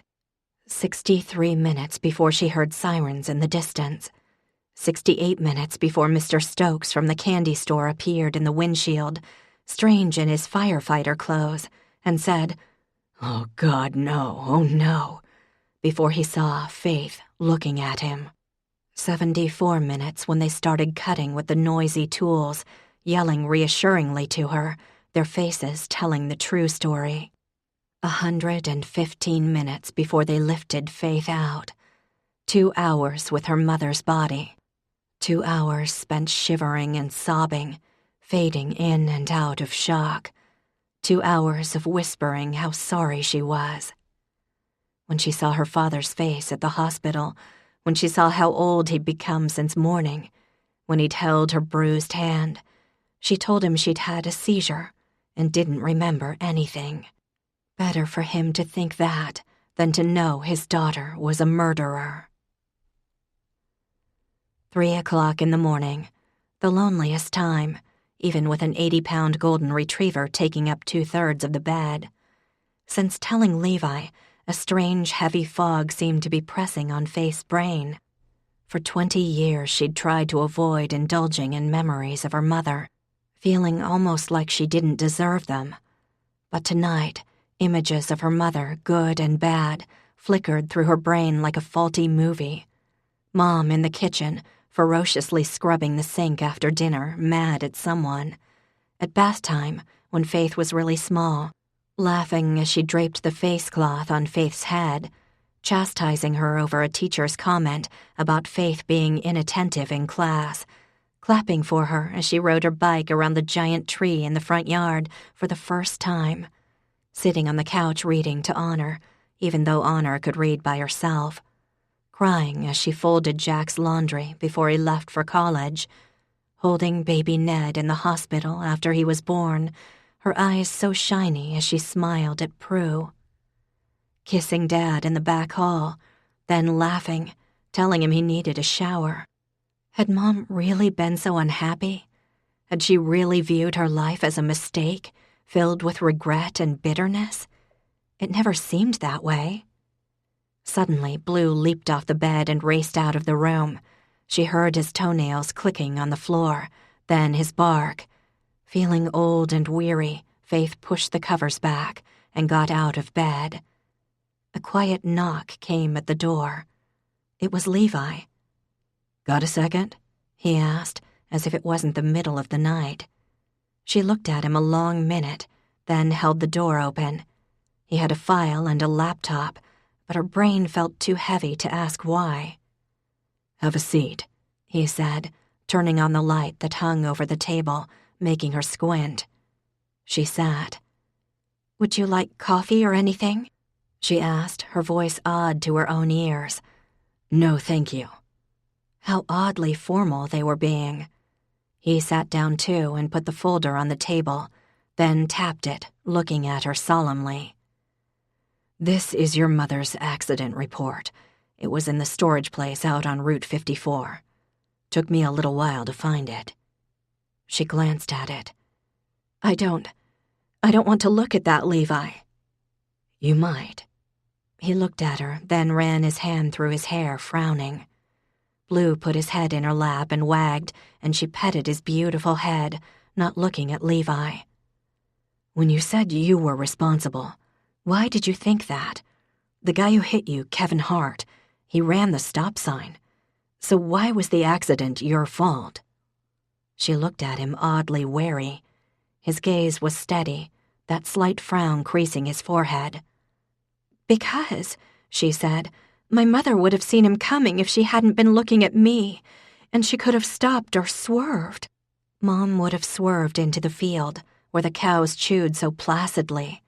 Constance would have cursed at the damage to the minivan, and by supper it would have become a great story, and Faith could have told her part about bouncing over the field, the cows scattering and mooing, and everyone would have laughed and patted her hand, and not expected her to do anything for cleanup because she'd had a scare, even though everything had turned out just fine. It was a scenario she'd pictured 10,000 times. She had a dozen others that ended about the same way. Levi nodded. "That's what I figured you thought, and it's a logical assumption." He paused. "You remember Chief Griggs?" "Yes." "He wasn't the most thorough guy." She didn't say anything. "I looked at the report and it says right here, mother distracted by sick child. But here's the thing. I'd bet that she could tell if you were really about to have a seizure or not. Ever think about that?" Faith frowned. "No, I mean, you might be right about that, but no, I'm pretty sure she thought I was." "Well, I could never fool my mom, and I tried really hard. Anyway, even if she thought you were having a seizure, she'd know that she couldn't help you. There's nothing you can do for a person who's seizing, and you were buckled in nice and safe, right?" "Right." "So I wondered, even if your mom did think you were having a seizure, would she take her eyes off the road for very long?" Faith pushed away the memory of her mother's face, peering back at her in those last seconds. "She did, Levi. She looked back at me." "Right, and what did she say?" Faith took a deep breath, the air feeling heavy and thick. She asked if I was okay. Do you remember exactly? Levi looked at his watch. Of course she did. She said, "Honey, are you okay? Faith." Constance Holland's last words. Trying to take care of her daughter, checking on the child whose selfishness would kill her. It felt as if a knife was stuck in Faith's throat. So maybe 3-5 seconds to say that? I guess. I took the report out to the accident site, he said. A vision of that maple tree, that field flared in her mind. It was horribly intimate, knowing Levi had been there, that place where she'd sat in her own urine, whimpering for her mother. In all these years, Faith had never gone back to that spot. Here's the thing, Faith. He hesitated. Like I said, Chief Griggs wasn't the most thorough guy. He knew Kevin Hart had run the stop sign, figured your mom was distracted by you, and that's why she didn't see him coming. And that was the end of the investigation. Do you have a point, Levi? She was so tired. Just bear with me. It's a good point. Well worth hearing, okay? She nodded. He opened up the laptop and hit a key. I took some measurements based on what was in the report.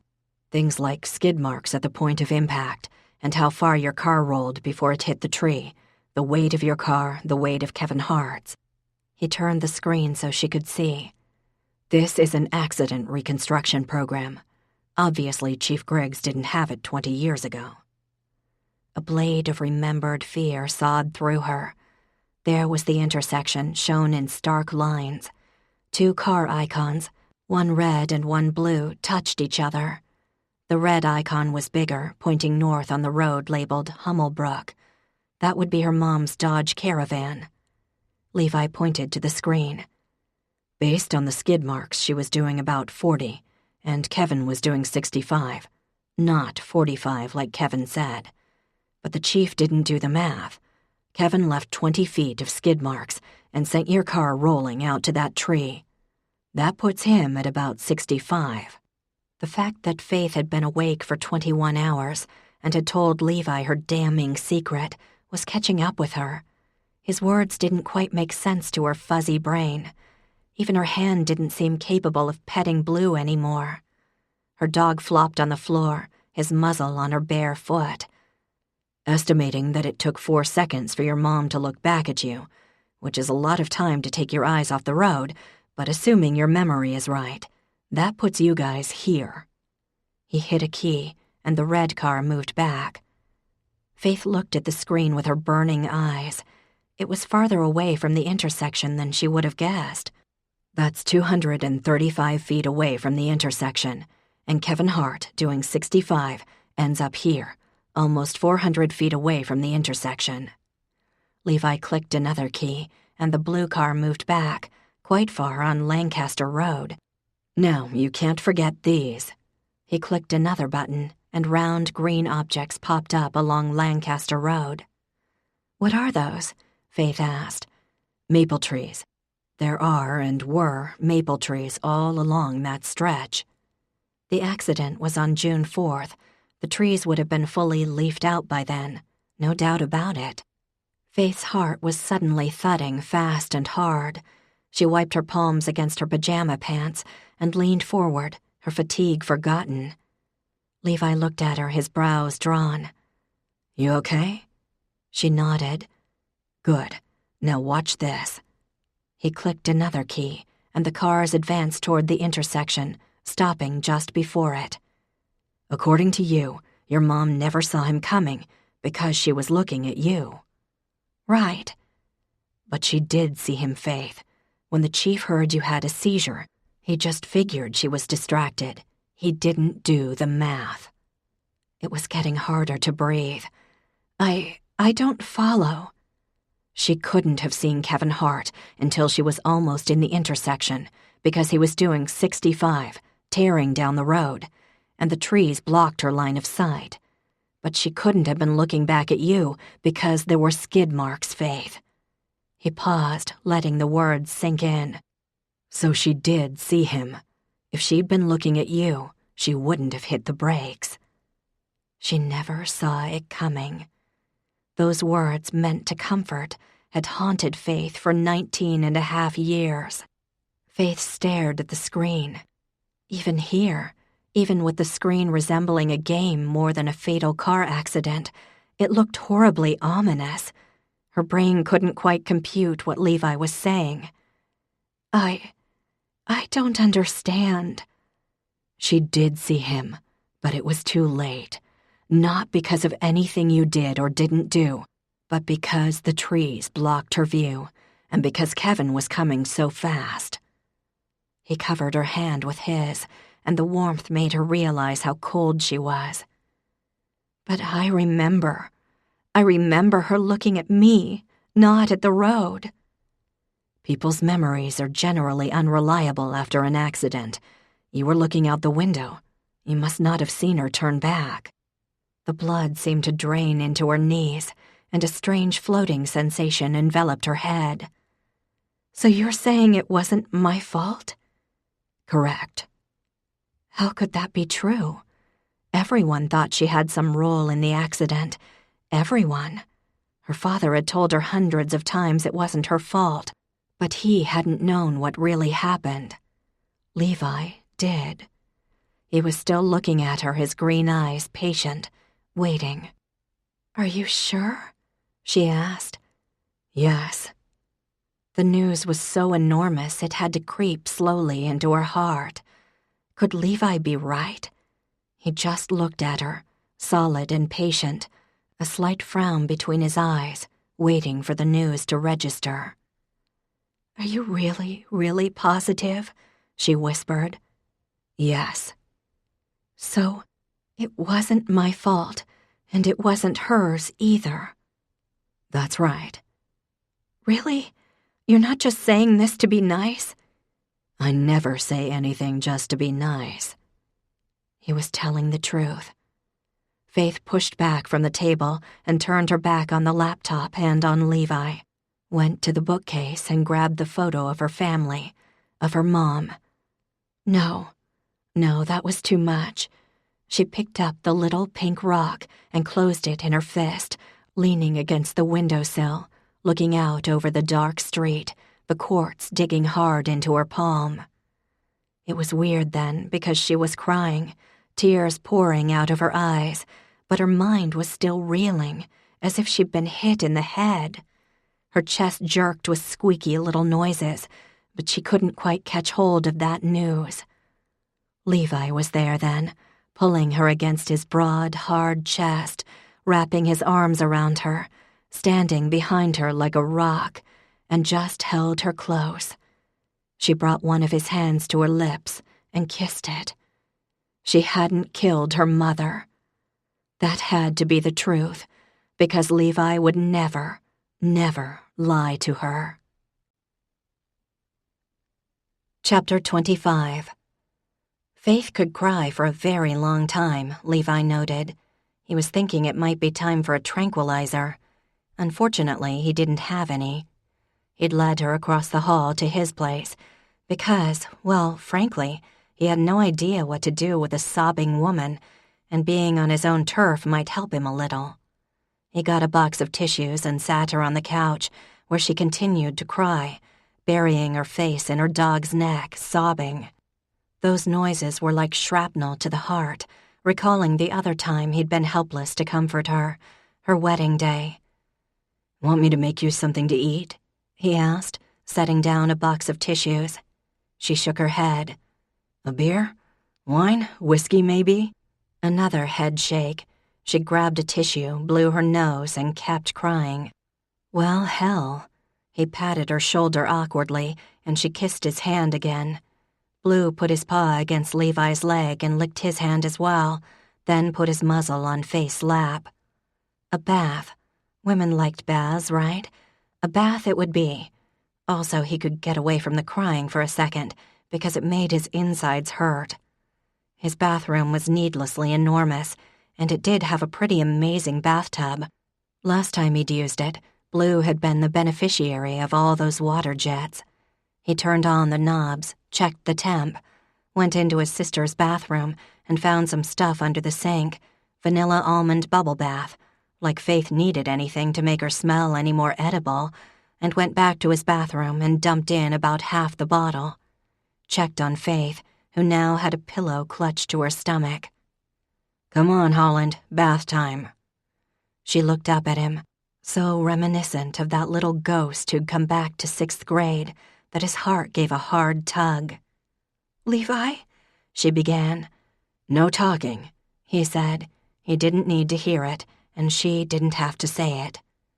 A half-hour later, Faith's sobs had stopped, though the tears continued to pour out, almost like she didn't notice, starring her eyelashes. Even so, she looked like an old-school Playboy bunny, albeit a very sad one, her hair piled sloppily on her head, bubbles up to her neck. She'd accepted the glass of wine he'd pressed into her hand and was putting a fair dent in it. Her dog sat with his chin on the edge of the tub, slightly wary either of his beloved's mood or the memory of his own stint in this tub. Levi sat on a little footstool, watching her. Those tears made him want to beat someone up. He wanted to drive to the Holland house, pound on the door and grab John by his shirt and shake him. How could she have thought this accident was her fault all these years? What kind of father lets his 12-year-old think that she in any way was responsible for a fatal car accident? How could he miss the fact that she felt that way? Didn't anyone talk to her? How could she have kept that in for so damn long? Walking around thinking of yourself as the reason your mother died? Carrying that kind of guilt from the age of 12 on? It wasn't right. It wasn't fair. He handed her another tissue. This was his job of the night, apparently. She blew her nose, then gave him a bleary smile. "You've been really great tonight, Levi." Her voice wobbled. "Good." He paused. "Truth is, I have no idea what the hell to do here." For some reason, this caused a smile, followed by a fresh stream of tears. "Well, you've been wonderful. I'll never be able to thank you for what you did." Her face creased like she was about to start sobbing again, but instead she rallied and took another swallow of wine. For some reason, her words made him feel like utter crap. All those years played back in his head. He remembered that girl from 6th grade, and now saw, clear as day, that there was something darker, something heavier about her than simply a girl who'd lost her mom. Saw her being Princess Super Cute on all those committees that no one else joined. Environment and world justice and all that crap, maybe trying to make up for something. Maybe trying to avoid the secret she carried. Maybe just trying to avoid going home. Saw her with Jeremy, grabbing onto him like a lifeline, because maybe that's what he'd been. Marry the perfect boy next door, join your vineyards together, somehow create a kind of absolution. No wonder she hadn't looked a little deeper at Jeremy. He'd been her redemption. "You want to come in?" The question startled him. "In the tub?" She gave a little smile. "Yes." He paused. "Sure," he said, pulled off his shirt, then unlaced his boots and pulled them off, followed by his jeans and boxers, then got in behind her, her wet, slick skin sliding against his. Now is not the time, his conscience barked. She's in mourning or something. Well, Faith wasn't crying now. She was quiet, her head against his shoulder. "You doing okay?" he asked, slipping his arms around her. Impossible to avoid touching breast, so why bother trying? "Mm-hmm." He kissed her hair. Wasn't sure what else to do. She relaxed into him, all soft, warm, wet sweetness. The dog eyeballed him like a disapproving chaperone. Right. Levi was supposed to be comforting Faith, not lusting after her. She slid around so she was lying on him, causing some water to slosh over the side, and the lust factor shot up into the red zone. Her dog leapt at the puddle on the floor. "Faith," he said, and his voice was rough.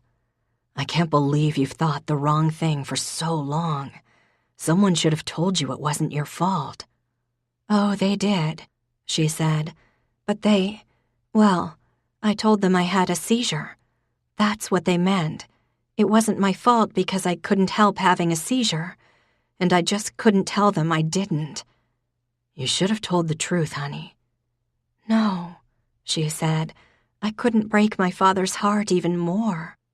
Daddy, I'm sorry Mommy's dead, but she was going to leave you. No, I couldn't do that. Her eyes were full again. I hate this crying stuff, he whispered, and for some reason it made her laugh, even as the tears slid down her cheeks. Well, take me to bed and make love to me and maybe I'll stop. She was unpredictable. He'd give her that. You sure? He asked. I could bake you cookies instead. You can bake me cookies after. All right then. You're the boss.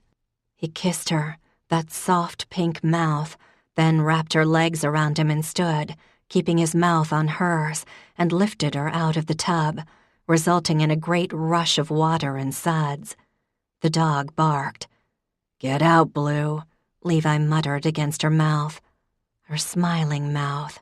If her tears hurt his chest, for some reason her smile made it ache all the more. Later, when he'd followed her orders and made love to her till she was even pinker and sweeter, and her cheek was against his chest, his own heart slowly returning to a normal pace, Levi was aware that something had changed. When he'd seen that empty, hollow look in her eyes, when she'd looked far older than her years, something had built in him, a sense of urgency and protection and helplessness. For 20 years she'd been carrying this secret to protect her family, and no one had seen the cost. He remembered how that little bad girl streak in her had evaporated after her mother's death. Remembered how he judged her as a little shallow, a little boring, when the truth was, maybe he should have looked a little harder too. He kissed her hair and held her closer. I love you, she said. He froze. Not that he was moving to begin with, but it seemed his heart and lungs stopped for a good 10 seconds. Now was the time when he should say something back. It was just that the words didn't come. There were a lot of feelings churning around, but actually putting a name to them, that was harder.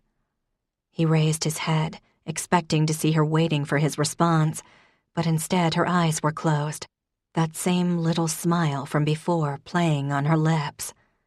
One of these days, she said, her voice drowsy, you're going to tell me you gave me that little pink rock.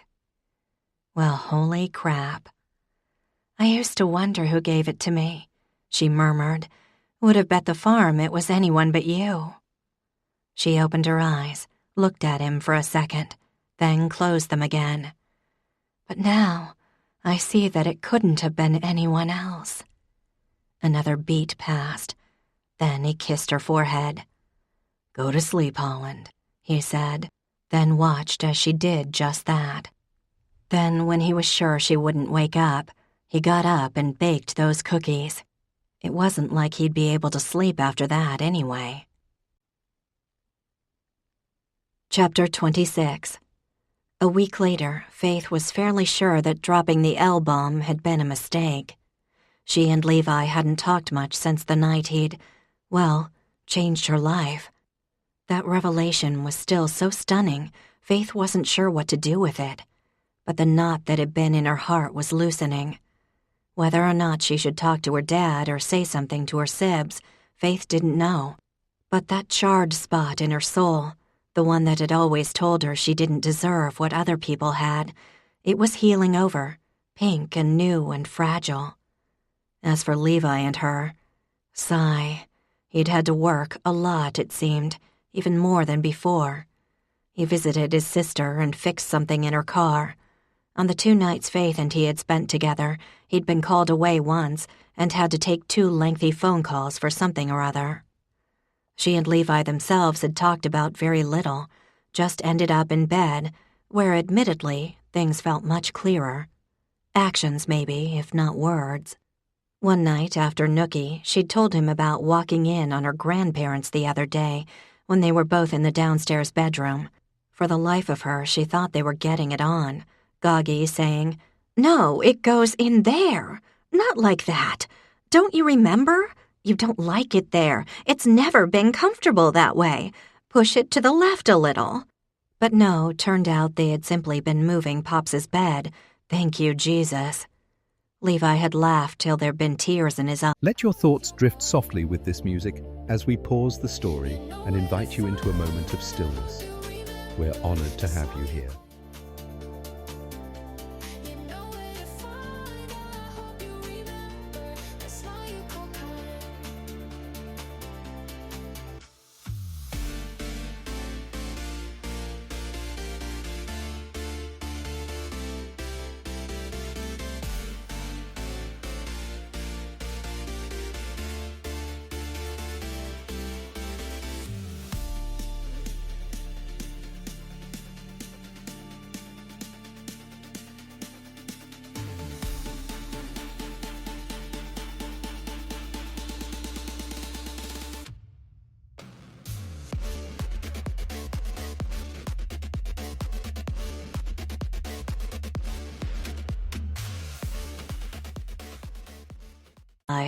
And the sound had been so wonderful, Faith had wondered how she could bottle it. But it hadn't escaped her notice that Levi had yet to say, "I love you," back. A clear-cut case of man panic. And sure, it was a lot. It almost made her cringe when she thought of that night, of telling him her secret, of her Olympic bout of weeping thereafter, followed up by her declaration of love and the assertion that he'd been the one to put the pink quartz rock in her locker all those years ago. It would have been nice, she thought, as she made her way to O'Rourke's, if she could have quit while she was ahead. But it was as if once the cork had been popped, she hadn't been able to keep anything in. But Levi kept showing up. Maybe it wasn't as bad as she thought. The barn was completely done, the library courtyard had been dedicated, and Faith was finishing up 2 other jobs. Snow had fallen 3 times already, and the air was cold and damp. Thanksgiving was coming, and Faith wondered if it would feel different now that she knew she hadn't caused the accident, if that aching, omnipresent regret would gentle to simply missing her mom. Clearly, she didn't want to tell her father that his wife's last words to her had been to hint about leaving him. But maybe if Dad and Prue, Jack, and Honor knew that it hadn't been a seizure that had caused the accident, maybe something would shift. What, Faith didn't know. She would have talked to Levi about it, but Levi didn't seem up for talking these days. He'd told her he'd be working late tonight, so she was meeting Jeremy for dinner. That would be nice. She had 6 jobs lined up for spring, 4 private homes, 2 vineyards over on Seneca, and she was pitching to redo the park over by the Glass Museum in Corning. Already, local landscapers were calling, wanting to introduce themselves and show her their work. She'd thought about splitting her time between San Francisco and here, but who was she kidding? She was back in the heart of her family. She had her dad who adored her, her grandparents who wouldn't be alive forever, her niece and nephew, her sisters and Jack, Colleen and Connor. Faith was even thinking of joining the volunteer fire department since Gerard kept heckling her about it. She had this new phase of friendship with Jeremy, who was loyal and generous and funny.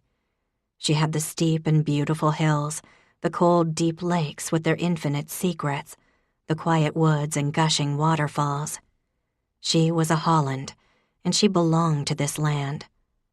And she had Levi, who might admit he loved her back. Why go back when all she'd ever wanted was to stay? That being said, the architect who'd given Faith her first job in San Francisco had just come through with a job to design a common area for a big condo complex in Oakland. Lots of land, lots of potential. He'd sent her some photos, and right away ideas had started forming. She could take the job, which paid very well, go back to the city by the bay, pack up her apartment, sell what she didn't want, say goodbye to her friends. Being away, making something of herself without the goodwill generated by the Holland name, being alone, it had made her stronger. Mom had been right, but it was time to come home. So she'd go to San Francisco, end things on a strong note, and then let her heart come back home. Faith pushed open the door, the heat of the pub most welcome. A 2-minute walk, but already her feet were like blocks of ice. "Hey," Connor greeted her as he pulled a Guinness. "My sister's looking for you." As the words left his mouth, his twin pounced, dragging Faith into the bathroom. "And hello to you, too," Faith said. "What are you—" "This thing with you and Levi, how serious is that?" Colleen asked, her face unsmiling. "You totally smitten?" "Oh, yes, actually. Why?" Colleen sighed. "He's here, with his ex-wife." Faith felt her mouth drop open. "Wow." "Yeah, they're in a booth in the back." "Oh." Faith glimpsed her face in the mirror. Not reassuring. "That's sucky. Figured you should have some warning." "Thanks." Well, nothing to do but go out there. It wasn't like she was going to climb out the bathroom window. Not this time. But she could fix her hair and borrow some of Colleen's makeup. At 5:30 that evening, Levi had been struggling through some paperwork that was endless, repetitious, and irritating when the station door opened, and in came Nina Rodriguez, who not so long ago had been Nina Rodriguez Cooper. "Hey, stranger," she said with a big smile. Gorgeous, that was his first thought. Clad in the same skin-tight clothes she always wore if she wasn't in uniform, and why not? She had a killer body. His second thought was, what the hell? Because really, a little warning might have been nice. "Do you have a complaint you'd like to register?" Emmeline said, not bothering to keep the bitchery from her voice. She might be a pain in the ass, but she was loyal. Nina ignored her. She was good at that. "You gonna stop staring and say hi?" she asked Levi, raising a perfect eyebrow and leaning against Everett's desk. Ev, too, had frozen, his eyes on Nina's ass, which granted was one of the 7 wonders of the natural world, right up there with Faith's rack. "Hi," he said. "Hi," Everett echoed. Nina smiled and pulled up a chair. "I was in the area. Figured I'd stop in and see my favorite cop." He caught a whiff of the stuff she used in the shower, a musky, flowery scent, and waited for the surge of anger. This was, after all, the woman who'd left him with a hug and a cheery wave after 3 months of marriage, making him look like an idiot for one, and breaking his heart for another. 2 things he hated. The anger didn't come. "How've you been?" he asked. She tipped her head. "I've been fine," she said. "Glad to hear it," Everett said, his voice faint. Nina glanced at Ev with that beautiful woman smile, the kind that said, "In your dreams, mister." Everett only closed his mouth to swallow. "So, we gonna air our dirty laundry here?" Nina asked. "Or are you gonna buy a girl a drink? The best thing about this town was that little bar, as I recall." And so Levi stood up, Everett watching in a trance, Emmeline hissing, and took his ex-wife across the square to O'Rourke's, ignored Colleen's look, as well as the fact that 3 members of the town council fell silent upon his arrival. Victor Iskin waved, his latest taxidermied cat on the bar in front of him, poised as if to leap while Lorena Creech admired it. "Town hasn't changed much," Nina observed. "Nope." He took her to the farthest booth in the back and sat down. He was flustered. Shitty feeling, that. They ordered a couple of beers and the nachos grande, which Nina recalled with great enthusiasm. Colleen took their order with another pointed look, kicking Levi's ankle. Nina talked about generic things, the traffic in Scranton, the cow in the road in Sayre. The nachos and beers came, delivered with another kick from Colleen. And then Nina started with the war talk, which was what soldiers did when they reunited. Levi waited for her to get to whatever point she was here to make. He knew from experience there was no changing of the subject with Nina. She had an agenda, and trying to rush her only drew things out. Then, finally, after reminding him of their common past in as entertaining a way as possible, she got personal. "So how's Sarah?" "She's good," Levi said. Didn't mention the fact that she could have used a sister-in-law this past year or so. "Is she in college?" He nodded. "Over at Hobart." "Good for her. And your mom? Still hates me, I'm sure." "My mom died a couple months after you left." Nina's face changed.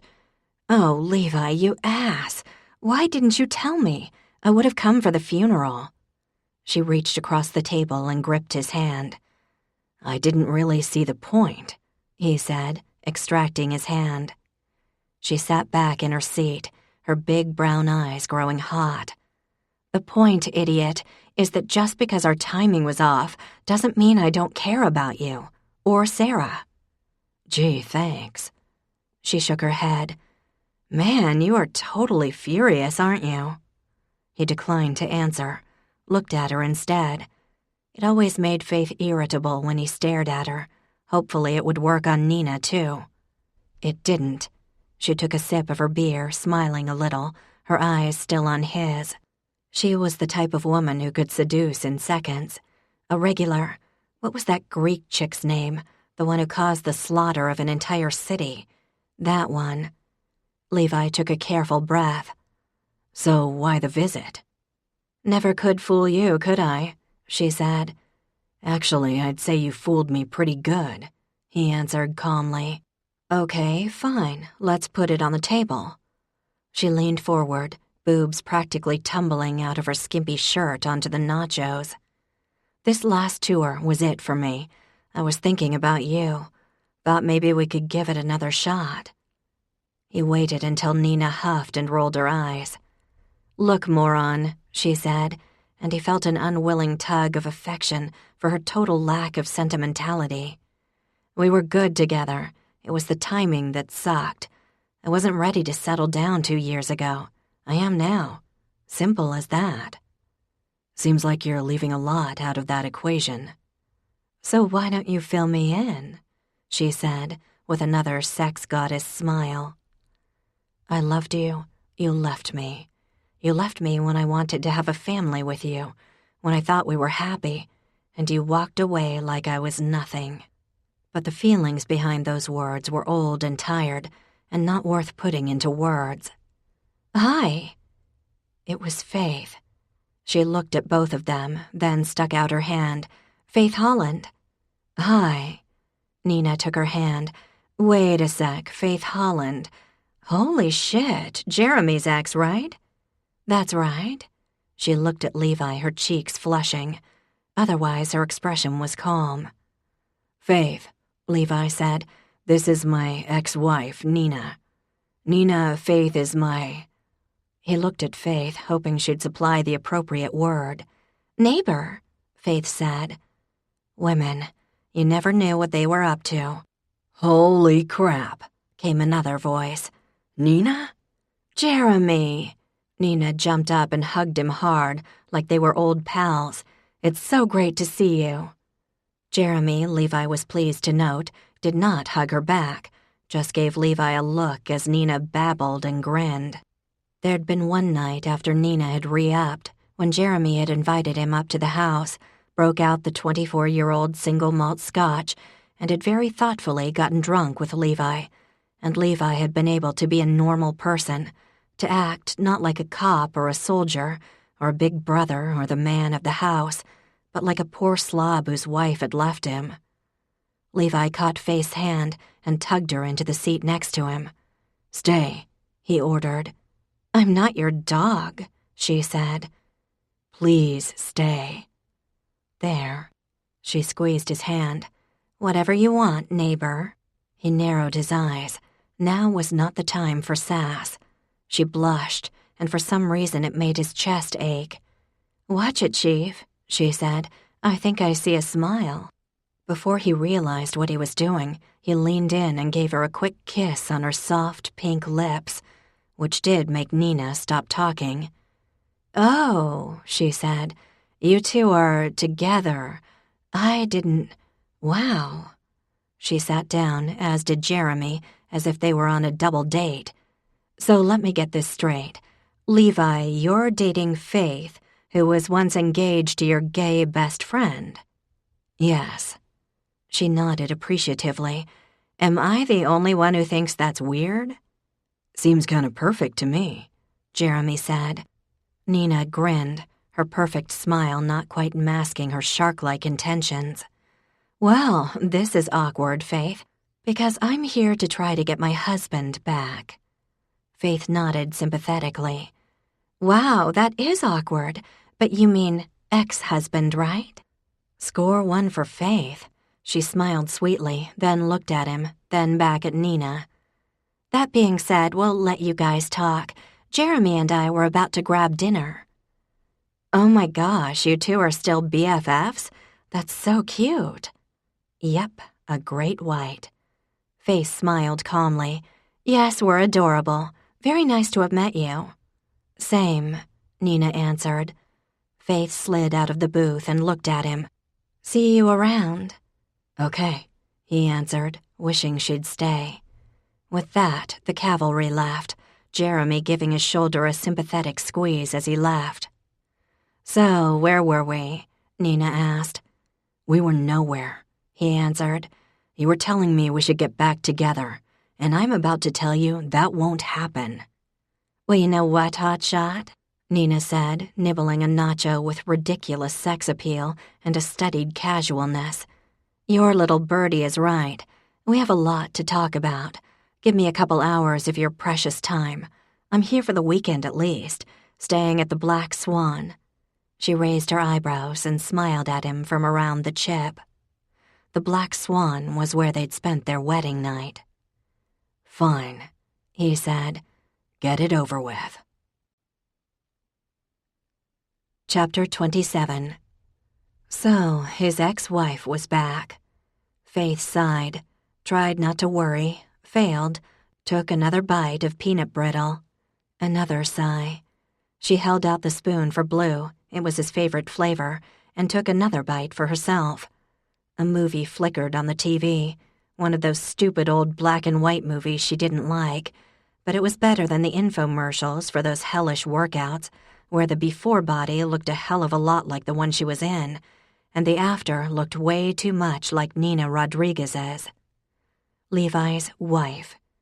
He was mad at her, sure, but he'd loved her once. Would he want another shot at that? The chance to do a better job? Maybe just to show that he hadn't been wrong about the woman he married? She could see that, understand how Levi, who tried so hard at everything, would want a better result than a quickie divorce in which he'd had no say. When she was first in San Francisco, Faith would occasionally dream that Jeremy was knocking on her door, confused as to why she wasn't at their wedding. No, of course he wasn't gay. Where had she been? The wedding disaster, that was the dream. She should come with him. Everyone was waiting at the church. Waking up from those dreams had always been like a kick in the stomach. She wondered if Levi had similar dreams after Nina left. She can fly a helicopter, she told Blue, who was staring at the pint of Ben & Jerry's. She gave him another bite. Levi was home, she knew. She'd heard him come in after midnight, muted the TV and leaped for the door, waited for his knock, which hadn't come, saw through the peephole that he was alone. O'Rourke's closed at 11, so where had he been? Faith sighed and got up from the still-muted Bogart movie. Maybe Levi had sent her an email. He never had before, but it was worth checking, even if it did qualify her for pathetic female status. Nothing, except a note from Sharon Wiles saying she had a permanent tenant for the apartment, so if Faith could pack up her stuff and be out by the end of the month, that'd be great. Crap. She liked it here, across the hall from her man, who might not be her man anymore. No reason to think that, yet. Faith shut down the computer and went back to the couch, fluffed the cushions, folded the blanket. This was where a mother would come in very handy. Prue would listen, but she wasn't great with advice, and given her recent marital roller coaster, might well be wearing Vulcan ears and doing her husband. Jack? No. Dad, ditto. Honor's mysterious boyfriend hadn't materialized, and she probably wasn't in the mood to listen to Faith's relationship woes. Also, it was 2:32 a.m. But a mother? Faith stopped at the picture of her family on Prue's wedding day, the last one taken of all of them. Next to it was the rose quartz heart. Levi hadn't denied giving it to her, but he hadn't admitted it either. Of course, it was from him. Faith picked up the photo. The Terry guilt she'd felt all these years wasn't easily scraped away. Faith could feel it lurking, waiting for another chance. But there'd been flashes since Levi had unveiled the facts of that day. Flashes of pure memories, undimmed by the belief that she'd caused the accident. Memories of her mother's love, so pure and bright and strong, they were shocking. 2:47 a.m. "Want to go for a ride, Blue?" she asked her dog, whose ears pricked up at the magic word. "Want to go in the car?" For 2 decades, Faith had not been on either Lancaster or Hummelbrook roads. It had taken some doing, hundreds of miles of avoidance. Her heart began thumping as she approached the intersection, and she exhaled shakily as she pulled over and turned off the engine. Rolled down the windows halfway so Blue could have some cold, fresh air. It was beautiful here, the place her mother had died. The night was clear, the fields bathed in white from the nearly full moon. Faith had been afraid that the land had been sold to a developer who'd slapped up some McMansions and stuck in a painfully awkward street named Ciderberry Circle or Owl Hollow Lane or some such ghastly moniker. But no, it was the same. Blue whined, wagging his tail, eager to go out. "You stay here, boy," she said, her voice loud in the perfect quiet. Pretty soon, maybe even later this week, Dad would start the ice harvest, calling up the troops at 2 o'clock in the morning at the very second the temperature fell to 17 degrees. But tonight, it was only in the 20s. Only the 20s, spoken like a true upstater. Their car had been broadsided right here, right in the intersection. Maybe her mom had died on impact, maybe it had taken a few minutes. She hoped with every molecule of her heart that her mother hadn't suffered, but the truth was, she'd never know. Faith went to the bank that ran along the edge of the road, climbed down. This was where the car had rolled. A long way, all the way to the maple tree. Kevin Hart had been going fast indeed. Over the years, she'd looked him up on Google from time to time. He'd had a concussion from the accident and broken the ring finger on his left hand. A college student at the time. Not drunk, just driving far too fast on the lonely country road, unaware that during his first semester, a stop sign had been put up at the intersection. The judge had given him community service. He was a civil engineer now, maybe the kind who studied where stop signs should go. Faith had never blamed him, not really. She walked through the field, the brittle grass crunching softly under her feet, and came to the tree that had stopped their car. She remembered that sound, that final crunch, the shiver of the car, the patter as the splintered safety glass let loose. Running her hand over the rough bark, she felt the smoother place where the tree had healed from the gash their car had left. The wood was still strong and smooth, all these years after that long-ago afternoon when the sky had been so blue. She sat under the tree, distantly noting the cold, unyielding ground. It was so quiet tonight. No crickets, no coyotes yipping, no night birds. Just the quiet. Maybe her mother had been planning to divorce Dad. Maybe not. Maybe, Faith thought, her mother had just been having a bad day and vented, inappropriately perhaps, to her youngest child. Maybe for some reason she thought her frustrations would be safe with Faith, that for whatever reason, Faith would understand. Maybe wanting more for your child than you had yourself didn't mean you were unhappy. That was the thing with a sudden death. Some questions would never be answered. Faith would keep her mother's secret, She'd let the guilt slink away, but she wouldn't sully the memories her family held. The truth was, they all probably knew Constance wasn't perfect. They were all intelligent, sensitive people, more or less. Maybe their beatification of Saint Mom was more a choice than ignorance, and each one of them had tiny shards pricking their hearts, memories of Mom's imperfections kept to themselves. Mom had loved them all. She'd been a good mother, and John Holland had been a happily married man. Nothing could ever erase those truths. Faith looked over to the spot where she'd thought she'd seen her mom standing that day, telling her she'd be fine. Mom had been right, hadn't she? Faith had survived the wreck, had turned out pretty well for a girl without a mother, had found a profession she loved and had become successful, had survived heartbreak, had created a life in a strange city, had become somebody who loved the life she was living. Too bad Mom couldn't see her now. "I miss you," Faith whispered. Then she blew a kiss into the air, the same gesture she thought her mother had made to her that last time she'd ever seen or imagined her. Connie's kiss for her littlest girl returned, finally, after 19.5 years. And this time, the heat of tears in her eyes was welcome. When Blue appeared, having apparently wriggled his way out of the car window, she was glad for his furry head in her lap, his silky ears and big heart. Faith appeared on her father's doorstep at 7 that morning. She'd gone home, slept for a couple of hours, then awoke 20 minutes ago, sure of what she had to do. "What's the matter, Sweet Pea?" Dad asked, ushering her in. "Baby, are you okay?" "Hi, Daddy. I'm fine. Hey, Mrs. Johnson." "Heavens, she needs coffee," Mrs. J surmised. "She with her hair in a snarl, and yet appearing in public." "This isn't public, Mrs. J. It's home. Is Honor up?" she asked. "Honor is up," her sister said, coming into the room, dressed for work, hairband firmly in place. "Good," Faith said. I need a minute with you all." "I'll leave you alone," Mrs. Johnson said. "Oh, stay," Faith said.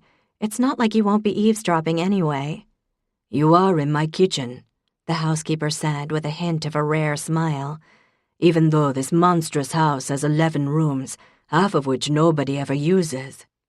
They all sat around the table, Mrs. J handing Faith a cup of joe. "Thanks," Faith said. "So, here's the thing." At that moment, the back door opened, and Prue and Jack came in, bickering. "So what?" Prue said. "Who cares what you think? Just because you're the boy." "You sound like you're 8 years old," Jack said. "And you sound like the ass you are. Hey guys, what's everyone doing here?" "I live here," Honor said, "as does our father." Faith waved her hand. "I need to tell you guys something." "You pregnant?" Prue asked. "No," Faith said, even as Mrs. Johnson clapped her hands together in joy. The housekeeper's expression fell back to thunderous.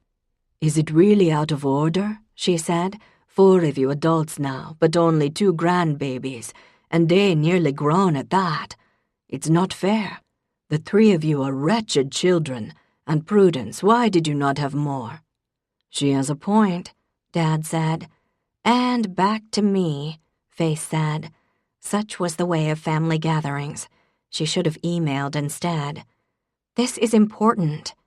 "Shoot," Prue said, rummaging in the cupboard. "Where's that mug I made in 4th grade?" "I'm starving, Mrs. J," Jack said. "So eat something, you rude boy," Mrs. Johnson said, cutting a muffin in half for him. "I see hands attached to the ends of your arms. Am I expected to feed you like a baby bird?" She handed him the plate. "The day Mom died," Faith said loudly. That shut everyone up. Prue sat down. Jack froze with the muffin halfway to his mouth.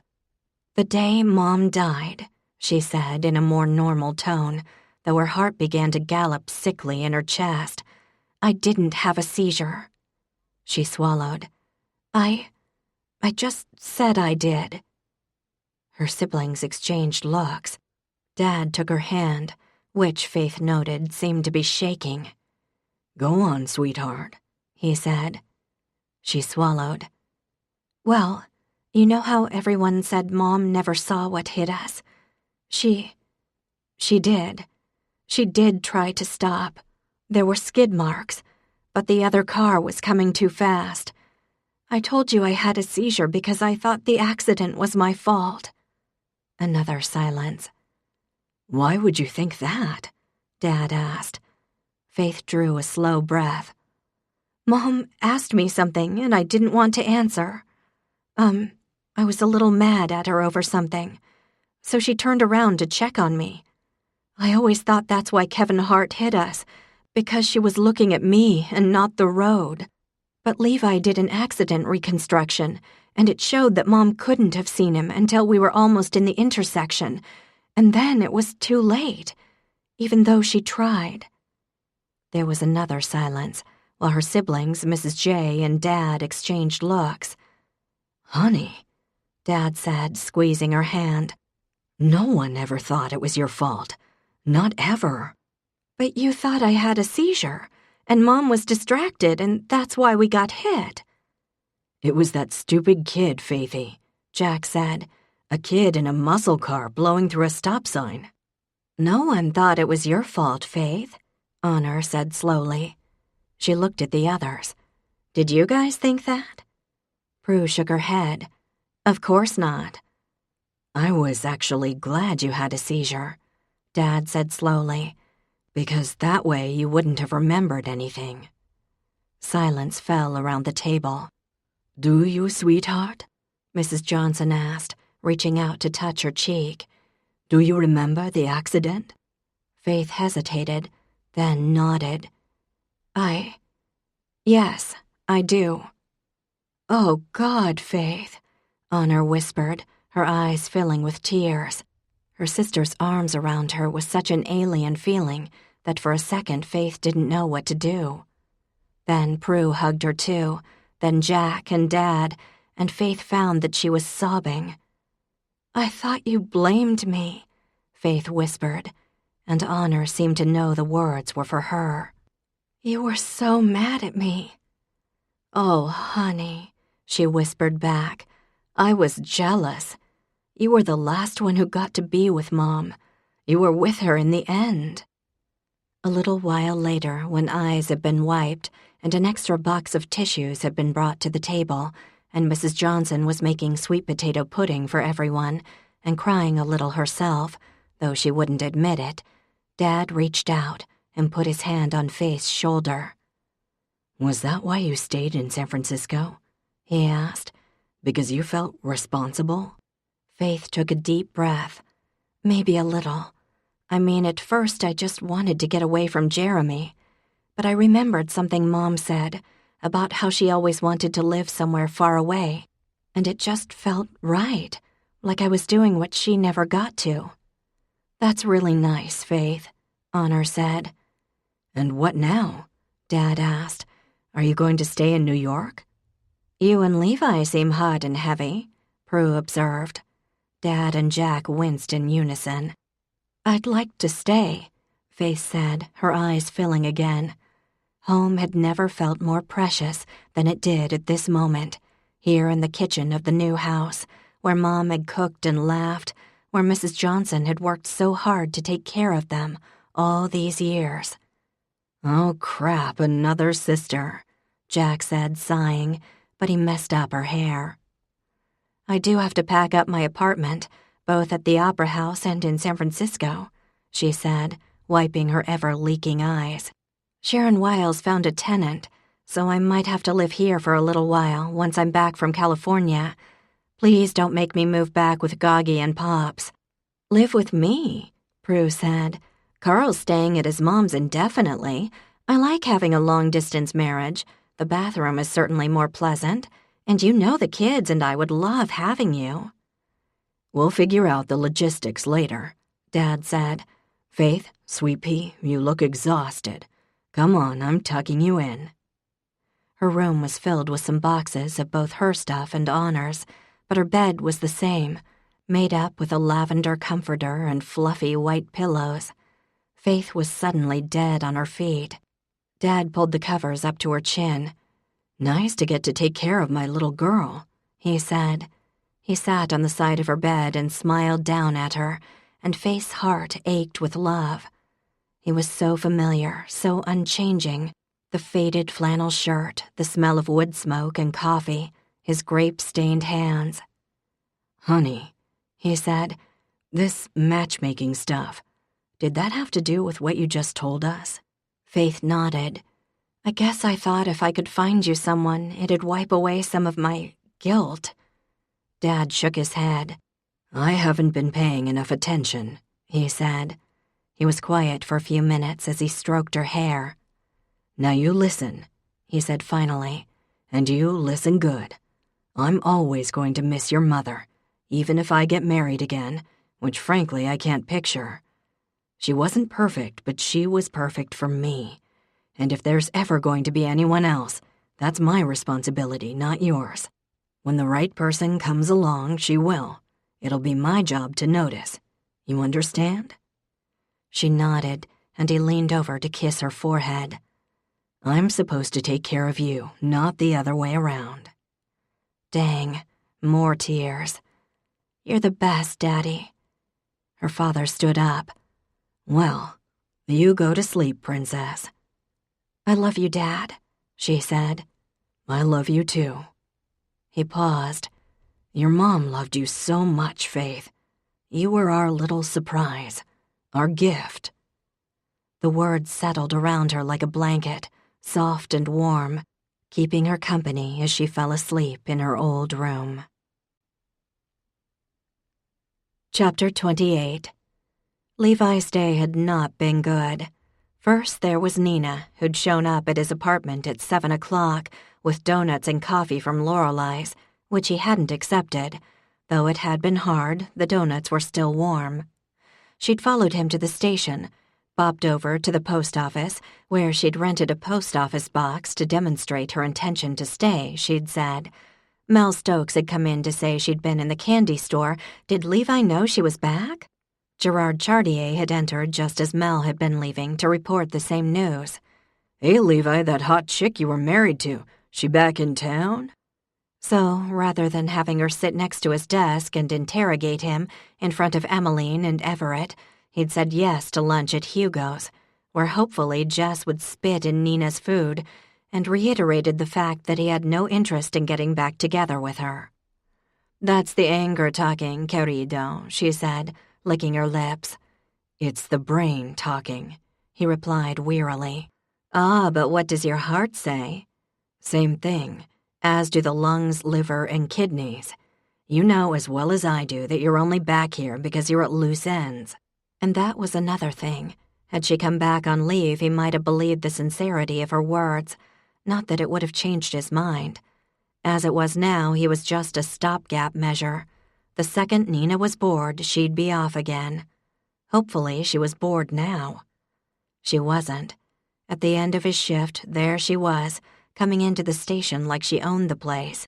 He hadn't seen this much of her during their entire marriage. Ignoring Emmy and Ev, she plunked herself on the edge of his desk as he shut down his computer. "Want to get a drink, baby?" she asked. "Nina, I really would like to go spend some time with Faith," he said bluntly. "To make me jealous?"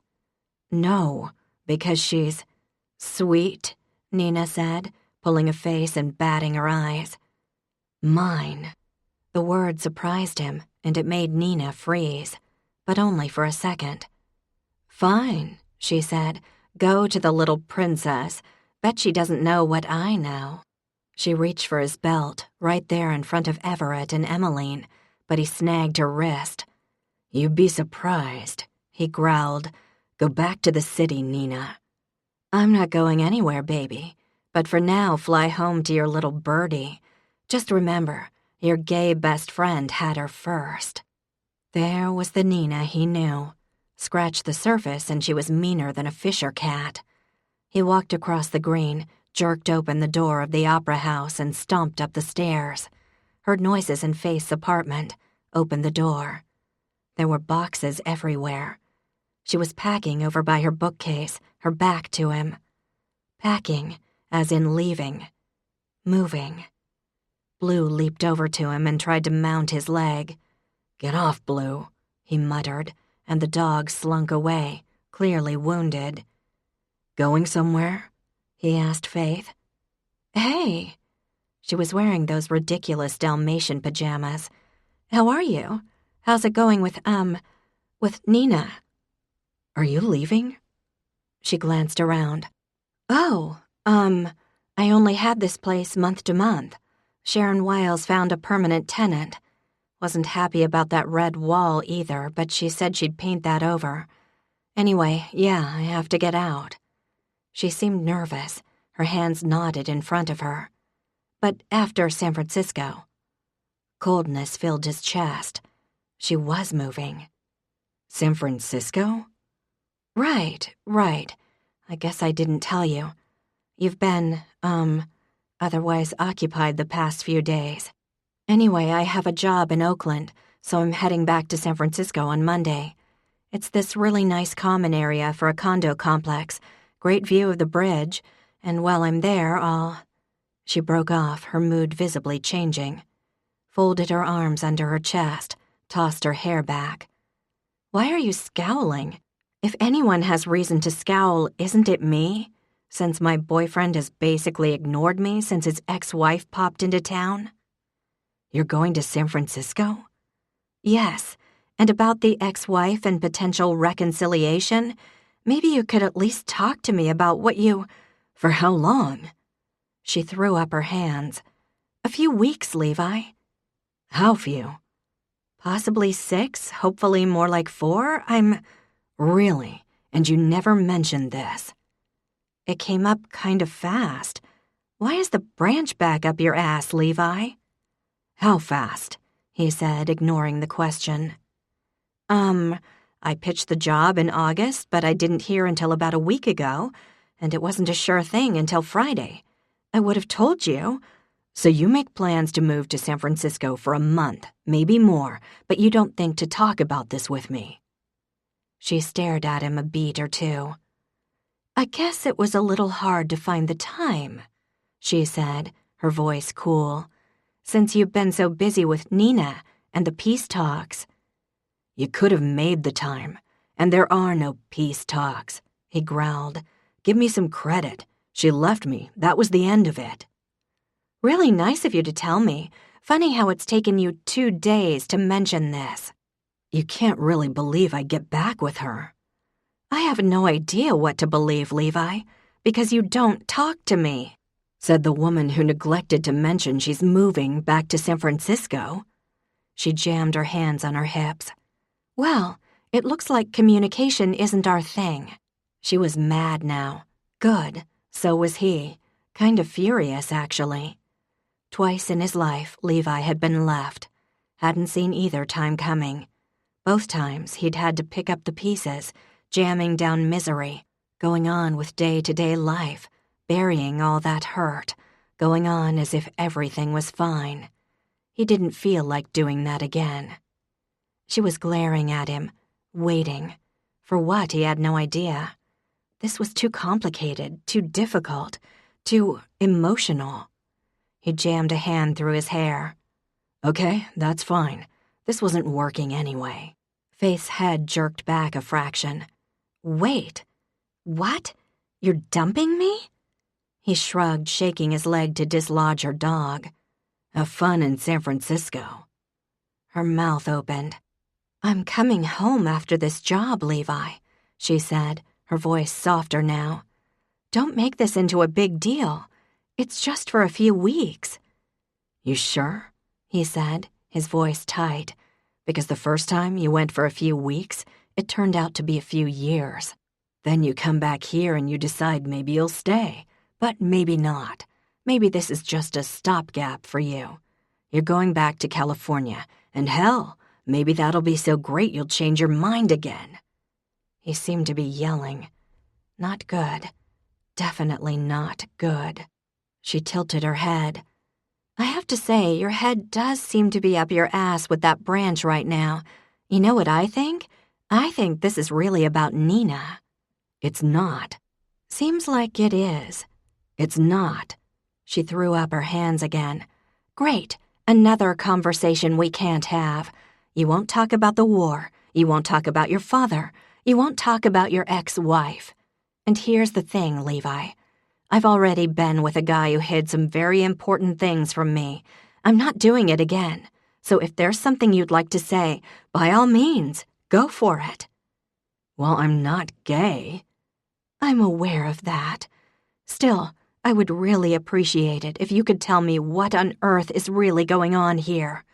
Blue, for the love of God, get a room, okay? She kicked the dog his pillow, which the dog happily jumped. You have 10 seconds. 1.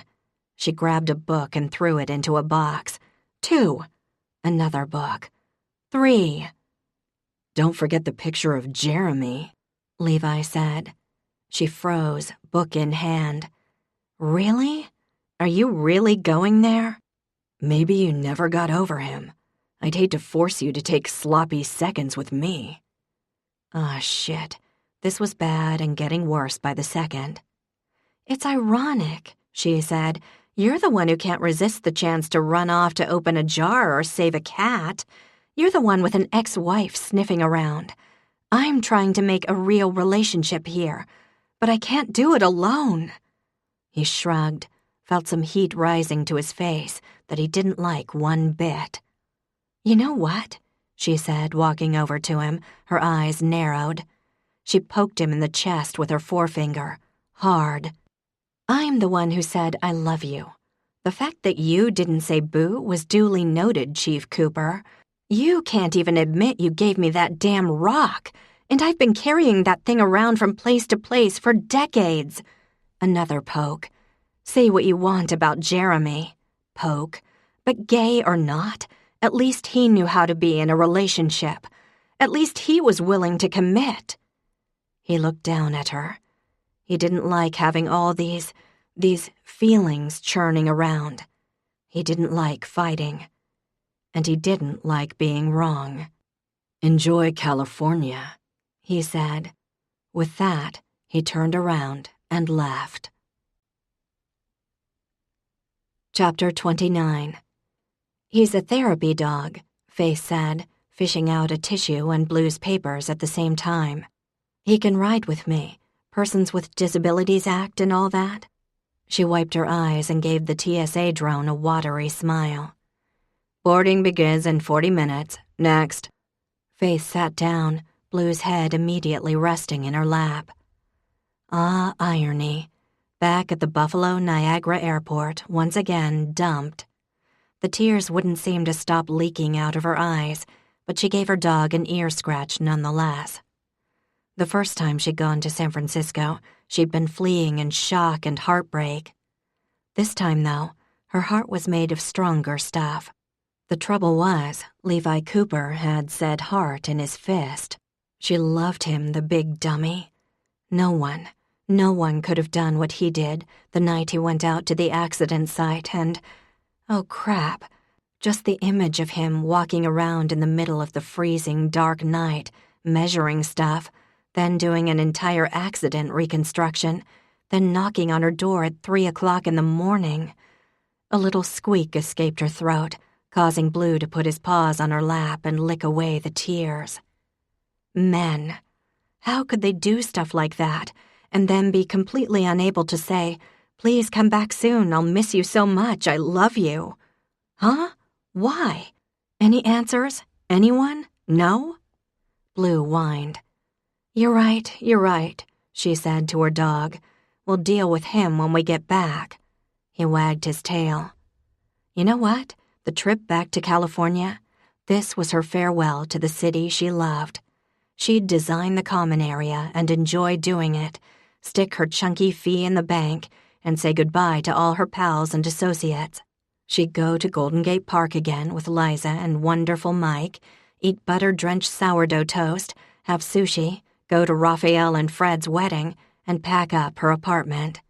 She wasn't going to waste her trip crying over Levi Cooper. Well, okay, she'd give him 10 more minutes of weep time, and then she really was going to stop. Someone sat next to her. Faith looked up, ready to apologize for her tears and/or dog, and saw Jessica does.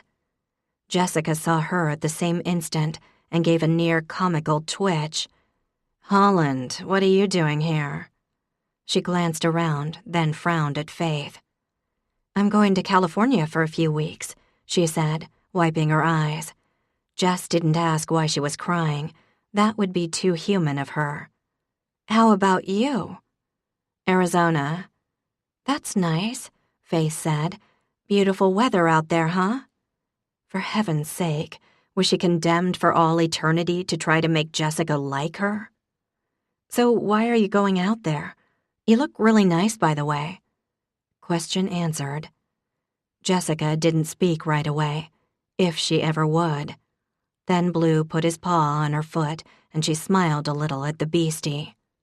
"College," she muttered, "this low residency program." "Really? That's great." Faith opened another tissue pack. "What are you studying?" "Marketing. Better late than never, right? I mean, we don't all have families who send us off to beautiful schools, do we?" Sigh. "I guess not." Faith looked at her a second.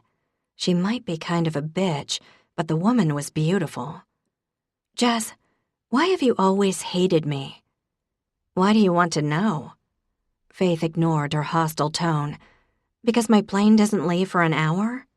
Jessica started to smile, then seemed to remember she was with Faith. After a second, she shrugged. "The usual reasons. Wearing your old clothes to school, that sort of thing. Which made it okay to bully me at recess and make fun of me behind my back?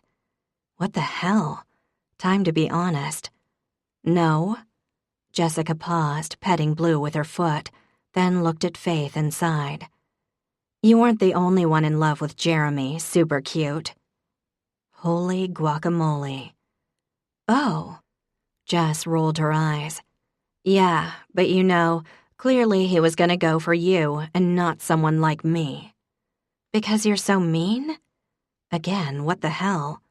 To her surprise, Jessica laughed. "Not exactly what I meant, but who knows?" Her cheeks grew pink, and she looked away. "I was jealous, whatever." Faith felt a pang of sympathy. Imagine being Jess, serving Jeremy and his super cute girlfriend back in the day.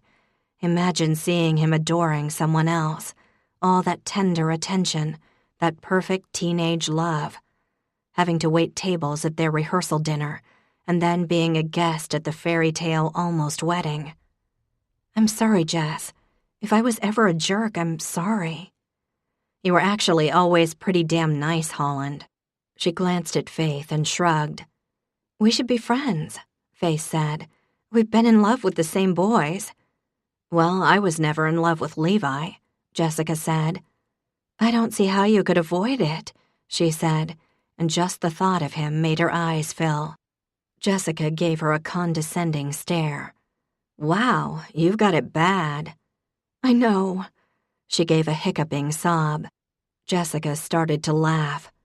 "I always sit next to the crazies," she said. "Sure, Holland, let's be friends. What the hell?" "Sarah, I don't care. You have 2 weeks left. You're not coming home to study." "I'd get better grades if I could study from home." His sister was at the whining phase of their daily conversation. "No, I mean it." "Levi, don't you even care how I'll do on finals?"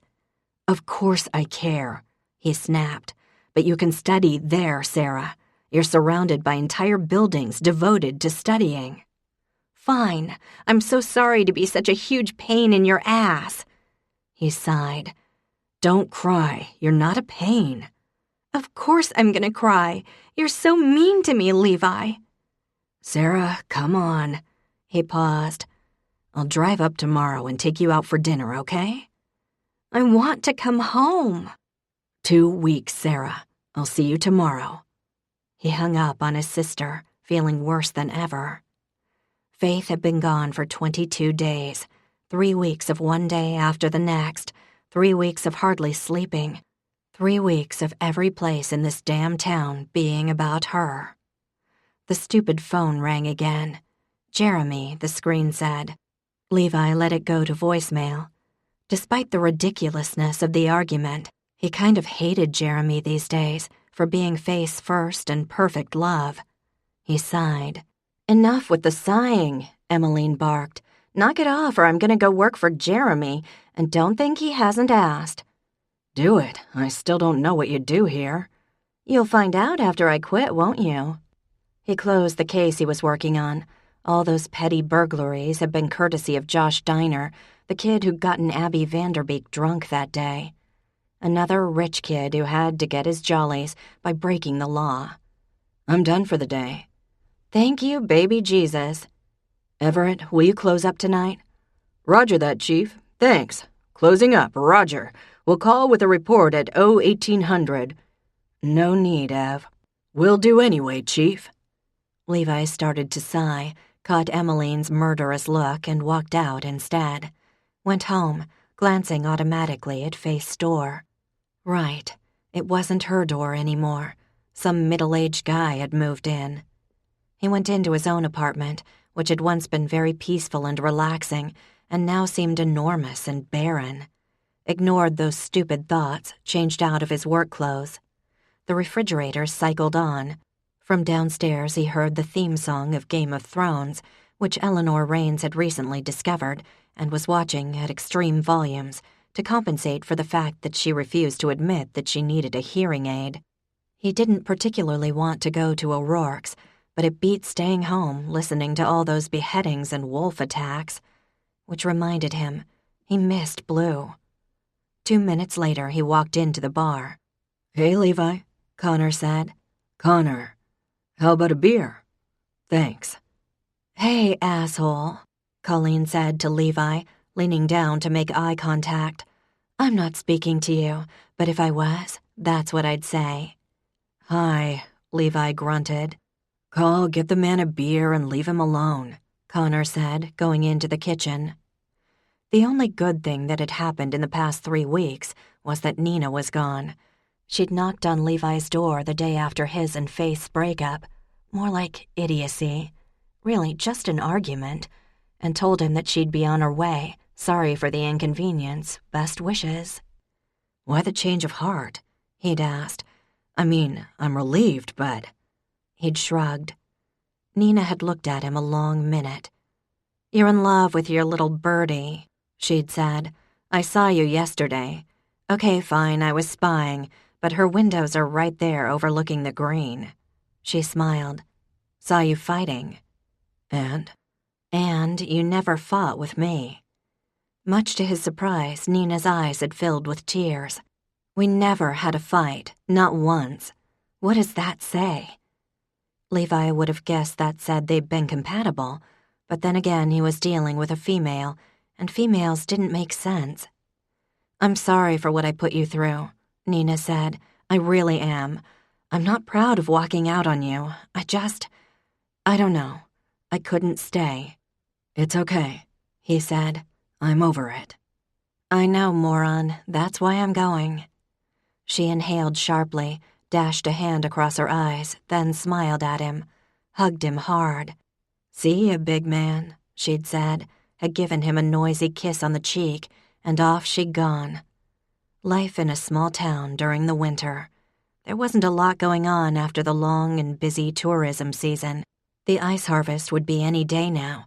That meant a bunch of workers out in frigid temperatures, usually at night, gathering the frozen grapes to make the sweet wines the region was famous for. In a few weeks, the village would have its Christmas stroll, lit up like a movie set. And then, not much. "Hey, buddy." Jeremy came over and took the stool next to him. "I just called you not 10 minutes ago." "Hey, how are you?" "Great." He took a sip of his beer. "One-word answers," Jeremy said to Colleen as she set down a glass of red wine in front of him. "I know. It's enough to make me spit in his beer," Colleen said, causing Levi to look up sharply. She smiled enigmatically and gave him the finger. "Call, have you heard from Faith?" Jeremy asked, for Levi's benefit, he was sure. We talk every day. You? Almost every day. She sounds great, doesn't she? He smiled. So great. So happy, now that she's not stuck with an idiot, don't you think? Oh, I don't know, Jeremy said. He's only an idiot maybe half the time. 60% tops. Hey, Carol, how's your bursitis? You're doing what I told you, right? Jeremy, give me a hug, Mrs. Robinson said. You're so handsome. Don't make that face, just do it. You can have Levi arrest me on sexual harassment later. She giggled like a 12-year-old as Jeremy obliged. At that moment, Levi's phone buzzed. Dispatch. Chief Cooper, he said. It was an MVA out on Route 154. A rollover, people inside, possible injuries. Not a job for Everett, in other words. Within seconds, Levi was in the cruiser, lights and sirens on. No ice tonight. It was cold and dry. On his way out of town, he saw 3 volunteer firefighters heading to the station in their pickup trucks, blue lights flashing in the early dark of the November night. That meant Levi would be first on the scene. Sure enough, he was. He parked across the road, aiming the headlights at the vehicle. Car on its roof, he said into the radio. Someone's trying to open the door. I'm investigating. He ran up to the Toyota minivan, which was flipped, having slid to the side of the road. Minimal damage. A blonde woman was yanking on the door. My kids are inside and the door's stuck, she yelled, hysteria edging her voice. Fire department and ambulance are on the way, he said. Don't worry, I'm a cop and an EMT. Thank God, she said. 1 minute we were fine. The next minute a deer ran out. I jerked the wheel and we flipped. Should have hit the damn thing. Mommy, get us out. The road was flat, so the chances of the van rolling farther were small. The side window was broken. Levi lay on the asphalt and worked his way in. His leather jacket would protect him from the shattered glass, and with little kids in the car, he wasn't going to wait for the fire department. Both kids were strapped into booster seats, dangling upside down. No blood, though the older one was pretty pale. Hey, guys, Levi said. You okay? Get us out, the bigger kid said. He was maybe 6 or 7. My juice spilled, the younger one said. Oh, yeah? Levi said. You get it all over you? Yes, it's yucky. That's okay, Levi said. No apparent injuries. You'll get dry soon. Anything hurt? Neck, stomach, anything like that? I'm fine, the little guy said. I'm scared, said the older one. Well, I'll stay with you till the fire department comes. How's that? Thank you, the older boy whispered. It's gonna be okay. Just a couple minutes more. He glanced at the mother, who was squatting next to the car.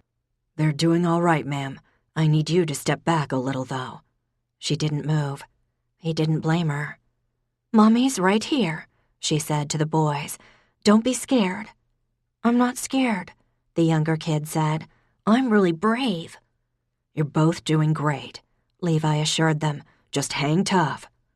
I told them not to unbuckle, the mom said. That was smart, Levi told her. How about you? You feel okay?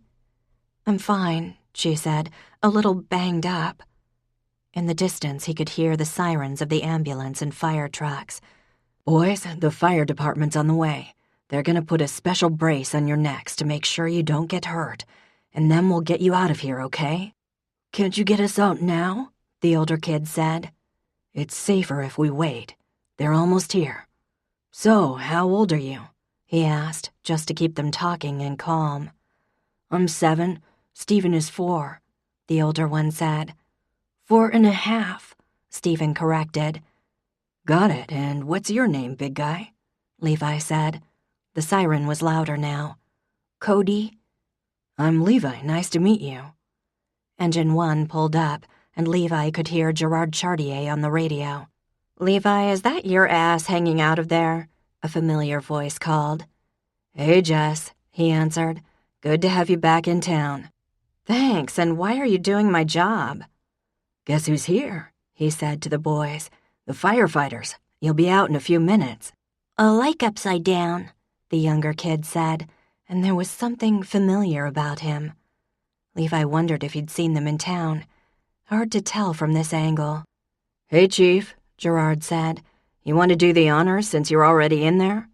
He handed in a neck brace, and Levi fastened it around the younger kid's neck, then did the same to Cody. Gerard got the cutter and clipped the hinges off the door. "Keep them in the car seats and we'll just carry them to the rig. I'll check them out there," Gerard said. He was a paramedic, the senior-ranking member of the fire department. Jess was talking to the mom, telling her about transporting them to the ER. Wouldn't hurt her to be checked out too, because sometimes shock and adrenaline masked an injury, and was there someone she wanted to call, her husband or a friend, the usual. Both kids seemed okay. The older one probably understood more and was therefore more shaken, but now that help was here, they were starting to realize they were the stars of the show. The ambulance had pulled up right after the engine, so Jess and Gerard took the bigger kid out and carried him to the ambulance, booster seat and all. Levi and Ned Vanderbeek did the same with the little guy, setting his car seat right on the gurney. Kelly Matthews was strapping the older boy's seat onto the bench in the back of the ambulance, chatting away with the kid, getting him to laugh. The mom, who'd done such a good job of keeping it together, started to cry at the sight of her boys in an ambulance, then did that horribly sweet thing moms did, tried to smile instead. Reminded Levi of his own mom the day he left for basic. "Be right back," Levi said, going to the cruiser. He kept some of those little beanbag animals in the glove compartment for just this type of call. Grabbed two and gave a pig to Cody, a lamb to the little guy. "Thanks for giving us something to do tonight," he said. "You're welcome," the little brother said happily, holding the lamb up to study it more closely. "You take care, kids," Levi said. "Thank you for staying with us," the older boy said solemnly, and Levi felt his heart squeeze a little. "You bet, pal," he said. Then he turned to the other kid, Stephen, and did a double take. His gut told him before his brain caught on, tightening so fast it stole his breath. He looked back at Cody, then back at Stephen. "Bye," said the little guy, turning the stuffed lamb over to investigate its belly. His forehead was, what was the word Faith used? Crinkled. Stephen looked like him. The boys were his father's other sons. He realized he was staring. You take care, boys. You were really brave." The boy's mother was looking at him, her mouth slightly open. Crap. At that moment, a car screeched up, and Rob Cooper burst out of the door, running up to the back of the ambulance. Heather, baby, are you okay? Are the boys? Oh, God. Hey, boys. Cody, you okay, buddy? Stevie, you doing all right?" His father kissed the little boys, wiped his eyes, and held their hands. He asked Kelly something, looked back at the older kid, ruffled his hair. "Get moving." Levi walked to the cruiser, head down. His hands buzzed with adrenaline. Almost there. God, he wished Faith was around. Wished he could go home and pull her into his arms and breathe in that smell and have her dopey dog jump up against them. And maybe he'd tell her he'd met his brothers today. "Excuse me." Shit. His father's wife had followed him the few yards to the cruiser. She looked at him steadily, then held out her hand. "I'm Heather Cooper." She was maybe 38, 40. In other words, closer to his own age than his father's. Levi took a breath, then shook her hand. "Nice to meet you, ma'am." "Thank you for helping my sons." "No problem. I'm glad they're okay." He hesitated. "They seem like great kids." "They are. I'm sorry, I didn't catch your name." Yeah, she knew. He took a deep breath. "Levi Cooper." "I thought so." Her eyes were wet. "And my sons, they're your half-brothers, aren't they?" He nodded. She sucked in a breath. I didn't know." "Sorry." You're not the one who should be sorry. She tried to smile, but it faltered. My God. I should go. You take care, Mrs. Cooper, he said. Heather, since I'm your stepmother and all. This time the smile was a little more resolute. This is quite a shock. Heather, babe, the ambulance is almost ready to... Oh. Yeah. Oh. It was almost comical, the expressions running across his father's face. Anxiety, then shock, then that realization that, yep, the shit had hit the fan. Hey, he said. How are you? I guess you two have met before, Heather bit out. This man just saved your sons' lives. That's slightly exaggerated, Levi said. He looked at his father. Rob Cooper was smaller than Levi remembered, skinnier too. In addition to looking guilty as sin, his father looked weak. Because he was. Somehow Rob Cooper had made something of himself, had found a nice woman, had been given 2 more sons. And he must have been doing something right. But he'd never once had the guts to own up to walking out on his firstborn. He'd never even told his wife he had another child. You two need to take care of your sons. I'm glad everyone's okay. He turned to his cruiser. Then he stopped and turned back to his sorry excuse of a father, and suddenly had him by the front of his shirt, lifting him off the ground. His father's familiar eyes were suddenly wide with terror. Do better with them, Levi growled, giving his father a shake. If you walk out on them the way you walked out on me, you better pray to God I don't find you. He released Rob Cooper, who staggered a few steps back, and turned and went to his other sons. Fast. Levi looked at Heather. If you ever need anything, let me know, he said. I'm the police chief in Manningsport. It had never felt better to say those words. She gave a wobbly smile. Levi, for whatever it's worth, you'll always be welcome in my home. I'd be proud for the boys to know you. The words went straight to his heart. He looked at her another minute, gave her a nod, not quite trusting himself to speak, then got in the cruiser and carefully drove away from the scene. When he was a few miles off, he pulled over, and before he was aware of what he was doing, his sister's voice was on the line. Calling to be a prick again, she said, her voice slightly sullen. You can come home whenever you want, he said. Tonight, tomorrow, Saturday, anytime you need to, day or night. There was a pause. Who is this? His sister asked, and Levi smiled.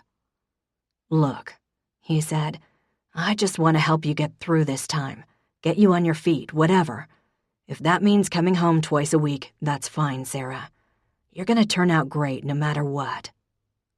There was a silence on the other end, then a snuffle. Thanks, she whispered. I love you, you know. I do know. I love you too. When he got back to the station, Everett was still there, playing Angry Birds. Hey, Chief, he said, bolting upright and falling out of the chair in the process. Is your mother home? He asked. I think so. Why? Levi punched in the mayor's phone number. Marion, it's Levi. Listen, I need an actual cop to help me out here. Your son can go to the police academy, but I'm hiring someone else, too. Probably Emmeline. You have a week to find the money, or I quit. Have a great night. Oh, I'm gonna be taking some vacation time, starting now. With that, he hung up. Good night, Ev, he said. Roger that, Chief, Everett said. O'Rourke's was much the same as he'd left it. Colleen hissed at him once more. Jeremy was feeling Carol Robinson's glands. Those two should get a room. Prudence Vanderbeek sat alone at a booth, clicking away at her phone. Hey, Chief, she said amicably. I'm sexting my husband. Give me a minute. She muttered as she typed. I refuse to sign your contract, Mr. Gray, and furthermore, I've never even heard of that Japanese thingamajig you mentioned in your last email. And yes, I remain untouched. I have never even kissed a man before. Yada yada. She looked at Levi. I'm 47 years old, Levi, and the mother of Carl's children. Why I have to pretend to be an insipid virginal college student is beyond me. Because you enjoy it? He suggested. Probably. She put her phone away. So, how you doing? He sat down. The thing was, he had no idea what to ask. Prudence shoveled some popcorn into her mouth.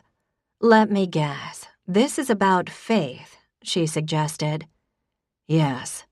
Go for it. I kissed her once, a long time ago. How thrilling. I wondered if she ever talked to you about it. This was unexpected. He hoped like hell that no one could overhear them. Honor, Prue bellowed. Levi wants to talk about Faith. So that hope was dashed. Honor Holland came over, a glass of wine in her hand.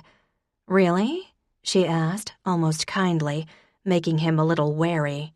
Yeah, Prue said. He says he kissed her one time and wants to know if she got all swoony and some such shit. Levi made a note never again to ask for help from evil sisters. Thanks, ladies, he said, standing.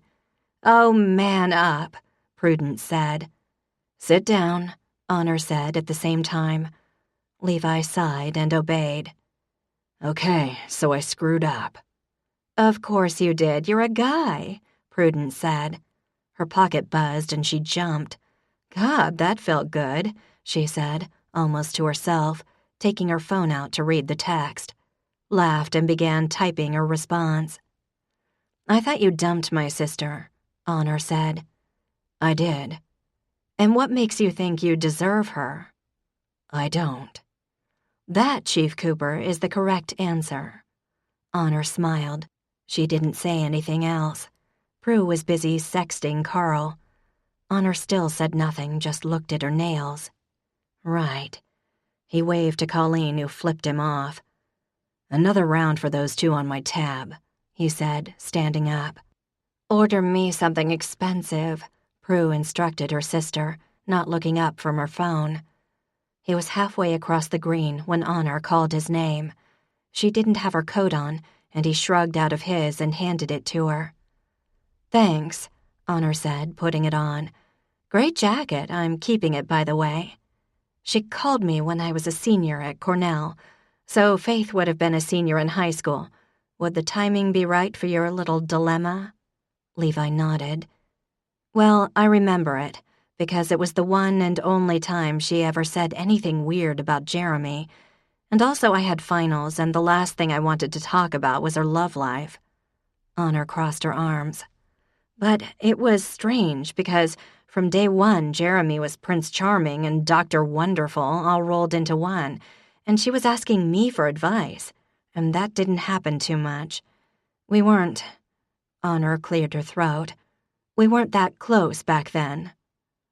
Do you remember what she said? He asked. Yes, but I'm inclined to make you wait just to watch you suffer. Give me back my coat. Fine. She asked me how to know if you were in love. She said she and Jeremy had taken a break, and something had happened, and... I don't know. What did being in love feel like? What did you say? I told her I had finals and she should read 17 magazine. I was kind of a bitch. She looked at the ground. Sorry, I wish I had more. It's enough. Good, then get your ass in gear, and thanks for the coat. Levi went up to his apartment and booted up his computer, called Sarah once again. What? I'm trying to study for my exams, Levi. Can you please leave me alone? Hi, he said, clicking on a travel site. I know I said you could come home, but I'm going to San Francisco for a few days. Fine, whatever. Love you. Gotta go. She paused. I have a friend here to study. I thought you didn't have friends. Bite me. Call me when you land and make sure you bring me a present. Chapter 30. The phone rang at 2 o'clock in the morning, and it took Faith a minute to remember where she was. Her apartment in San Francisco? Nope. Opera House? Nope. Goggies? No. The phone shrilled again. No, came a sleepy wail from down the hall. Right. She was at Prue's, having gotten in from California a few hours ago. At the moment, she was so tired she felt dizzy. But if your last name was Holland, a phone call in the middle of a November night could only mean one thing. Someone was dead, or it was time for the ice wine harvest. Prue was already up. "Hey, ice wine!" She banged on Abby's door, then Faith's. "Ice wine! Come on, Ned's already gone. You don't want to miss it, do you?" "I so want to miss it," Abby muttered, stumbling into the hall, Blue leaping excitedly about, looking for somebody to love. "I hate my life." "Oh, come on now," Faith said. "It's fun." "It's hell, a frozen, barren wasteland." For weeks, Dad had watched the forecast like a hawk, sleeping in his truck some nights, waiting for his special alarm thermometer to announce that magical second when the temperature hit 17. Then the phone calls went out, and every living Holland was expected to show up within minutes to cut down the frozen grapes, which would be pressed that night. "Bet you wish you were in San Fran still, huh?" Abby asked, as she, Prue, and Faith drove up the hill to Blue Heron, bundled in their warmest gear. "And miss this?" She smiled at her niece. "I'd kill to miss this," Abby muttered. "Well, Faith, your timing was perfect," Prue said. Faith's project had finished early, everything going ahead of schedule, which was practically unheard of. She'd done the job she was hired to do, and did it well, took her buddies out for ridiculously beautiful and expensive martinis, went to Raphael and Fred's wedding, hired movers to pack up her stuff from the apartment, formally turning her lease over to Wonderful Mike. Then she'd taken a long walk in the cold, damp air and said goodbye to the city that had welcomed her, where her heart had mended, and went back to the place she loved with every molecule in her body. And to the man she loved just as much, more even. Twice in her life, Faith had been in love. Once with a man so perfect she should have known there was something wrong. And now with a man who wasn't perfect at all, who was stubborn, occasionally irritable, and mildly to moderately constipated when it came to emotions, and maybe had some abandonment issues going on too, not to mention the weight of the world on his shoulders. He was also the best man she knew. There was nothing he wouldn't do to help someone. Find a cat on a dark night, drive an hour to do his sister's laundry, wash a dog covered in chicken poop, let his ex-wife say her piece. Go out in the middle of the night to reconstruct a 20-year-old accident. Stop his best friend's wedding when he knew it would only lead to misery. For Jeremy and for her. But the thought of his expression when he broke up with her, that hurt like a splinter in her heart. Just so decided, so damn resolute. "Are you getting out of the truck or what?" Abby said. Right. They were here. "Ice wine," Dad called, the veritable kid at Christmas. It was a genetic defect or something. Jack was talking to the grapes already. "Are you ready to get pressed, sweeties? Are you excited?" Ned rolled around with Blue on the thin film of snow that had fallen sometime when Faith was asleep. Even Abby accepted her grandfather's hug and said yes, she too was so excited. Honor already had half a basket full of grapes, and Goggy was manning the forklift, shining the headlights down the row so they could all see what they were doing, snapping at Pops to take a step back or she'd run him over and enjoy her widowhood. Carl was here too, and returned Faith's wave a little shyly, perhaps guessing, correctly, that Faith knew far too much about his sex life. The faint smell of bacon was in the air. Mrs. J would be making breakfast at the new house. Faith got to work. The frozen clusters of grapes came off easily in her hand, firm, cold little bundles. The stars were brilliant overhead. No moon tonight. The brief snow squall finished. The night air was filled with the sounds of her family bickering, laughing, shouting insults and encouragement to each other. Lights shone over at the Lion's Den, too, as just about every vineyard around made ice wine. Mom had always loved the ice harvest. She used to bring cocoa in thermoses and muffins hot from the oven. One year there'd been enough snow to go sledding, and Faith could recall, in a bright flash of memory, the feeling of her mom's arms around her, the sound of her laugh, the thrill of flying down the hill, knowing her mom would keep her safe. She glanced up to find Dad looking at her with a smile, as if he was thinking the same thought. After a good hour, they heard another motor. "Ahoy, Hollins," came Jeremy's voice. It was another tradition, started when the Lyons had first moved to New York. The two families took turns bringing coffee to the other. Attached to Jeremy's tractor was a small trailer, and leave it to the gay guy. He had a bright red plaid blanket, a huge thermos, thick ceramic mugs, matching sugar and creamer set, 2 trays of sugar cookies, and a flask of good brandy to lace the coffee. "Thank God," Abby said. "I'm freezing." "If your 84-year-old great-grandmother isn't complaining, should you be?" Prue said. "Jeremy, pour me a coffee. Easy on the coffee, okay?" Will do," he said. "And how's pretty Faith?" He gave her a warm hug, which she returned. He called her almost daily while she was in San Francisco, sent her funny emails, and she knew he was doing his best to make her feel better about Levi. "What a great night," he exclaimed, releasing her to serve as coffee host. "Beautiful skies, don't you think?" "A great night," Honor quipped. "Easy for you to say, Lord of the Manor. You have people to do the work for you." "Good point," he agreed, handing her dad a cup of coffee. "I should have done what you did, John, and just had a litter of children. Would have been cheaper that way." "Better get adopting," Abby said. "I know I'm available." Jeremy put his arm around Faith's shoulders, his dark eyes smiling. "You know, it's my biggest regret about our breakup. We would have made beautiful babies." "That's a lovely sentiment, Jeremy dear," Goggy said, pouring a liberal amount of brandy into a mug and handing it to Pops. "She's not making babies with anybody but me." Faith jumped. Levi stood just outside their little circle, jeans and a couple of layers of flannel, seemingly oblivious to the cold. His hair was rumpled and he looked tired. Faith felt that slow, golden heat starting in her heart.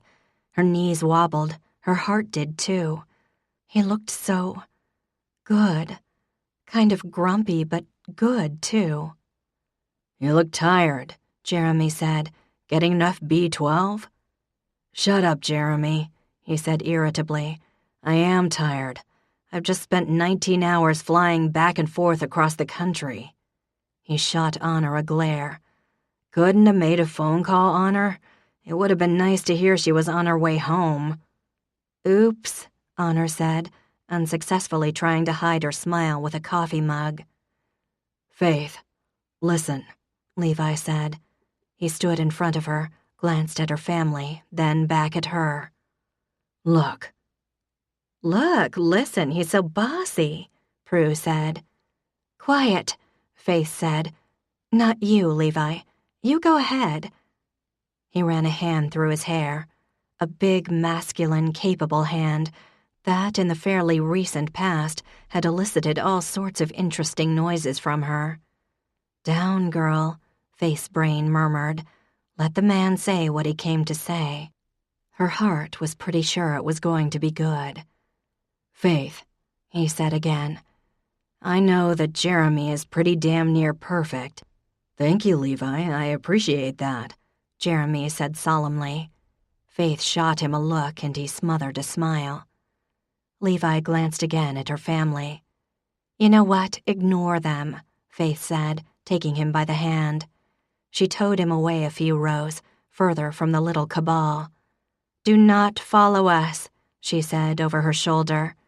She turned back to Levi, wanting so much to simply wrap herself around him, to kiss him until he smiled. "It's good to see you again," she whispered. Yeah, you too.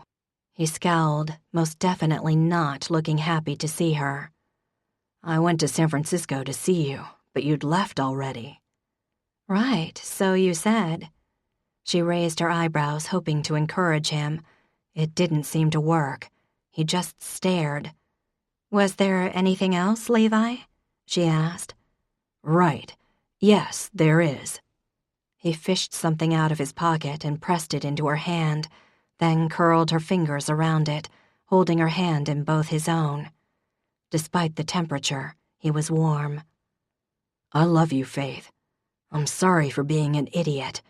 I hired someone to help at work, and I'll try to tell you more about stuff. But I don't want to lose you.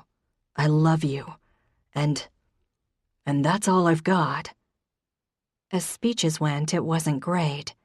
As feelings went, different story. Looked like the branch may have been removed. She looked into those soft green eyes, at the slight frown on his face. It's more than enough, she whispered, feeling the sting of tears in her eyes. Oh, good. That's good. He nodded, looked over her shoulder, back at her. You should kiss me now, Levi. Before the words were fully out of her mouth, he was doing just that, her face cupped in his gentle hands, and his mouth on hers was, well, she hated to even think the word, but it was perfect. Most things in life weren't, but this was. He kissed her the way a man kisses the woman he loves, as if they were alone or on an altar, as if they weren't standing in the freezing dark night with far too many relatives watching their every move. You need a ring and a date, young man, her father called. This is my princess we're talking about. None of this living together nonsense. Again with the princess crap, Jack said. Why can't I be the princess once in a while? Prudence added. She felt Levi smile against her mouth. He kissed her forehead, held her close, then looked over at her father, who was doing his best impression of a stern parent. Way ahead of you, sir, he said. He uncurled her fingers. Right, she'd almost forgotten. And there, in her palm, was an engagement ring. I'll need to think about it, she said. She said yes, he told her family, and a cheer rose from the ranks. Jeremy even wiped his eyes. Dad, too. Then Levi kissed her again and slid the ring onto her finger, and nothing had ever felt so right. Epilogue. The rehearsal dinner was at Hugo's, so Colleen and Connor wouldn't have to work, and where Jessica Dunn was a guest this time. Tomorrow, everyone would be dressed in their finery, but tonight was loud, casual, and fun. Faith walked in on Prue and Carl in the coat room. Goggy and Pops had danced half of one dance before the bickering became too intense. Mrs. Johnson scowled, criticized the food, and drank piña coladas. Ted and Elaine had come for the wedding, as well as Liza and Wonderful Mike. Freakishly enough, Lorena Creech was also there. Levi had invited Victor Iskin, and apparently Victor and Lorena had made a quickie trip to Vegas on Christmas Day and came back married. I just want someone to take care of, Faith. You know what I'm saying? She'd said. And yes, Faith did. The Bible study babes were knocking back the Pinot Grigio, and the fire department was playing cards at a table in the back. Tomorrow, the cast would be much the same as Faith's first attempt at getting married, with a few minor changes. Colleen was still maid of honor, Faith's sisters bridesmaids, as well as Abby and Sarah Cooper. Jeremy would be best man, of course. He'd also brought a date, which was rather wonderful, a good-looking guy named Patrick, who was shy and sweet and a terrible dancer. When the party was over, Levi led Faith across the icy town green to his apartment. They'd be living in the Opera House for a while, though Faith had her eye on a little house on Elm Street. It was a nice mix of a neighborhood, outside the village, but close enough to walk, a peek of the crooked lake from the top-floor window, a lovely porch. But for now, they'd live at Levi's place, which was looking much improved with a red-painted wall. Sarah would still live here when she was back from school, and Faith thought it was nice, finally, having a little sister to boss around, as Honor and Prue had bossed her all those years. "You're not getting any action tonight, Chief Cooper," she said, her breath clouding the quiet air. "You're not even supposed to see me after midnight." "Well then," he said, "I've got half an hour to go." With that, he scooped her up over his shoulder and carried her caveman style up the stairs, making her laugh so hard she could hardly breathe. "I have something for you," he said, setting her down to open the door. "Blue, you'll have to wait." "You don't have to wait for me, buddy," Faith said, kneeling down to rub the dog's tummy. "You'll always be my first love, right? Who's my best boy, She took off her coat as Levi rustled around in his desk. "Whatever it is, it'd better be good," she added, sitting on the couch. Blue leaped up next to her. "Here you go," he said, sitting across from her. He held a little package, but handed her a folded-up piece of paper first. "If this is a poem, I may faint," she said, smiling. Her smile stopped. He looked tense. "Just read it," he said. She unfolded the paper, notebook paper, soft with age and filled with rather sloppy, youthful handwriting. "Dear Faith," it said, "I'm sorry your mom died. I wish I could think of something better to say. I think you're a nice girl, and also pretty. That probably doesn't help any, but I mean it. Sincerely, Levi Cooper." "Oh, Levi," she said, feeling the hot burn of tears down her cheeks. "You're not the only person who keeps stuff, I guess," he said, looking at the floor. "I should have given it to you back then. It just felt inadequate at the time." "It's not inadequate," she said. "It's beautiful." He reached over and wiped her tears away. "I don't want you crying the night before we get married," he murmured. "Then you should have thought of that before," she said, smoothing the paper. "I'm very mushy in case you didn't notice." "I noticed, which is why I think you'll like this, too." He smiled and handed her the box. The rose quartz heart had been set in silver with a tiny chain. "Where did you get this?" she exclaimed. "I thought this was in a box at my dad's." "I stole it." "Then you're finally admitting you gave it to me?" she said, a few more tears slipping down her cheeks as he fastened it around her neck. "Actually, I think it was Asswipe Jones, but I'm going to take the credit here." She gave him a watery smile. "Sorry, pal. It couldn't have been anyone but you." He smiled, his green eyes softening. "You happen to be right, Holland." Then he kissed her, and kissed her again, and then he pulled back and smiled. "All right, let me get you back to your dad's. I have a wedding to go to tomorrow." On a beautiful day in January, in front of literally half the town, wearing a wedding dress that made her look like a 1940s film star, and holding a bouquet of perfect red roses, Faith Elizabeth Holland married the man she was meant to have. The man, you might say, she was fated to have, if you believed in that stuff. Which we absolutely do. This concludes The Best Man. Please visit our website, www.tantor.com, for more information on our growing library of unabridged audiobooks and to take advantage of special offers. Or call toll-free 877-7-TANTOR to request a catalog.